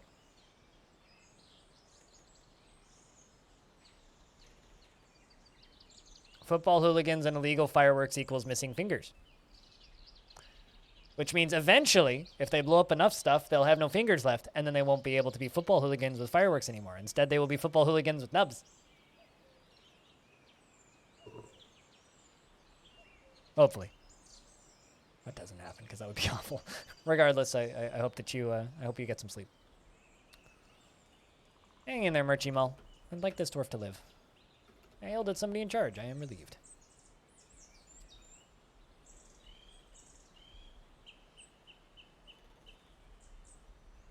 As a Canadian, we only really have things blow up during the Festival of Lights and Diwali. And Halloween, usually.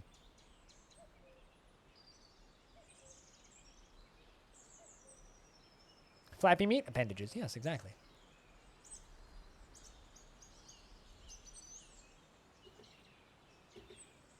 Although they've done some pretty fucking cool things with prosthetics. I don't know if anybody here has ever fallen into prosthetics YouTube, but there's some really cool shit that they're doing with prosthetics now. Like some really cool shit. Like it's beyond science fiction levels of holy shit. How are we doing on charcoal? Here, out of charcoal. Okay.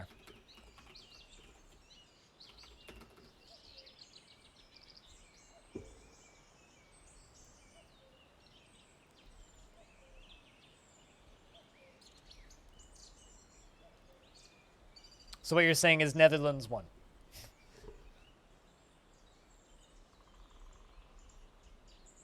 Aren't people in the Netherlands supposed to just be high all the time like Canadians, so super quiet and chill towards sports?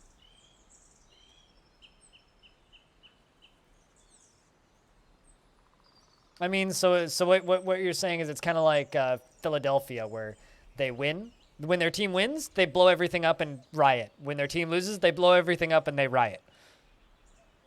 I use CanadaFlowers.ca, but there might be a more local one for you.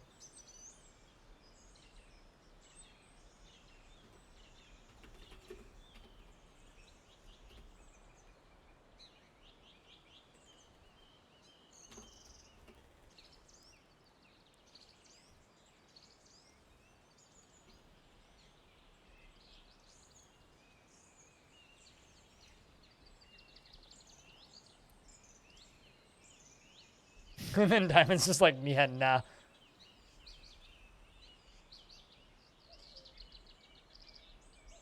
Yeah, I book flower deliveries for my mom like 3 months in advance. Like first day of the new year rolls around and I start planning when I'm gonna book flowers for my mom, just so that I know that I can get stuff to her. It's funny because my dad was just like talking around Mother's Day about how he was like, man, It's like I was gonna pick up your mom some flowers, but I didn't get a chance today. And then like we get back to their place and there's flowers on the porch. I'm like, ha! I win. There's a split in the Netherlands and they go nuts, or the other part is just cheers, move on. Oh, so there's part of the Netherlands is a bunch of football hooligans, and then the rest of them are just football normies.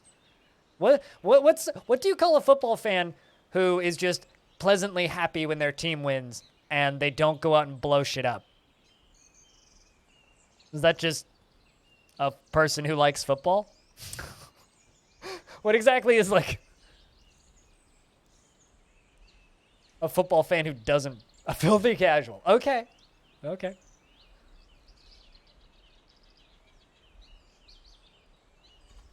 An imposter, clearly.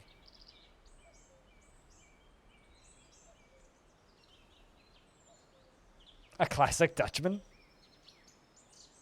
Well, I mean... If a Dutchman goes skydiving, is that a falling Dutchman or a flying Dutchman?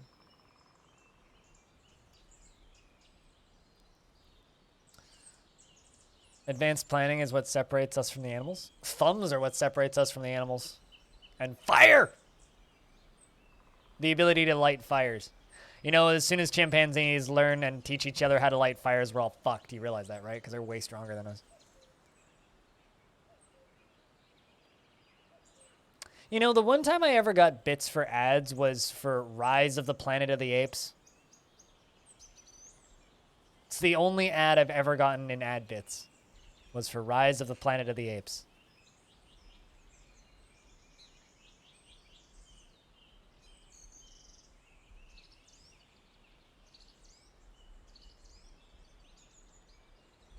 Is there a bird that lights things on fire? I mean, that's a bird. They got itty bitty brains. We shouldn't be worried about them. Let's hope cats don't get thumbs. Fortunately, anime isn't real. So I think we're safe for now, Balinor. You're betting that crows will learn to control fire first? I mean, they don't call them a murder of crows for nothing. They call them a murder of crows for a reason. I love crows. Crows are awesome. Absolutely fucking awesome.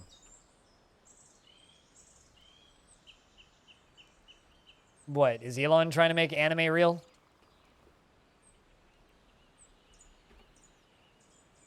I can't tell if you're making that up or not.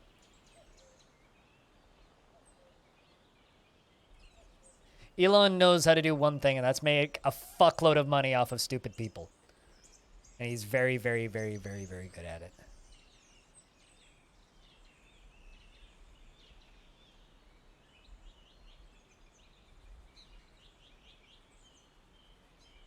Who knows at this point? Elon is a meme, so...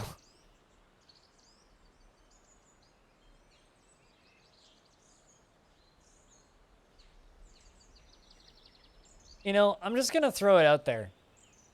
Who actually wants to be a fucking cat?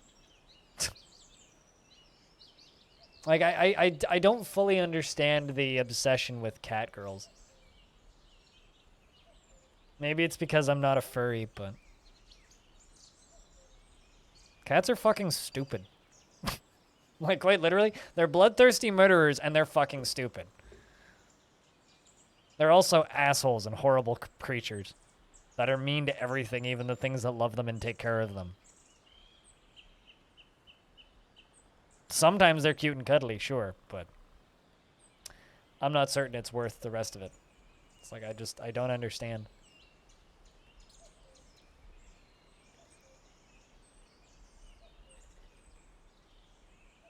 Who was that guy who caught the crow to bring him change? Didn't they also teach crows to collect cigarette butts for food?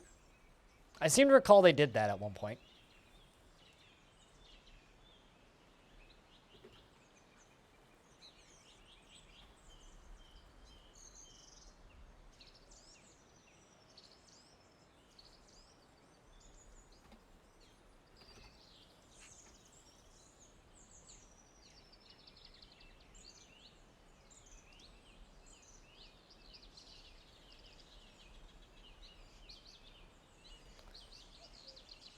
But probably because you're the opposite of agile? Sure, but then why wouldn't you just want to be a gymnast? Also, the humans have arrived to trade. Let's hope they actually trade with me this time.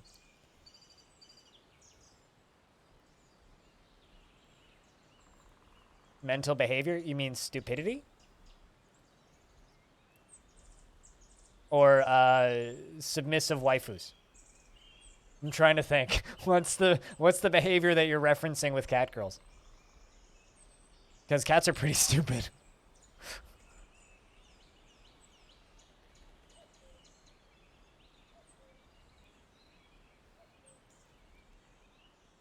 Poor Murchimo.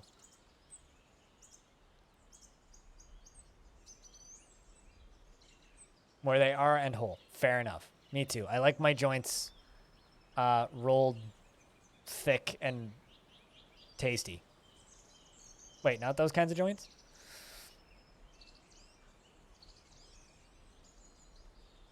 My crows are better at than flying monkeys. This is because now you can teach them to do your bidding. I can agree with this. How about flying squirrels, though?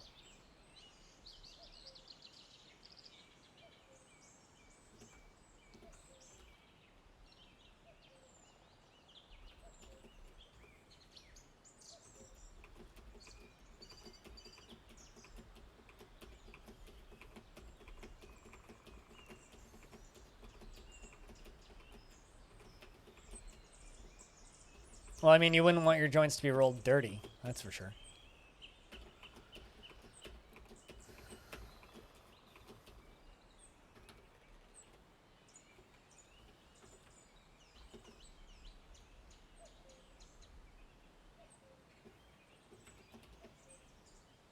Let's hope that the humans actually finish unpacking this time.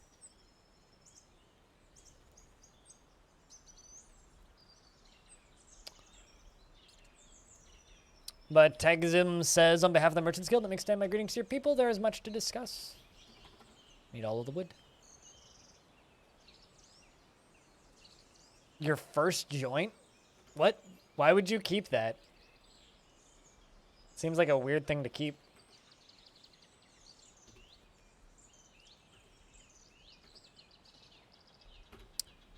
Let me bid farewell to you and your stout dwarves.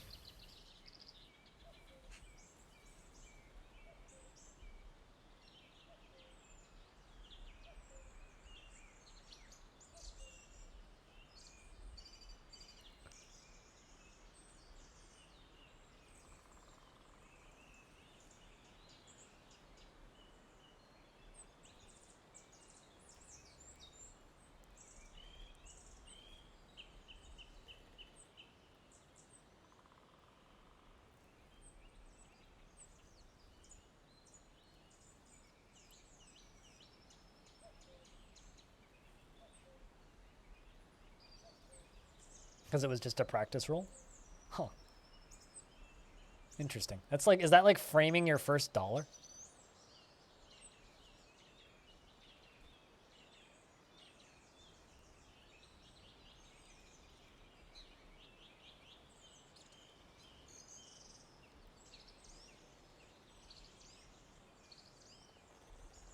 I keep glancing over at Bellinair's stream, and every single time all I see is dialogue. I don't know what these games that he's streaming are, but they seem to be very dialogue heavy.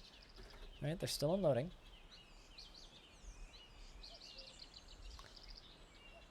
I mean, if you want a link in regards to the topic of training crows, you're more than welcome to, Frog. Beermanier, weren't you supposed to go to bed? Like you said that you were going to bed. Not that I want you to leave or anything. Like, if you want to stay, that's totally cool. But, like, didn't you say you were going to bed?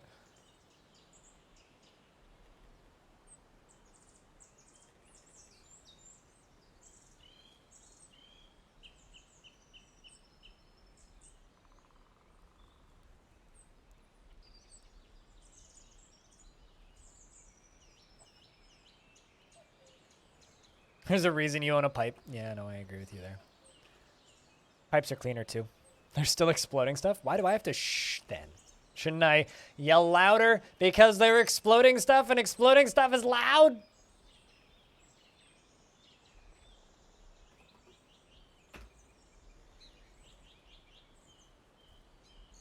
Also, count is high enough right now that I get really nervous whenever I put the number in. You have to go to the store. It's been a few months. Oh my god.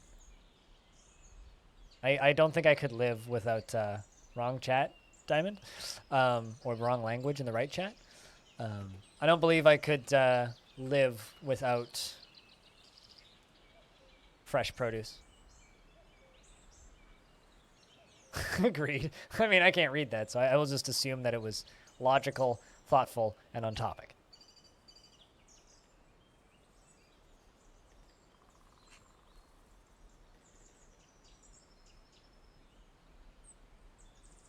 Yeah, definitely. It's doing well. Soaps, thanks for the raid. What's up, dude? What are you playing? Were you doing some sim stuff? Everything that I see with your gaming setup is always like sim stuff.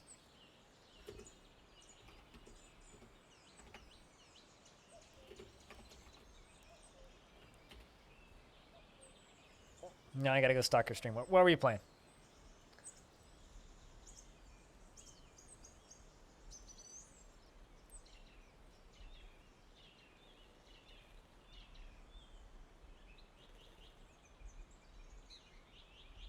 Ooh, should I go see Igor?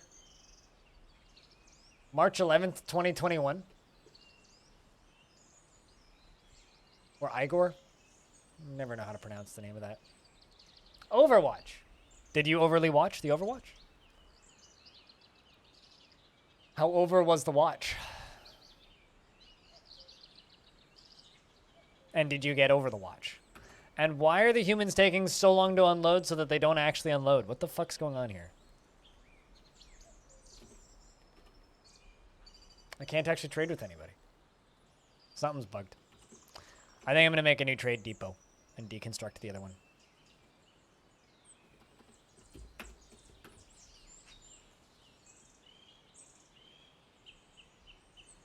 You lost your 20-game win streak? Oh, that sucks.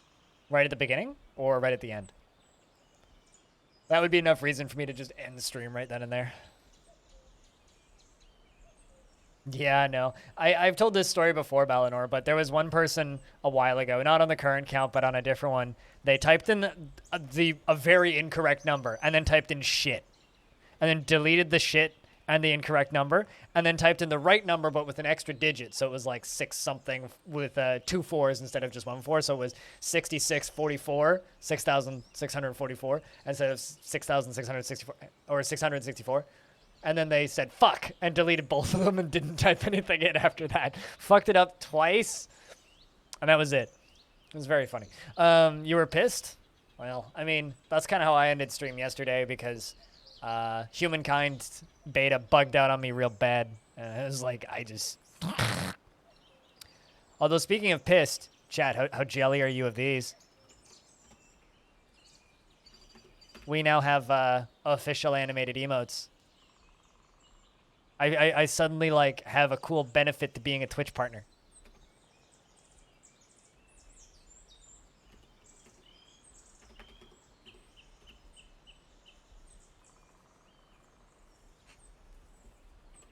God damn it. What is this madness? Well, I'll wait for them to leave.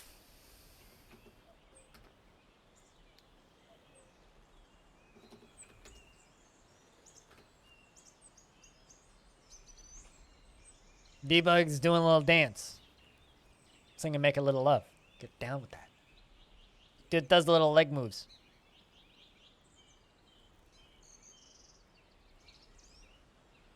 Also, I should probably ask Kit Fox if that's okay. I'm sure they don't care.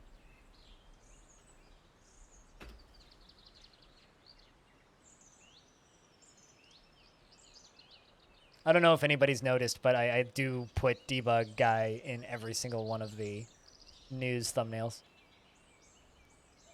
Just because it's so good. His face is just like excellent.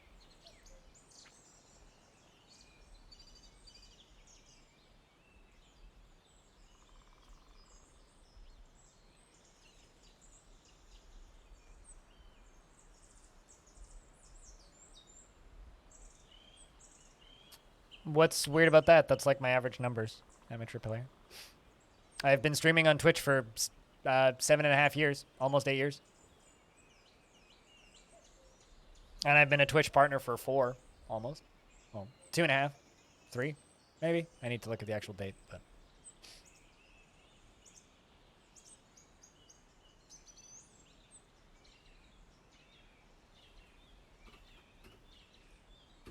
Hey, chat. Wow, there's 77 of you watching. Weird. See more watchers? Well, it's incredibly rude to pop into a channel and say stuff like that. So, just remember that. So don't do that in the future, please. Streamers very rarely appreciate people commenting on the view count in any way. A lot of streamers actually turn off their view count. I personally don't, because I don't care. But I don't particularly enjoy it when people just randomly comment on the view count. It's always either a, there's only 77 people watching, or weird, there's 77 people watching, kind of implying that no one would want to watch me. It's just, it's like walking into a busy restaurant and being like, man, there's actually people in here? It's just rude as fuck. Say hi. How are you? That's all you gotta do. Just for future reference. I know you didn't mean it as a bad thing, but now you do. Don't do that. Nobody likes it. How are those doors coming along? Pretty good. Need 2 more ballista arrows.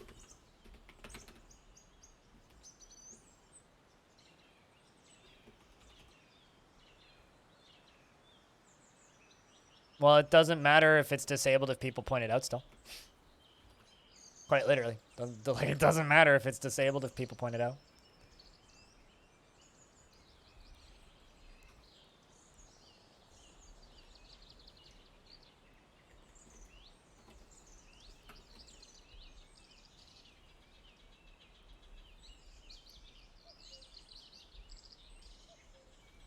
Well, there's no way to disable your public view count. So it wouldn't matter. There is no way to do that. That's not a thing that you can do.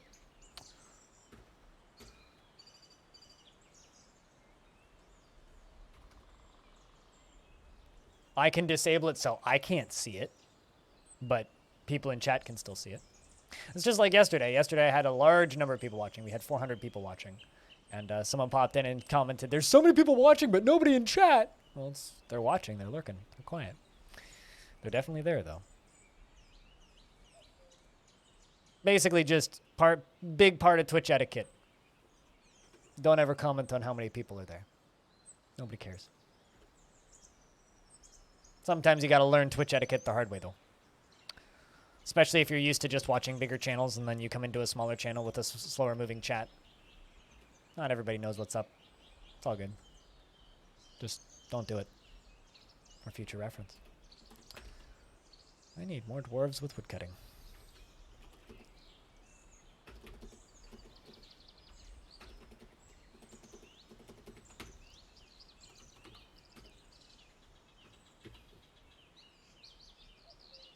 No, totally. I mean, that's also a different situation, right? And not even remotely relevant to the current situation. License to dad.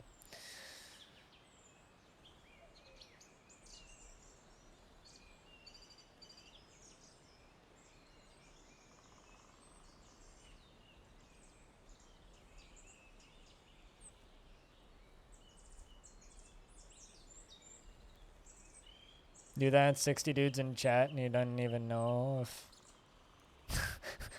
You're gonna do that with 60 dudes in chat, and you didn't even know it, and it made you shy as fuck? Yeah, well. I mean, I very frequently have, like, 70 to 150 viewers, right? And I don't like it when people comment on my view count. Ever. Because either it's like saying, there's only that many people here, or it's like implying that no one would want to watch the thing that I'm currently streaming. Which is usually the way it feels. Like, I've had people pop in and say, like, why the fuck would anybody stream Dwarf Fortress, and why is there so many people watching? Like, I've literally had people say that in my chat before. It's like, well, maybe it's not your cup of tea, but it's definitely, you know, the other 90 people here's cup of tea.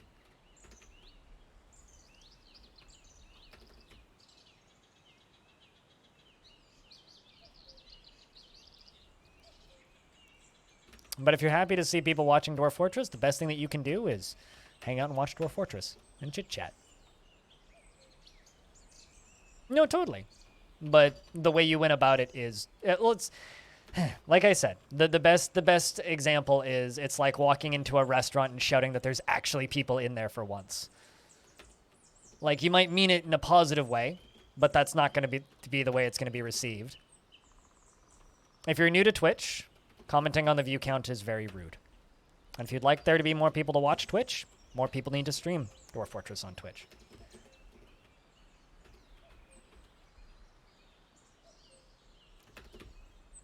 But yes. No, I've been streaming DF on now for 2 years? Fuck. Time flies. Give or take. Making more coffins. More space for coffins. Because we're going to need it. Armok knows. We are going to need it.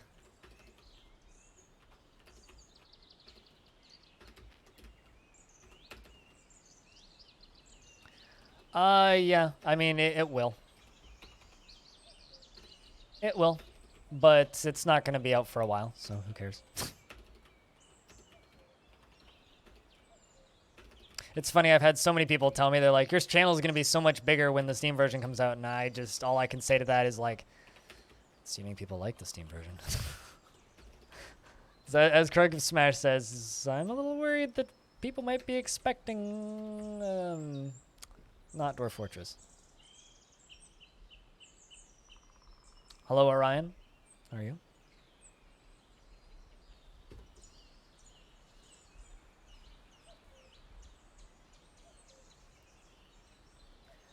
I mean, part of the reason my channel isn't bigger already,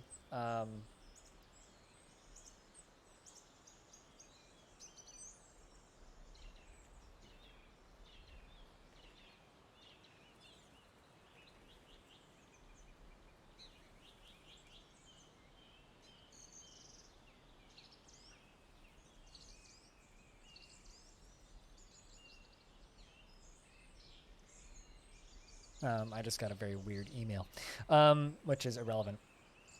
What are you looking for, License? You know you can just ask questions without typing in commands that probably don't exist.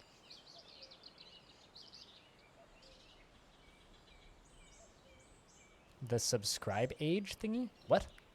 What subscribe age thingy? I have no idea what you're asking about. Don't take this the wrong way, but I have absolutely no idea what you're talking about.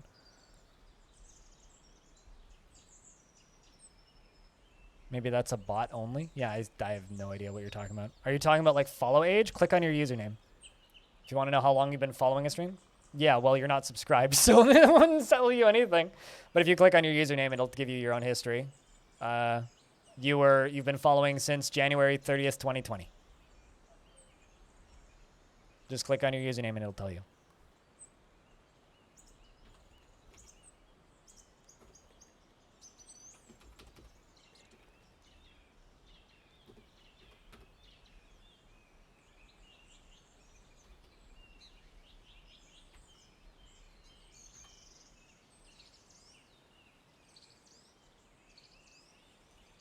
There we go. Got dwarves felling trees everywhere. But generally in this channel, if you're looking for information, just ask the question. I can probably give you the information. I don't like having commands for things if I don't need them. I find commands to be kind of obnoxious, frankly. Maybe you didn't follow, or you unfollowed and refollowed, and that would erase your previous follower status. I remember you following mid-2020, though. I remember the name.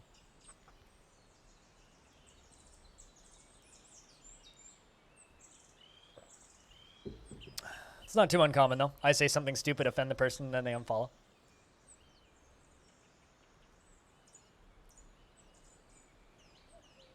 Like, for example, Spitalia's been following since October 6th, 2019. And has been subscribed at Tier 1 for 21 months. Licensed to Ab, you've never subscribed to my channel. Neither gifted nor any other way. You'd be shocked how easily some people are offended. You'd be shocked.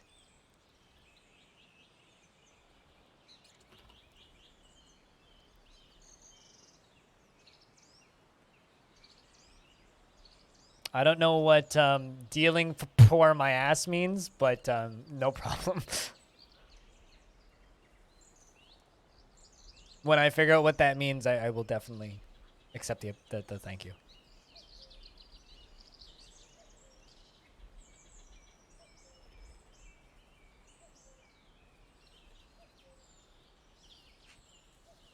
Well, I mean, I haven't done anything anywhere near or around your ass, but I have done my best to keep you cheerful on a crappy day. So, glad I can be of service.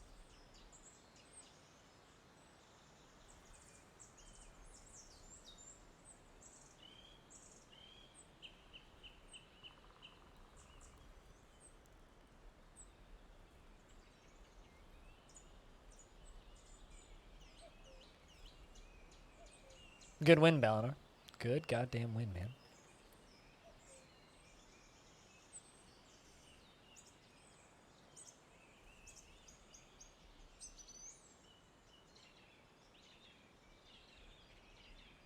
Yeah, no, I'm just incredibly blunt to people. And some people do not really like that. Bitcoin 10 years ago?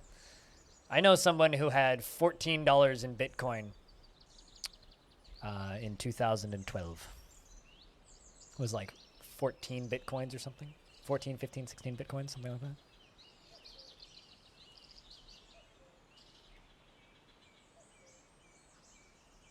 Usually it's a thieving whore. Yeah, you're not wrong.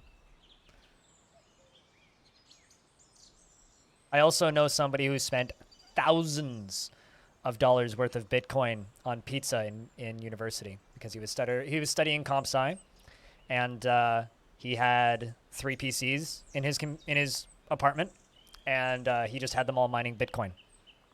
And at the time, he could buy a pizza from Panago or Domino's for 6 Bitcoin. Orion, thanks for subscribing at tier 1. Enjoy those stupid skulls and the new animated emotes and the beers and shit. Jack, can I get a big round of beers for the brand new sub? Cheers, man. But I know a guy who was studying comp sci and mined Bitcoins, and so for him it was just free pizza. It was literally like his food was free. But he spent thousands of Bitcoins on pizza. Yeah, well, we know how well that went. I think Domino's won in that engagement there.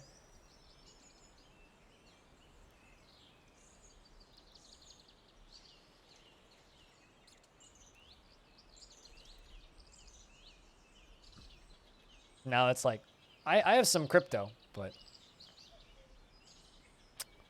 not that much.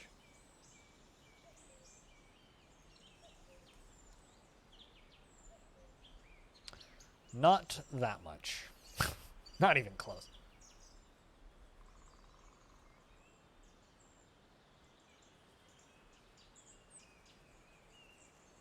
I don't like getting left behind.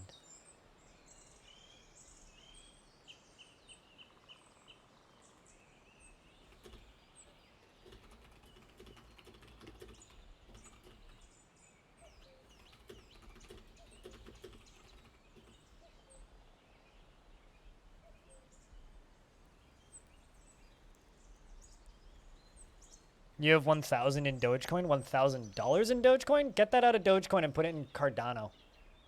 This isn't an investment advice stream, and you shouldn't take my advice. But get that shit out of a meme and put it into an actual stable thing that has some potential to go up in value. Stop giving money to shitty people and buying into memes. You're literally wasting your money.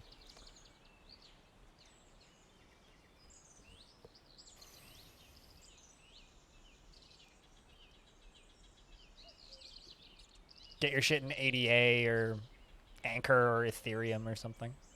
Something with actual potential to grow. Don't invest in crap.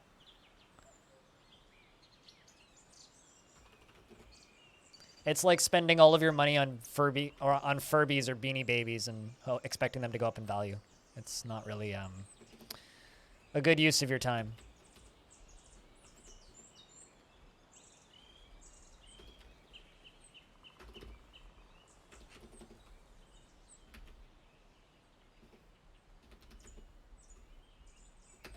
But I don't know. I don't like talking about crypto because people get weird when I talk about crypto. When I talk about crypto, people get weird and then assume that I have bajillions of dollars hidden in like the equivalent of offshore accounts. I don't. I really, really, really don't. Right. Yes. One day. One day, Von Roland. Just keep buying them on eBay for $1,000 a piece. Or maybe 1,000 for $1. But seriously though, Ryan, thanks for that sub. Those subscriptions are what keep me in business over here. Maybe 1,000 pennies at $10, right? I mean, isn't this basically a Beanie Baby? I don't know.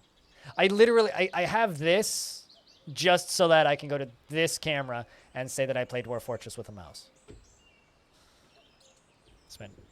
I know it's a rat. So when I bought this on Amazon, it didn't look like this. It looked like a mouse. And I'm too lazy to return it. Someone should make an altcoin called Zethutidol. Someone should do that. But yeah, no, I'm not even joking. It didn't look anything like this on the Amazon listing. It definitely looked like a mouse on the Amazon listing.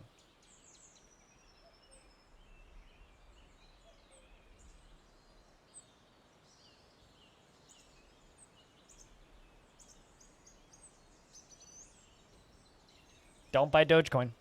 That's all I'll say. It's a bad idea. Don't buy Dogecoin. Do not buy Dogecoin. You're giving money to a meme. Don't buy memes. Memes are bad investments. But, like I said, this isn't an investing advice stream. You do what you want with your money. I just think that that is a terrible idea.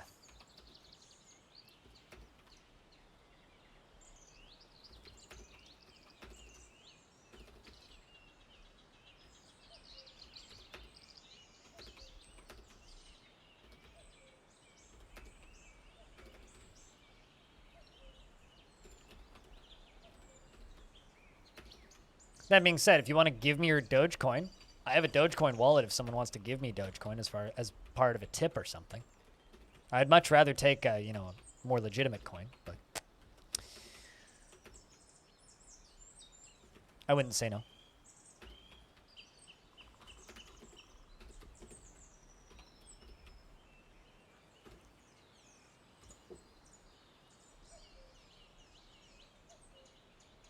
It's a waste. They're literally designed to be worth nothing. That's the funny thing. It's like if you know how they work, it's literally designed to be worthless. It's literally designed to be worthless. I don't know. Whatever. Dogecoin makes my brain hurt. Just read about that Shiba Inu coin.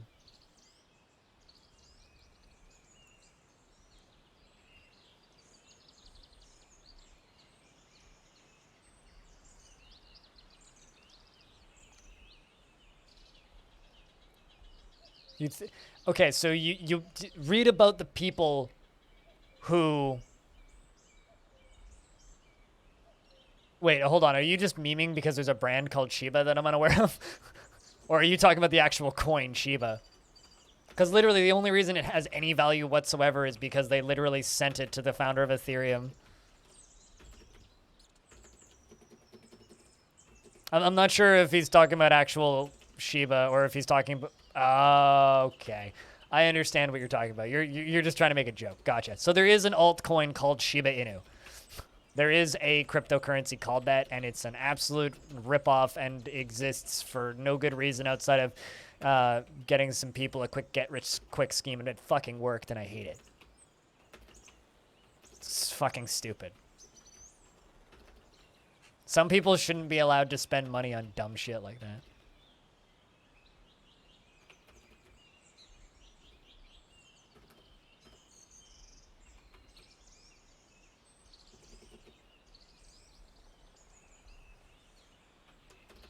Cool. I mean, if you want to buy a coin that might actually be worth something, buy Anchor. Or Amp. Aren't those both like 10 cents right now?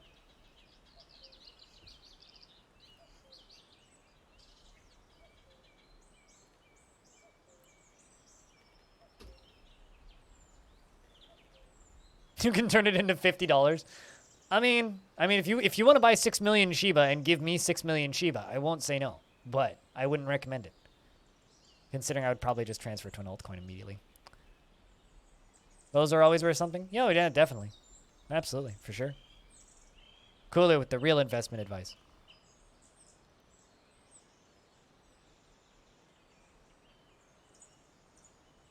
Why are we talking about crypto?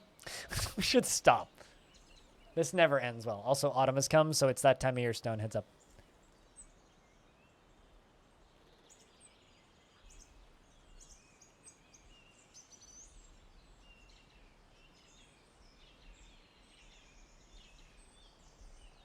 The problem is I don't really want the stream to turn into an investment advice stream. And like I said earlier, license to dab, some people get fucking weird when I start talking about crypto. Just coming in today after months of being away from DF. What are your dwarves doing anyway? Surviving. Building lots of coffins right now.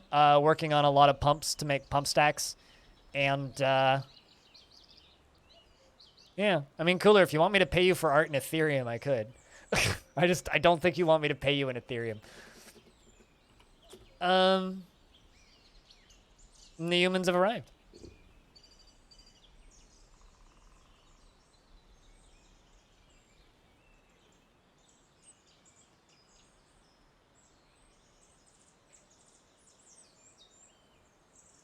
You wouldn't need to, or you would need to?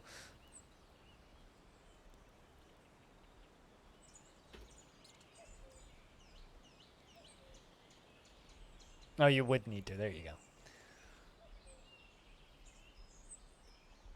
I mean, it's up to you. I could, in theory.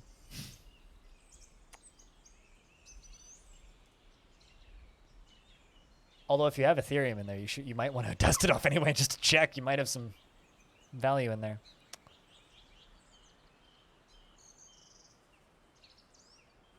Trying to drink tea? Fair enough.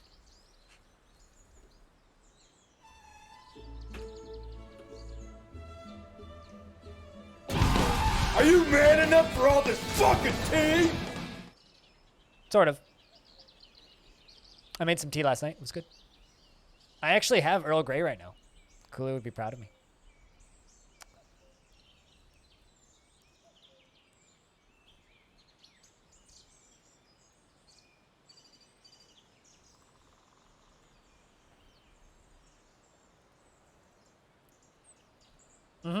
ETH and ETH altcoins. Anything that runs on ETH protocol. Also not financial advice, but I'm betting on ADA. Cardano is probably my favorite coin. Cardano, Anchor, AMP, ETH, Bitcoin. All that stuff. Also not financial advice. How it is iced? Iced Earl Grey with a little bit of milk is delicious.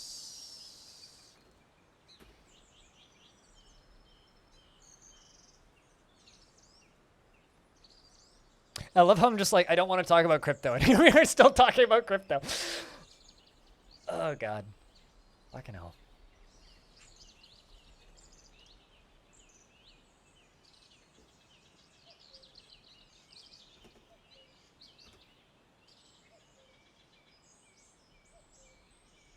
You just started DF and you love the game? For the first time, amateur player?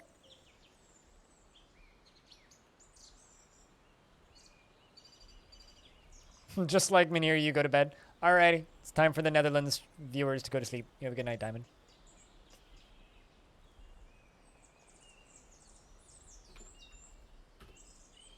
Where's the other one at? Oh. Oh, nope, you're leaving.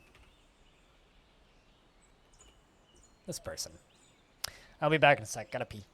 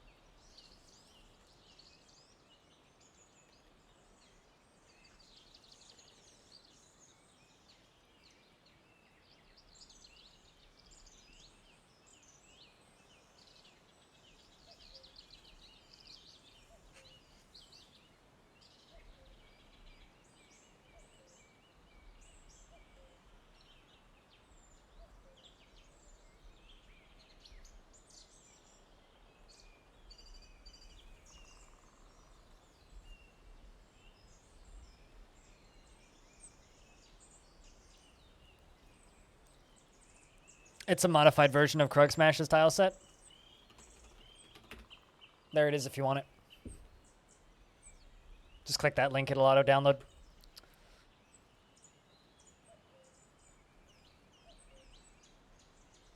You know, new Krugs episode's pretty good. I'm very behind. I haven't watched any of his current session. I usually binge. Dude, I've been trying to catch your streams, and every single like I see you go live on your Discord, picture point, and one lead cage, nothing in it. Nice. I do have a vampire, and he lives in the walls. He's permanently berserk and completely insane. I'm pretty sure that's the only vampire in the world. I don't think there are any necromancers in the world. This fortress is all about peace and survival, not about war and murder. We've killed a few forgotten beasts and plenty of giants and such, but picture point, yeah, no, I've been trying to catch your streams, and then I always tune in, like, I don't know, and you're offline, and I'm just like, well, shit.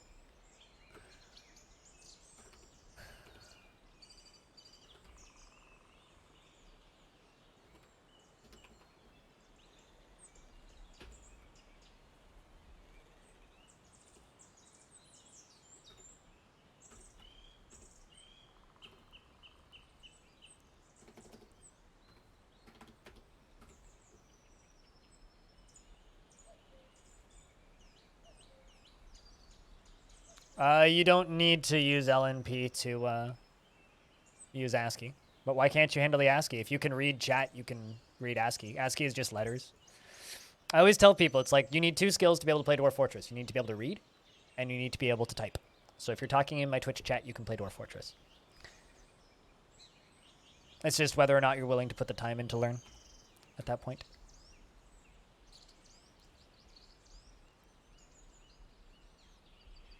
You didn't need the GPU? Good shit. Saved yourself like $2,000, man.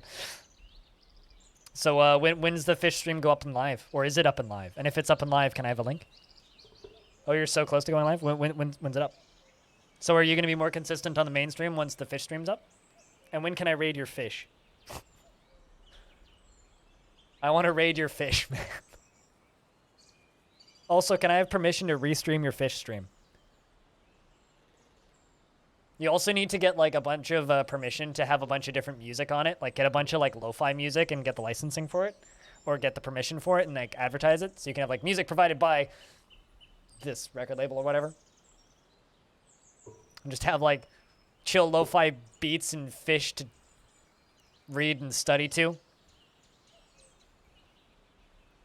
Oh, does it? Okay, I'll need to watch it, Cooler.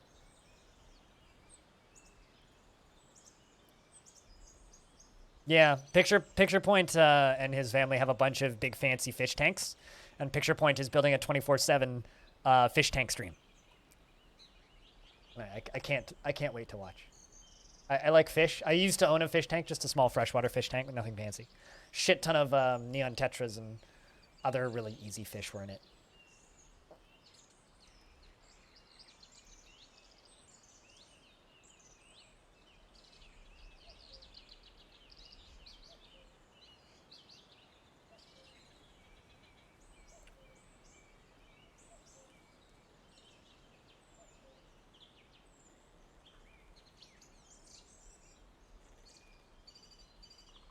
I mean, play with whatever tile set you want. But saying you can't handle ASCII is just like saying I can't read. Also, if you play enough DF, every tile set will start to look the same. Vanilla, graphical, doesn't matter. They all just look like DF to me. Oh, really? I want the Greater Vancouver Aquarium to open back up so I can go get a yearly pass and just get really baked on my days off and stare at fish. I was talking to my friend Kevin when I saw him on last Friday, and he was saying that he also wants to do that, and he's just going to get really stoned and go into the aquarium and listen to that new-ish song by Gojira, which just has whales as part of the chorus. He's just going to walk around screaming, whales! And they'll be like, I'm sorry, that's an octopus. And he'll just be like, whales! Which I support. I can't wait to be part of these shenanigans.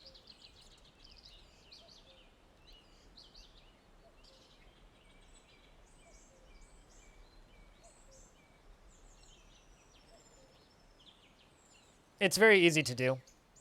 Yeah, like Cooler's saying. If you want help on how to install a tile set,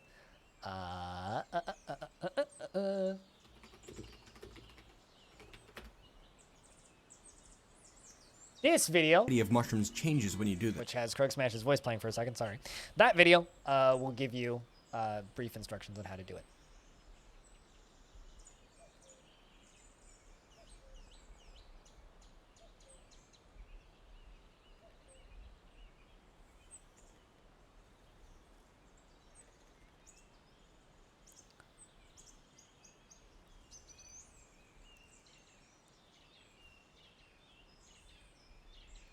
Oh, also, yeah, we have those now. Also this. It's pretty good, isn't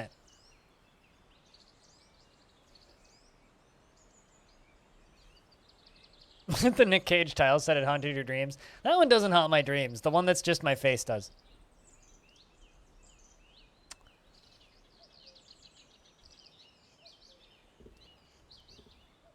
Also, Cooler.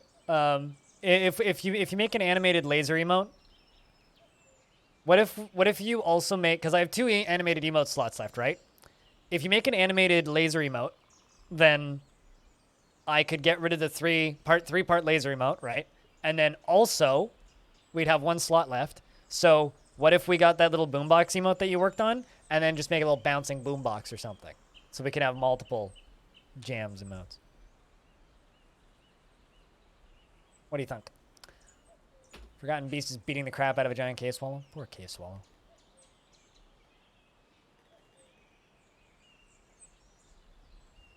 Sharks too, but dolphins you like? Dolphins are the only ones you should actually be afraid of, because they'll literally fuck you to death.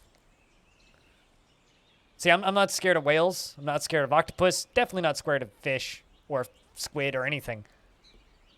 Dolphins are fucking terrifying.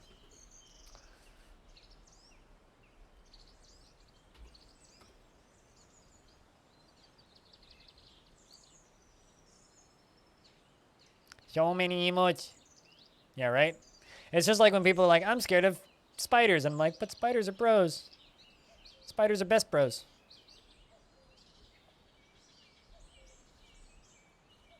That's why they're scary.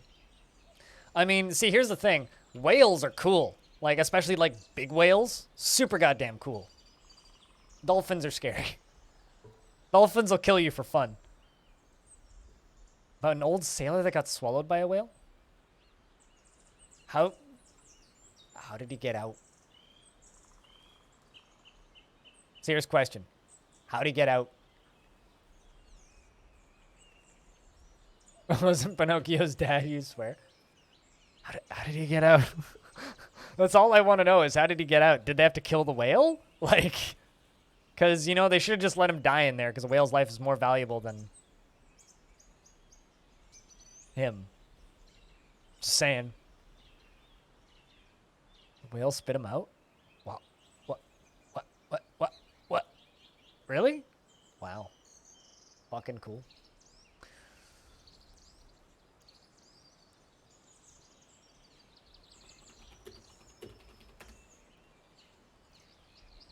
I would just like to remind everybody of this YouTube video.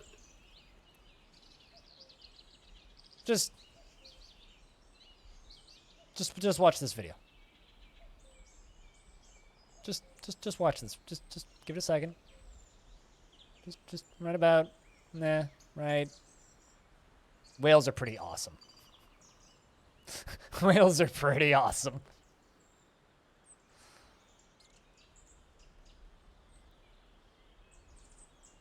I want to know how deep that water is right there. Because, like, look at this shit.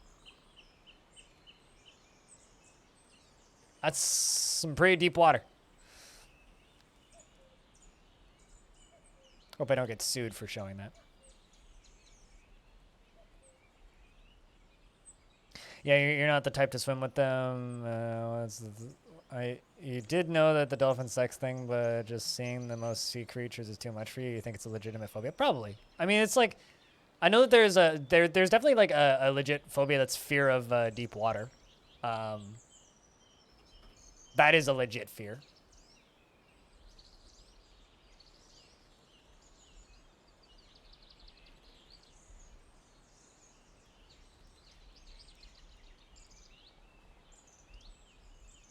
You liked that whale? That's a pretty fucking cool whale, though. Like, seriously. That's a badass goddamn whale. That whale is fucking awesome. Perhaps one of my favorite whales, even.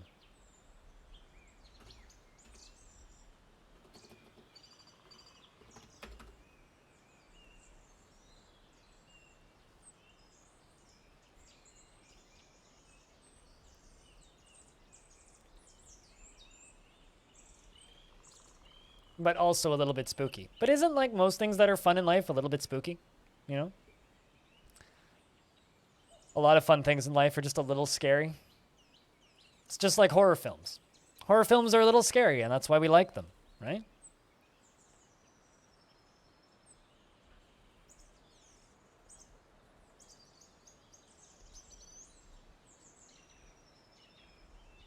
So a video of a guy who had a phobia of seeing man-made objects underwater. What, like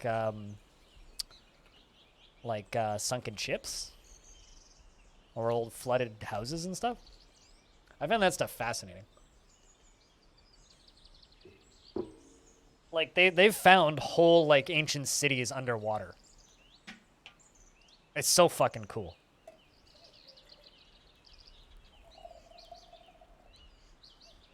I'm confused. What? I mean, I don't have that much sexual confidence, but anybody who does, I ain't taking that away from them.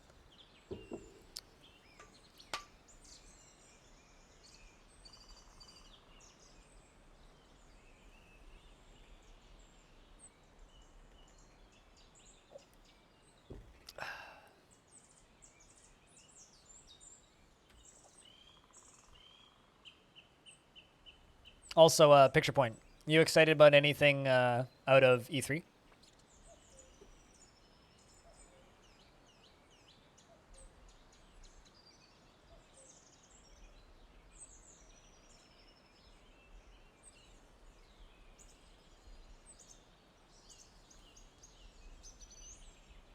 Just kind of curious. If you watched anything, I don't know if you did.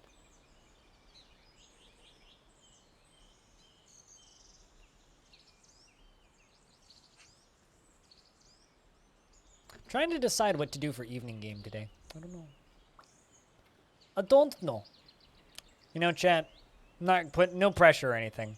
We really need to fill up those bits leaderboard because the week's about to end. I only got 2 streams left this week.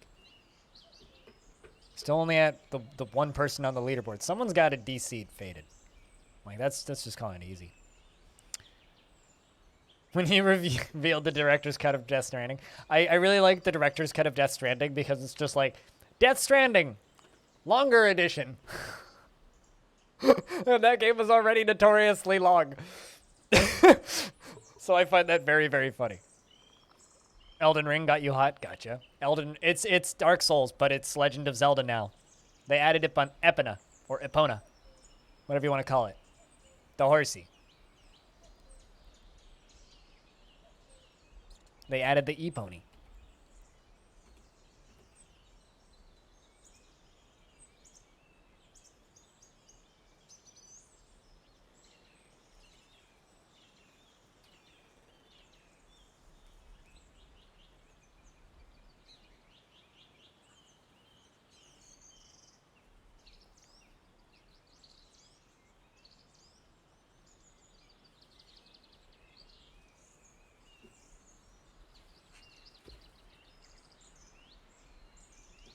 Alright, what stuff do we still have to smooth up here? Quite a bit. How's this dwarf doing? Satisfied at work? Hang in there, dwarf. The E-pony. Yeah, it's a electronic pony. Speaking of electronic ponies, Seeker has grown up, and he's all grown up now. Look at this. Look at this little dwarf. All grown up.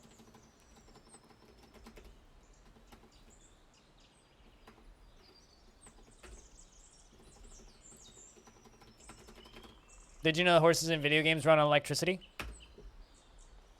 It's true.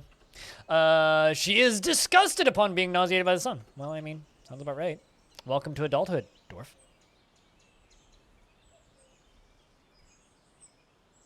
It makes you look like you're 12.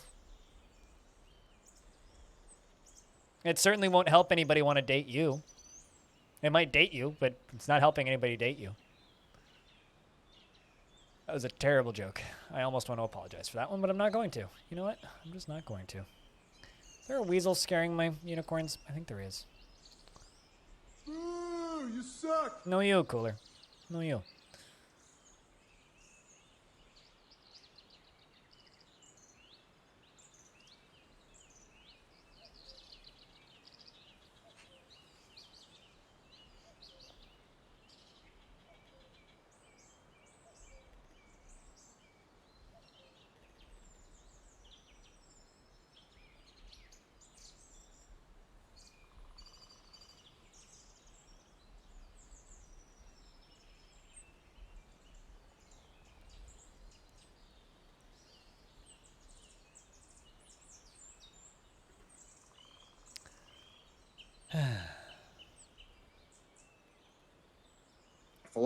Fine if I do, I can't make emotes for you. Oh no, Cooler, you're the coolest.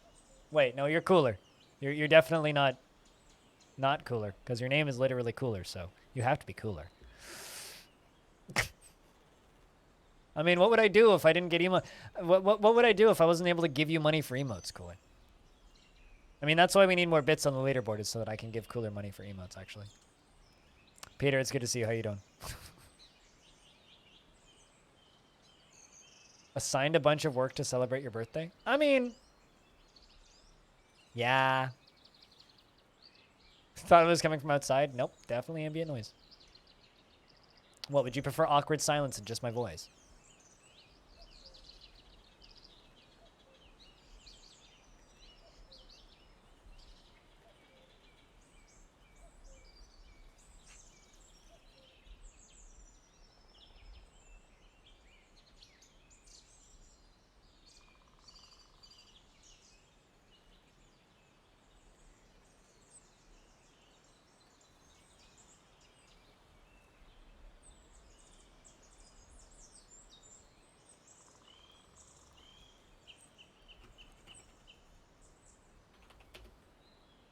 Oh, you love it? That's good.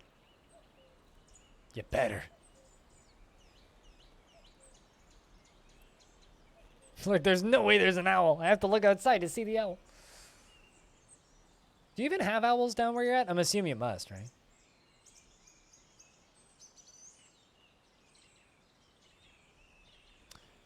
Getting all these notifications from YouTube saying that I've got more views than usual. It's like, yeah, because Meph was posting a butt ton of screenshots.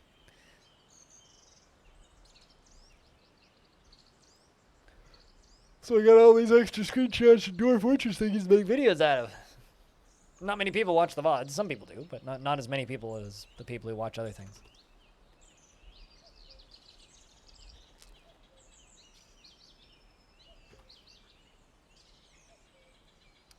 Almost done making the iron corkscrews. And also almost done making charcoal. Get a certain type of barn owl and burrowing ones. Oh. Yeah, we get great horned owls here. I've seen them before. They're fucking wild because they're massive and they're so quiet.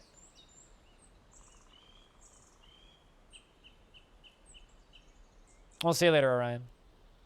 Tomorrow's my day off. I'll be on Saturday, though, if you're looking for a stream then. Cheers. Till next time. Peace.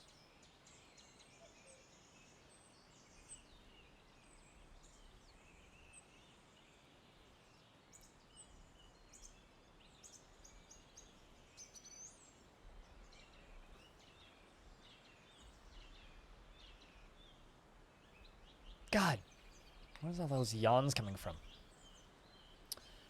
Motherfuzzer.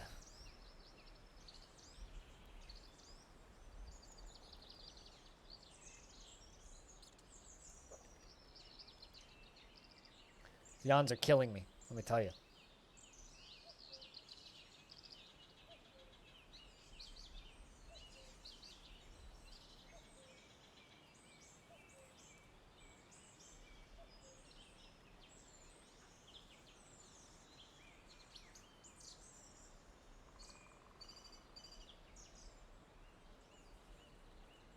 Oh no, a buzzard stole a prepared unicorn heart. What an asshole. They're irrelevant and hurt your frame rate. But yes, they work. In regards to quantum stockpiles. Most popular way of using quantum stockpiling is either using a ramp or minecarts.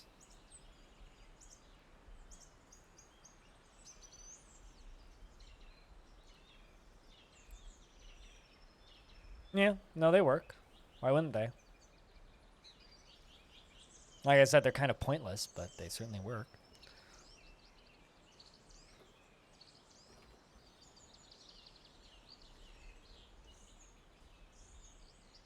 Because you don't need to use them? So they're irrelevant? Why is it in... Asking about quantum stockpiling is not a noob question. A noob question is like, how do you build a door? Or, how do I make this dwarf dig? That's a noob question. Or, like, what does a K mean? Is a noob question. Asking about quantum stockpiles implies you've played the game before, thus you're not a noob. That or you've just done too much research, which is a bad thing. Just play the damn game. Don't worry about stockpiling things quantumly. And if you do, don't complain about your frame rates.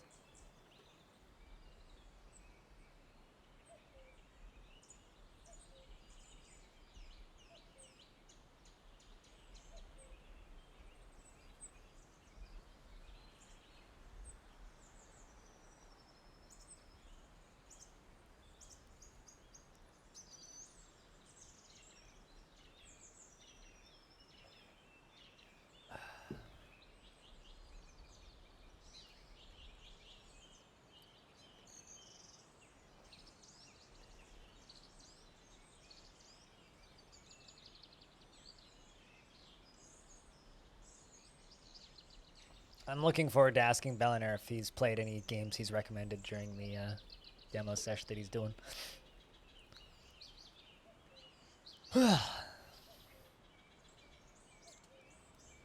Also, Cooler, if you're still lurking, how many animated emotes have you had to make over the past, or been asked to make over the past hour? Or in total even? There are many puggies? What's a Yeet. What's pretty puggies? 0? Really? 0? I thought I sent some work over in your direction. Did you say no to it or something?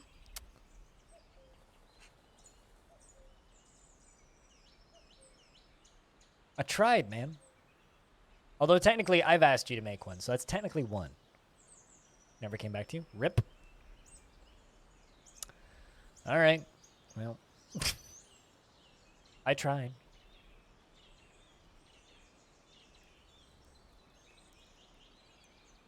Anyway, Cooler, I need you to draw me an animated laser.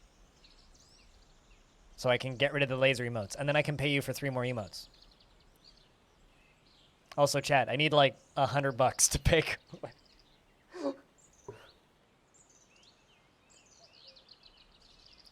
Hobo, what do you think of the animated emotes, by the way? What do you think? I think they're pretty good.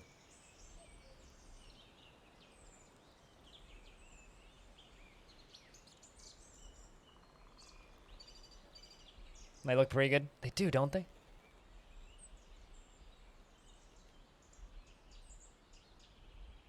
I can't wait for some terrible animated emotes to start happening. You know it's not gonna take too long for like every other streamer to have garbage fucking animated emotes. I give it like a week. There's gonna be a lot of really bad animated emotes. I'm looking at the channels that I follow to see if anybody else has them yet. I feel like I'm kind of ahead of the curve on this one.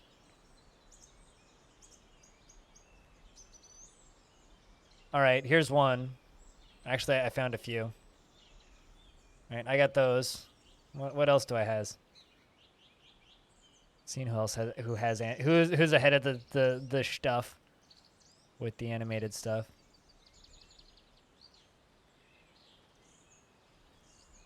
I think, yeah, it's literally just Russ is the only channel that I'm subbed to that actually has animated emotes already.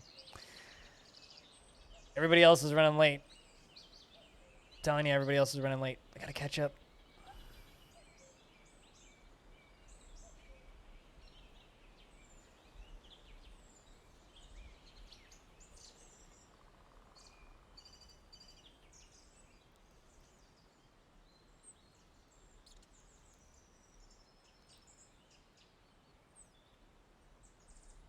I'm not gonna lie, I really like Dangry. I think that's a good emote. I didn't even know it was supported. Twitch literally gave all Twitch partners 5 animated emotes this morning. Affiliates are getting 3 at some point in the future. We don't know when. I think it's 3. It's either 3 or 2. But partners got them this morning. So it's currently a partner thing. Sorry.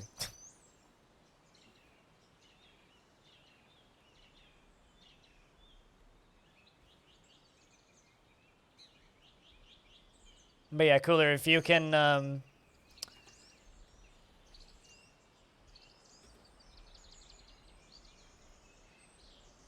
what? Why is the Royal Treasurer fighting? The Royal Treasurer is tantruming, chat.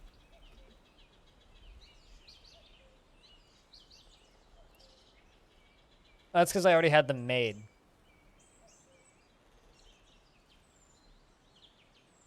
Only I ever get to use. Yeah. I'm not looking forward to it, Hobo. Why is the Royal Treasurer tantruming?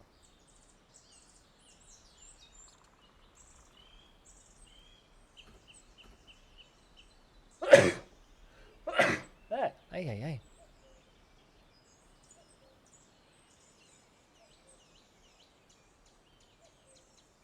Get out of there, you poor dog.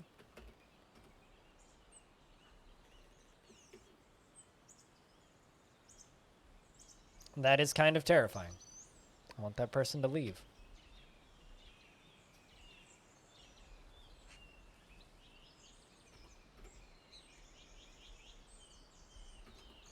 There's also no active orders, no demands. I need the dwarves to finish putting everything away. Because there's a lot of stuff being put away right now. And hopefully they will start dumping stuff.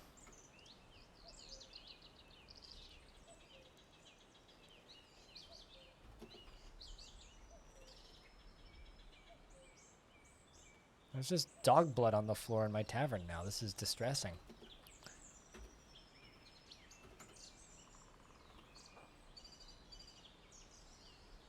And winter's upon us.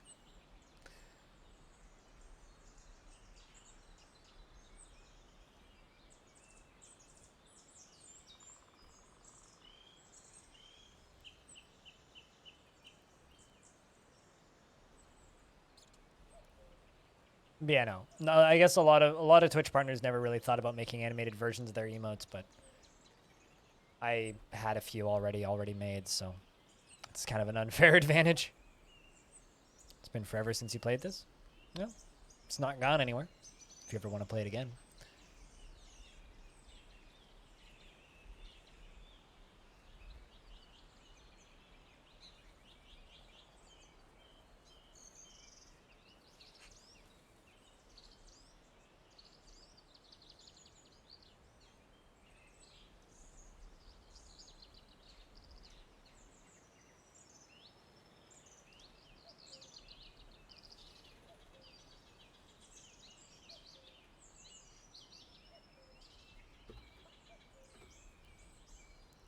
So if you ever get the hankering to play Dwarfs again, there's never been a better time.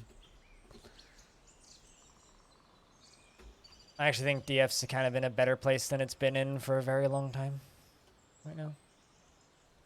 I mean, RimWorld's a completely different game, but that's fair. I mean, you don't really need to get this. It's free, so. RimWorld is such a different game, I don't really compare the two. I've also played a lot of RimWorld, but they couldn't be more different.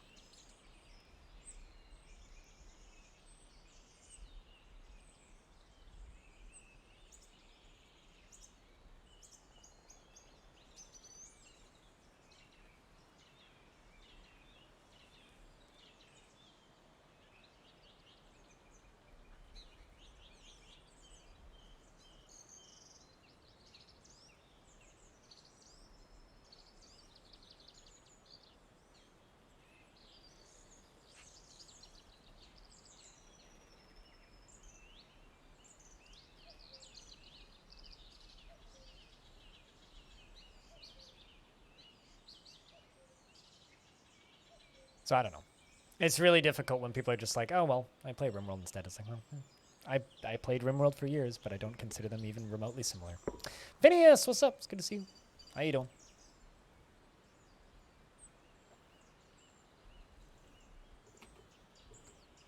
Yeah, right now I'm just kind of in that like awkward point in the stream where I'm like, what do I do for the second game? So I don't know. I don't know. Just getting all these coffins installed. Also all of these doors that I made. Enjoy your lurks, picture point. Also, Phineas, if you haven't seen them yet, we have animated emotes. 3 of them. Working on getting some more. Right, Cooler?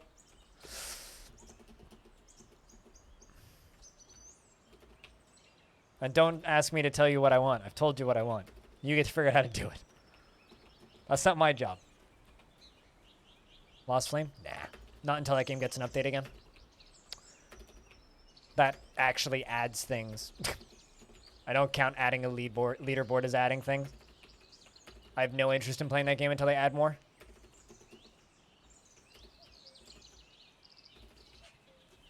I need an animated laser. Cooler. An animated version of the laser emote. You could probably make it very similar to this. Except with all 3 parts of the laser emote. So or whatever you're working on. We need that. And then I'll give you another animated emote. And then I'll have to like yell at chat to give me money so that I can pay you for the commissions. Or I have to wait for sponsorship money to come in, or I have to wait for Twitch to pay me. One of those.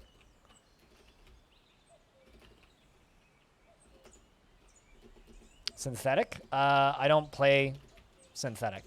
So why would I play synthetic?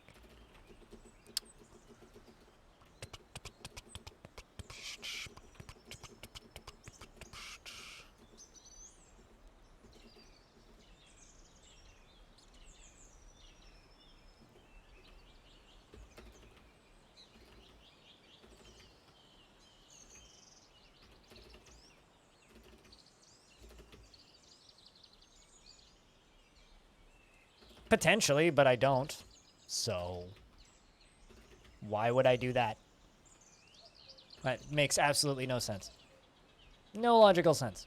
I have a rotation of games and I stick to my rotation of games. There's a game that I'm doing an interview for. There's a game that the patrons voted on that I play. There's other games that I play. I don't need to add more games into that. What's the point in playing a game once for 2 hours and then never touching it again? Absolutely nothing. I already have tons of games that I play that I like to learn. I like to dig into games and learn how to actually play them, not just play them once for 2 hours and forget they exist. Which is what lots of streamers do, but I don't really enjoy that. It's not really fun or rewarding. So, I don't know. I apologize for stating out loud that I'm trying to figure out what to play for this evening, because I'm just going to say no to everybody's suggestions. Like I said, Cooler, that's going to be a patron game. People need to vote on it with the Patreon. It's probably going to go into next month's Patreon, actually.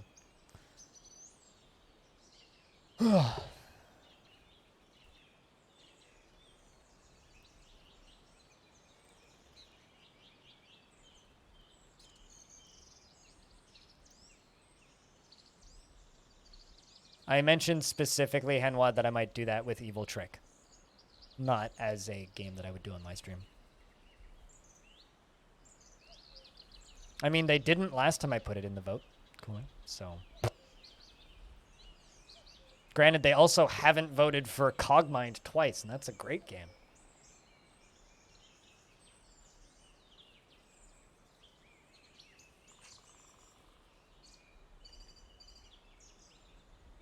Also, LMR, no offense taken. It's just, their games are so completely different.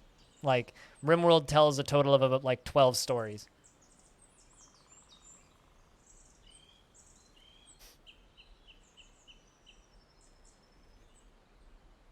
If you're playing RimWorld for the storytelling aspects, I'll just simply state that you're playing the wrong video game.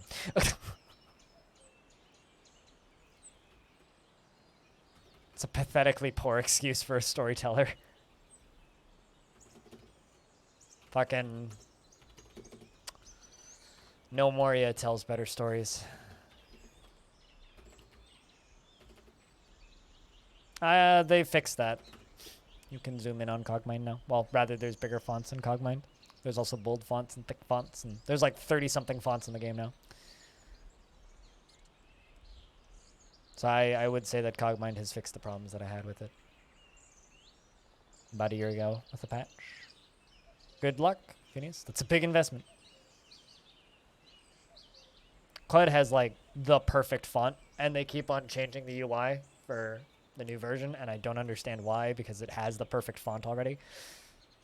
Someone say Cogmind? Yeah, I've made it the patron game 3 times now, and nobody voted on it every time, so.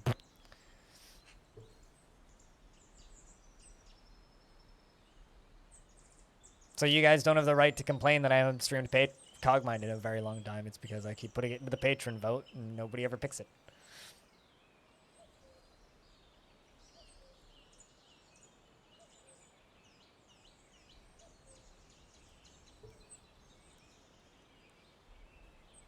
It's not my fault. You guys don't pick it. You guys just gotta vote on better video games. It just didn't win. Well, you didn't vote hard enough, clearly. You should campaign for it. Publicly. Vote Cogmind 2021. I mean, you can't vote right now because there's no votes open. You'll be able to vote on the 1st of next month, 1st of July. 1st of July is a very scary day for me. It's Canada Day, but it's also the the day that I have to ask my landlord if I can stay in this apartment for another year. Thus making it very scary.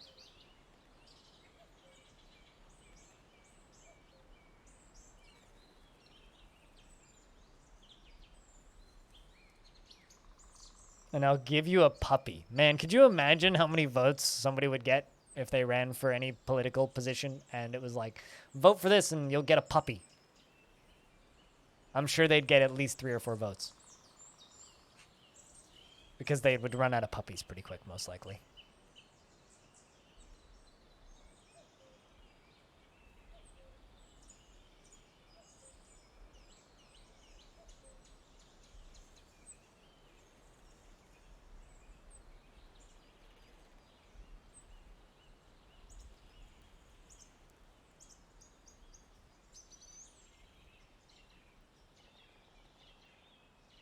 Bellinair, thank you much for a raid. How was your stream? Do you have any highlights from the demos that you played? Anything that you recommend? What's up, Pack? Cheers, Cooler. Although, wait, weren't you already here? What?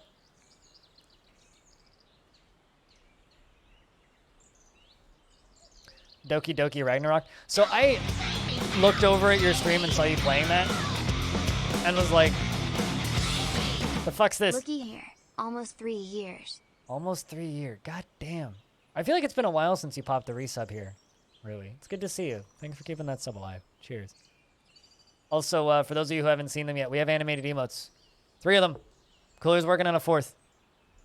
And then I have to pay him for a 5th. So, please, help. I need to pay Cooler. Animated emotes aren't cheap. It's so stupid. It's so awesome. It doesn't look like something I'd stream, but Terra Nil looks cool, though. Terra Nil looks cool. Well, thank you for doing that, Rui. It means a lot.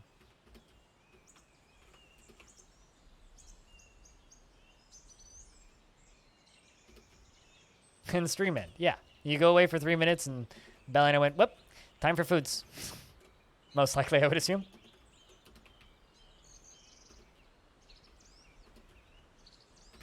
Belliner, what animated emotes are you getting? Yeah, the creator of Arch Crystal watches this stream, and he ended the fortress in the year 500. We're trying to beat him. He's from my city, too. I met him at PAX, actually. Bella Lurk, good stuff. You did 13 demos. I want to play the demo for My Cousin the Rogue. That's a thing that I want to play the demo for. I might actually play the demo for that right after this. Might do that and then some more Soul Ash runs.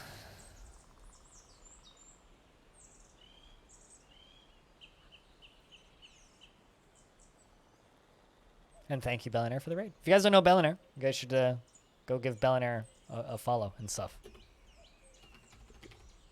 Cooler says he's gotten no commissions for animated emotes, but it's a lie because I've asked him to make me one. And he knows that I'll pay him eventually. Eventually. Jesus. How much for an animated emote? Well, that's $100. Cooler, how much for an animated emote? Yes, Crypt Mech works too. It's Crypt Mech. Yeah. It's just Crypt Mech. Well, now I have budget to pay Cooler. Oh, I did say today, yes, you are not mistaken. But I did technically ask you again today. Thank you very much, Phineas, for the $100 towards the emotes fund. I'm sure most of that will go towards emotes. Because however long Cooler has worked on that, and I do try and pay him hourly when I can. And he's probably worked on it for way too long. By that I mean worked on it while playing Warframe with Bellinair, right? Thank you very much, seriously, for the animated emote budget. Which is something you'll get value out of too, right? Right? It's not just that. It's because I want Cooler to animate the laser emote, and then I will get rid of the 3-part laser emote, and instead of having a 3-part laser emote, we will have a 3 more emote slots that I can make into more dwarf emotes. So after we get 2 more animated emotes, I will literally just get more emotes. So we're ideally gonna end up with more emotes overall. For you guys to play with, which I think is a net positive. I think it's a pretty good hell of a plan. Should the laser be rainbow? Chat, should the laser be a rainbow? Yes or no? There you go. You have your answer. In which way? Similar way to the way it is right now, I would say.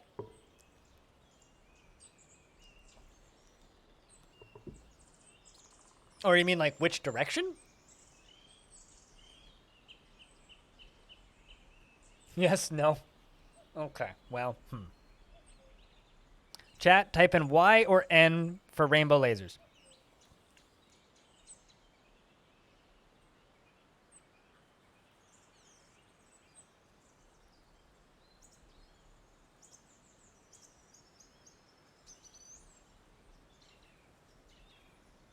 I mean, voting multiple times still counts as one. Yes.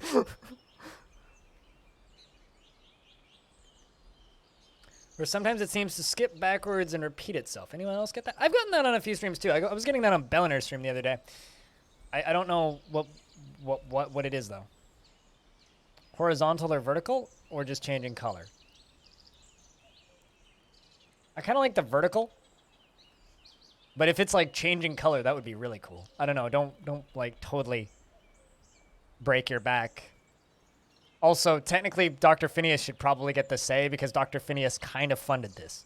So.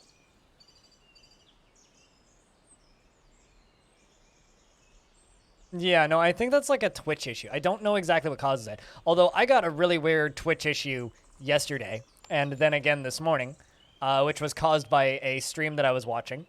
And the reason the stream that I was watching was causing me issues, by that I mean crashing my web browser, was because they had a Patreon plugin down beneath the stream, like an extension, showing their patrons. Now, they have a lot of patrons. Almost 12,000 of them. So this poor extension was trying to load 12,000 patrons,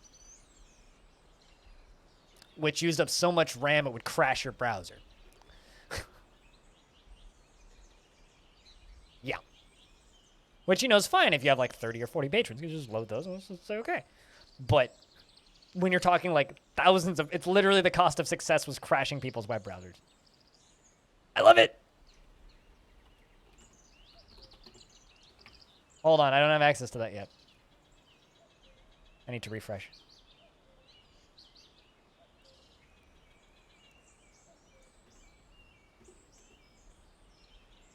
I love it. That's so good.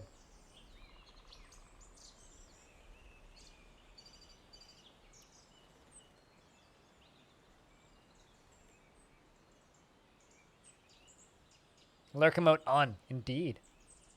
Did Cooler doodle that? I like that the eyes go back and forth. That's kind of funny. I love those eyes. That is great. Good work, Cooler. Good work. I mean, good lurk. Chat, can I get a round of beers in chat for Cooler?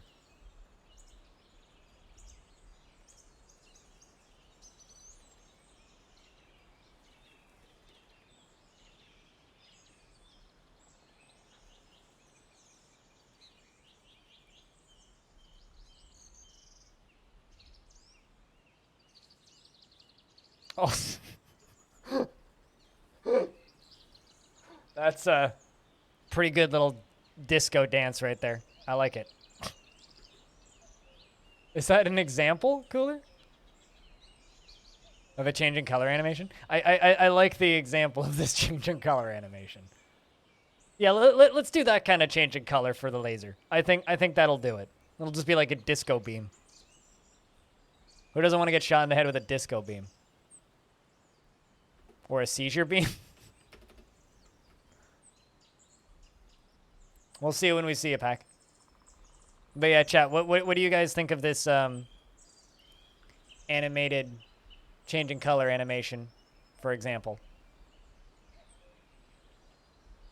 One thing to note, Cooler, is they have to be less than a megabyte. It's one thing to note.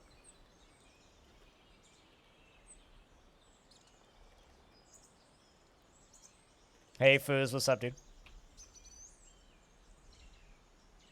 That's easy? Good. Let's just have a dancing snake. That's a dancing lizard.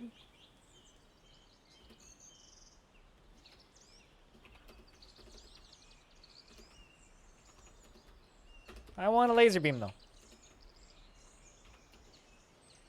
Native animated icons, indeed, yeah. And I need to pay Cooler for more. And Dr. Phineas put $100 into the pot, so we're okay for a bit. Although I have a feeling I'm going to end up just forwarding all of that to from Dr. Phineas directly to Cooler. So that Cooler can make me 2 animated emotes. That's the it's the pre-order special edition. the lizard bob.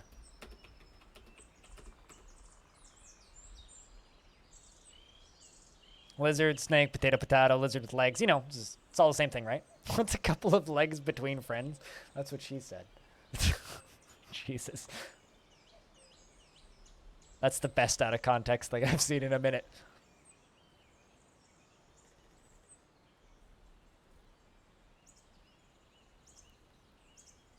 It's a snurk, yeah. Snurksard.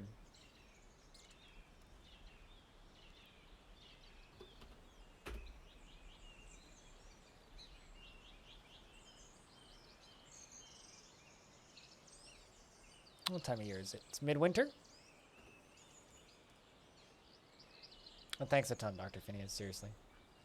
For your generosity and support over the streams. Like, I feel like I kind of brushed that one off, but that's a fuckload of money, so thank you so much.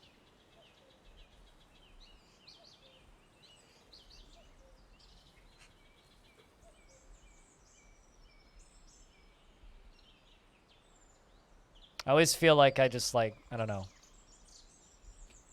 don't react enough to big tips anymore. I don't know what it is.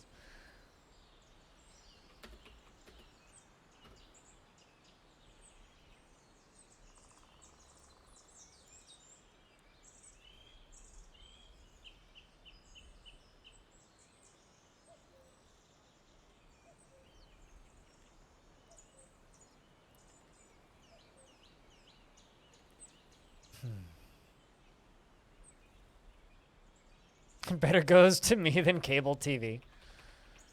Yeah. Well, I don't know. It depends on whether or not you want to watch sports. Sports are on cable TV.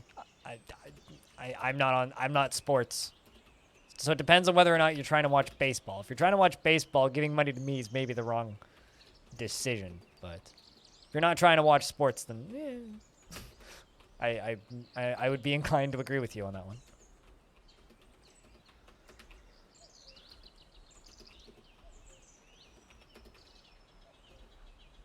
Hand egg, exactly. Hand egg. If you're trying to watch hand egg, then yeah. I did have Blazeball for a bit, yeah. And then I got behind on Blazeball and never got back up. I still love what Blazeball is, but I can't keep up with that shit now.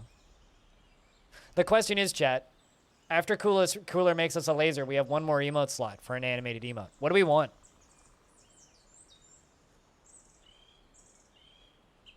That's the question. We do have one more slot for an animated emote. What do we want?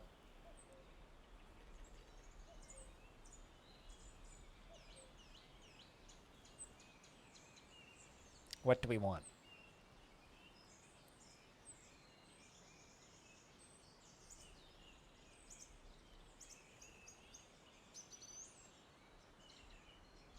I need to crack my back. It's not cracking. Chat overwhelmingly said they didn't want Crypt Bang, saying it was too high speed and too obnoxious. I already used that one as an option, but everybody was just like, nope, don't want that. So we opted not to do that one. So that one will stay as a Discord exclusive, I think. Oh, fucking man. I mean, I don't know. I could put it on BTTV still. BTTV's not going nowhere.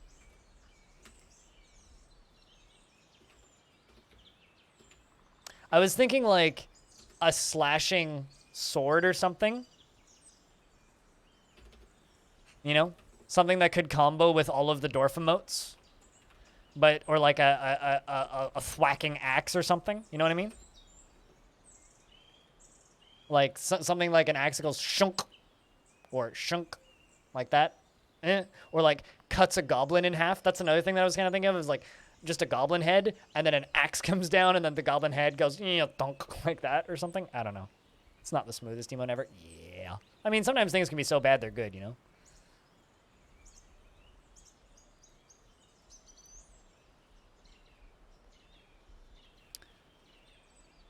Shooting pistol animated.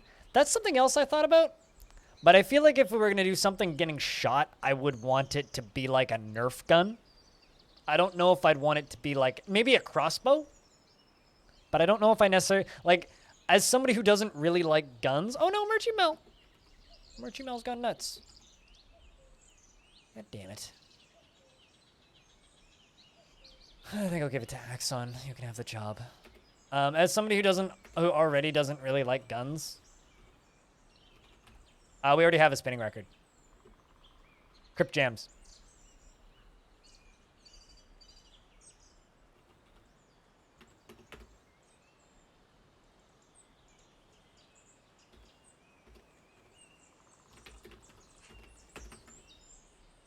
So that's one thing that we do already have. I could do like a little dancing boombox or something. The pistol with a flag that says bang. Oh, that could work. Yeah. Yeah. No, it's been that way for like a year. Infinity. Yeah. Good evening, Redbeard. How is you? Trying to get to your 250. Oh, that's fine. Question's a question. Merchy Mal is oblivious to reality, which is unfortunate.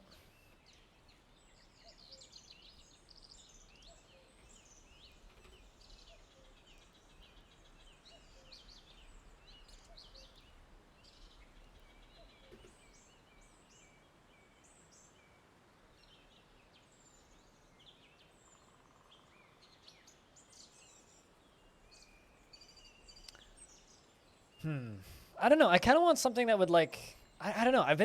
Maybe I've just been thinking too much about a sword emote. Although if we did make an animated like bang gun with the word bang coming out of it, we could then replace the gun emote with something else. That's the thing is it's like if I make animated versions of emotes that we already have, like for those of you at tier 3, you might notice a Crypt 7 emote. That's new. It's a dwarf saluting. Because we could make like a lick dwarf or something, like a dwarf licking, or like a dwarf in a minecart going choo-choo or something.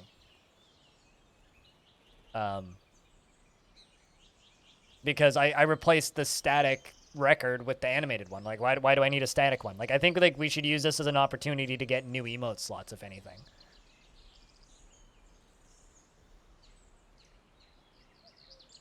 You're back from forklift fun. Welcome back from work. I hope work was good. Does that fork even lift, though? That's the real question.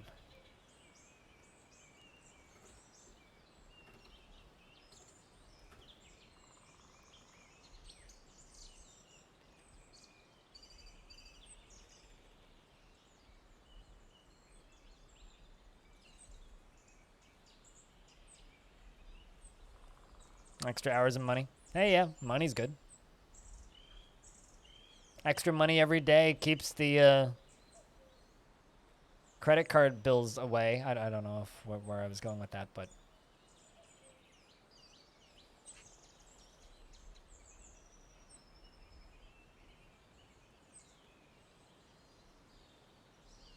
I'll replace them with something else? Maybe. I don't know. Ooh.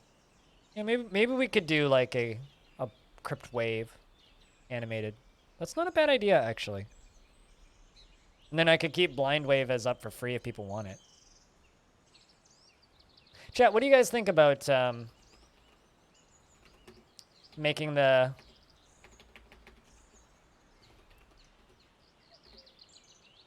crypt high animated?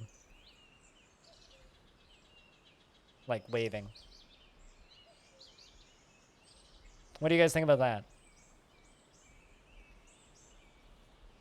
We can make it animated and then replace it with a dwarf doing something. And then keep the Better Twitch TV emote free and static. Alright, I guess that's what we'll do. We'll make that little animated emote. We'll make that into a little animated emote and get rid of the static one. Make more dwarves. We could make like a crypt mine, like a little dwarf mining. I'll have to think about other ideas for mining emote, for dwarf emotes. So if you guys get ideas for dwarf emotes, feel free to DM them to me. Or just plop them into chat, one of the two. This is exciting. I haven't gotten new emotes in a very long time. It's been like, I don't know, I think like January 1st, 2020 was the last time I got new emotes. So it's been over a year and a half since I've gotten new emotes. Outside of like, you know, getting rid of old ones and replacing them.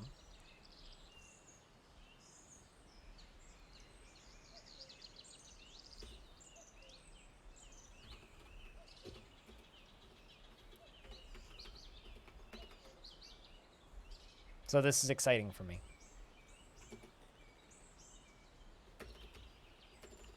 Also, Cooler, let me know if you need the original files for anything.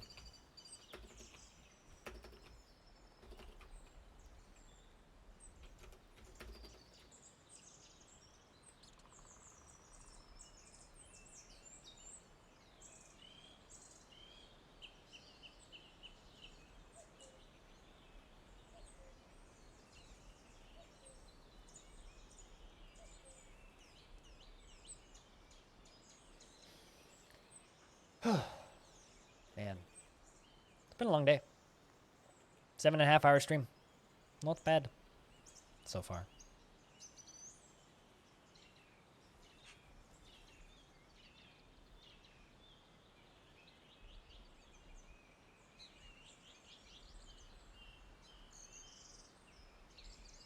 You need emote ideas too?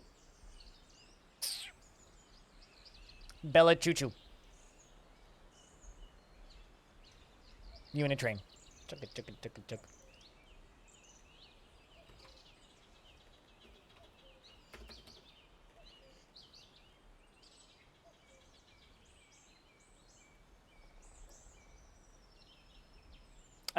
I honestly, I think that this is a perfectly good idea, good time for an animated trumpet emote or some sort of wife sneezing emote. This, like, now is the time. Like some sort of Bella wife emote. Because like a single Bella in our stream doesn't go by without, You know, wife sneezing in the background and scaring the shit out of everybody. Like, it's the biggest jump shock in the history of Twitch is Bellinger's wife sneezing or blowing her nose.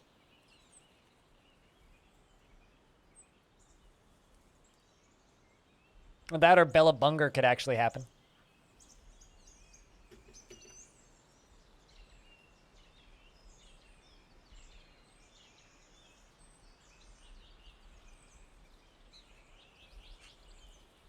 And spring has arrived, which is what I was waiting for. Let's see how many people die. Did Socks die? Bella Bless. Yeah, there you go. You could do like a Bella Bless. And it could just be like, ah.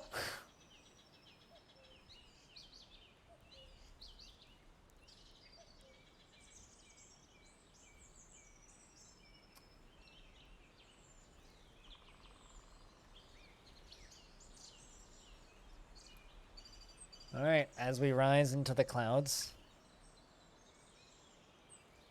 the volcano explodes.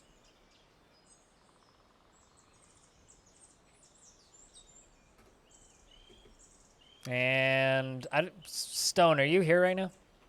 I mean, Stone may have gone to bed. If he is here, he's been kind of quiet.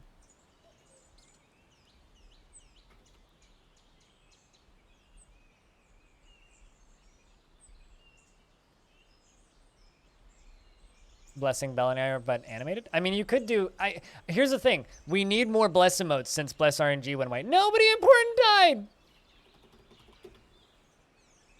No! You were actually important! R.I.P. Nobody important.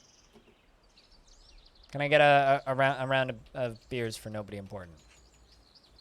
Who lived longer than I think anybody expected. Rest in peace. You good goddamn dwarf.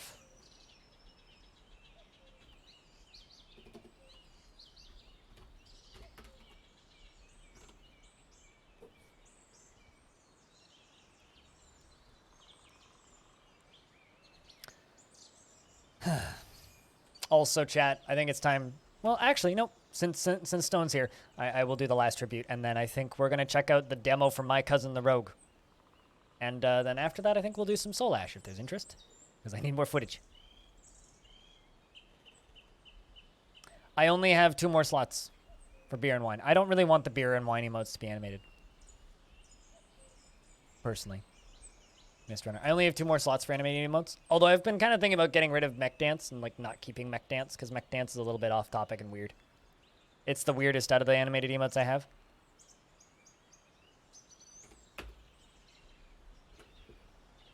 And there you go.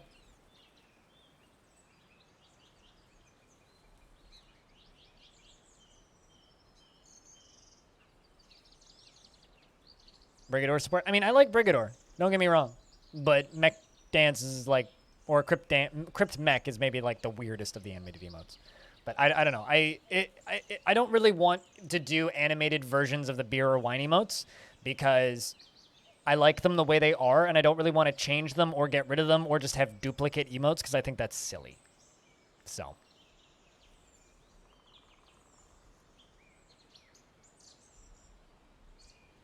It's relevant again? Sure, because Mech Warrior 5 is relevant.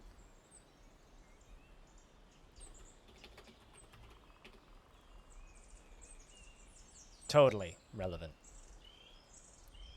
Actually, I mean, it's got very positive reviews, 1,462 of them, so people like it. Or some people do. The people who like it really like it. The people who don't really don't. You got it? Cool. All right, chat. That's it for Dwarfs for the day. If you're looking for Dwarf-specific content, LaFon does streaming some Dwarf Fort right now. Outside of that, that's it for Dwarfs for today. However, stream's not over. We're just swapping games. It was a solid day in Longdeath, I think. We got plenty of work done on the lava tube and various other things. Solid day overall, I say.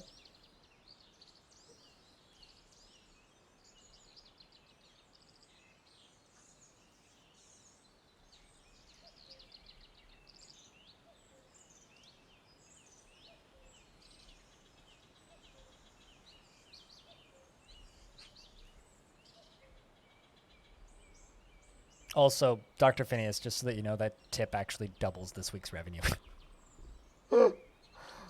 Congrats, you're like 70% of this week's revenue.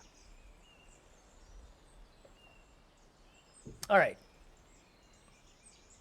It just looks like OG Rogue, but it's like the opposite of Rogue. I don't know. I want to play this for a little bit. It's probably not gonna hold my interest for too long, but I have to go to games and demos.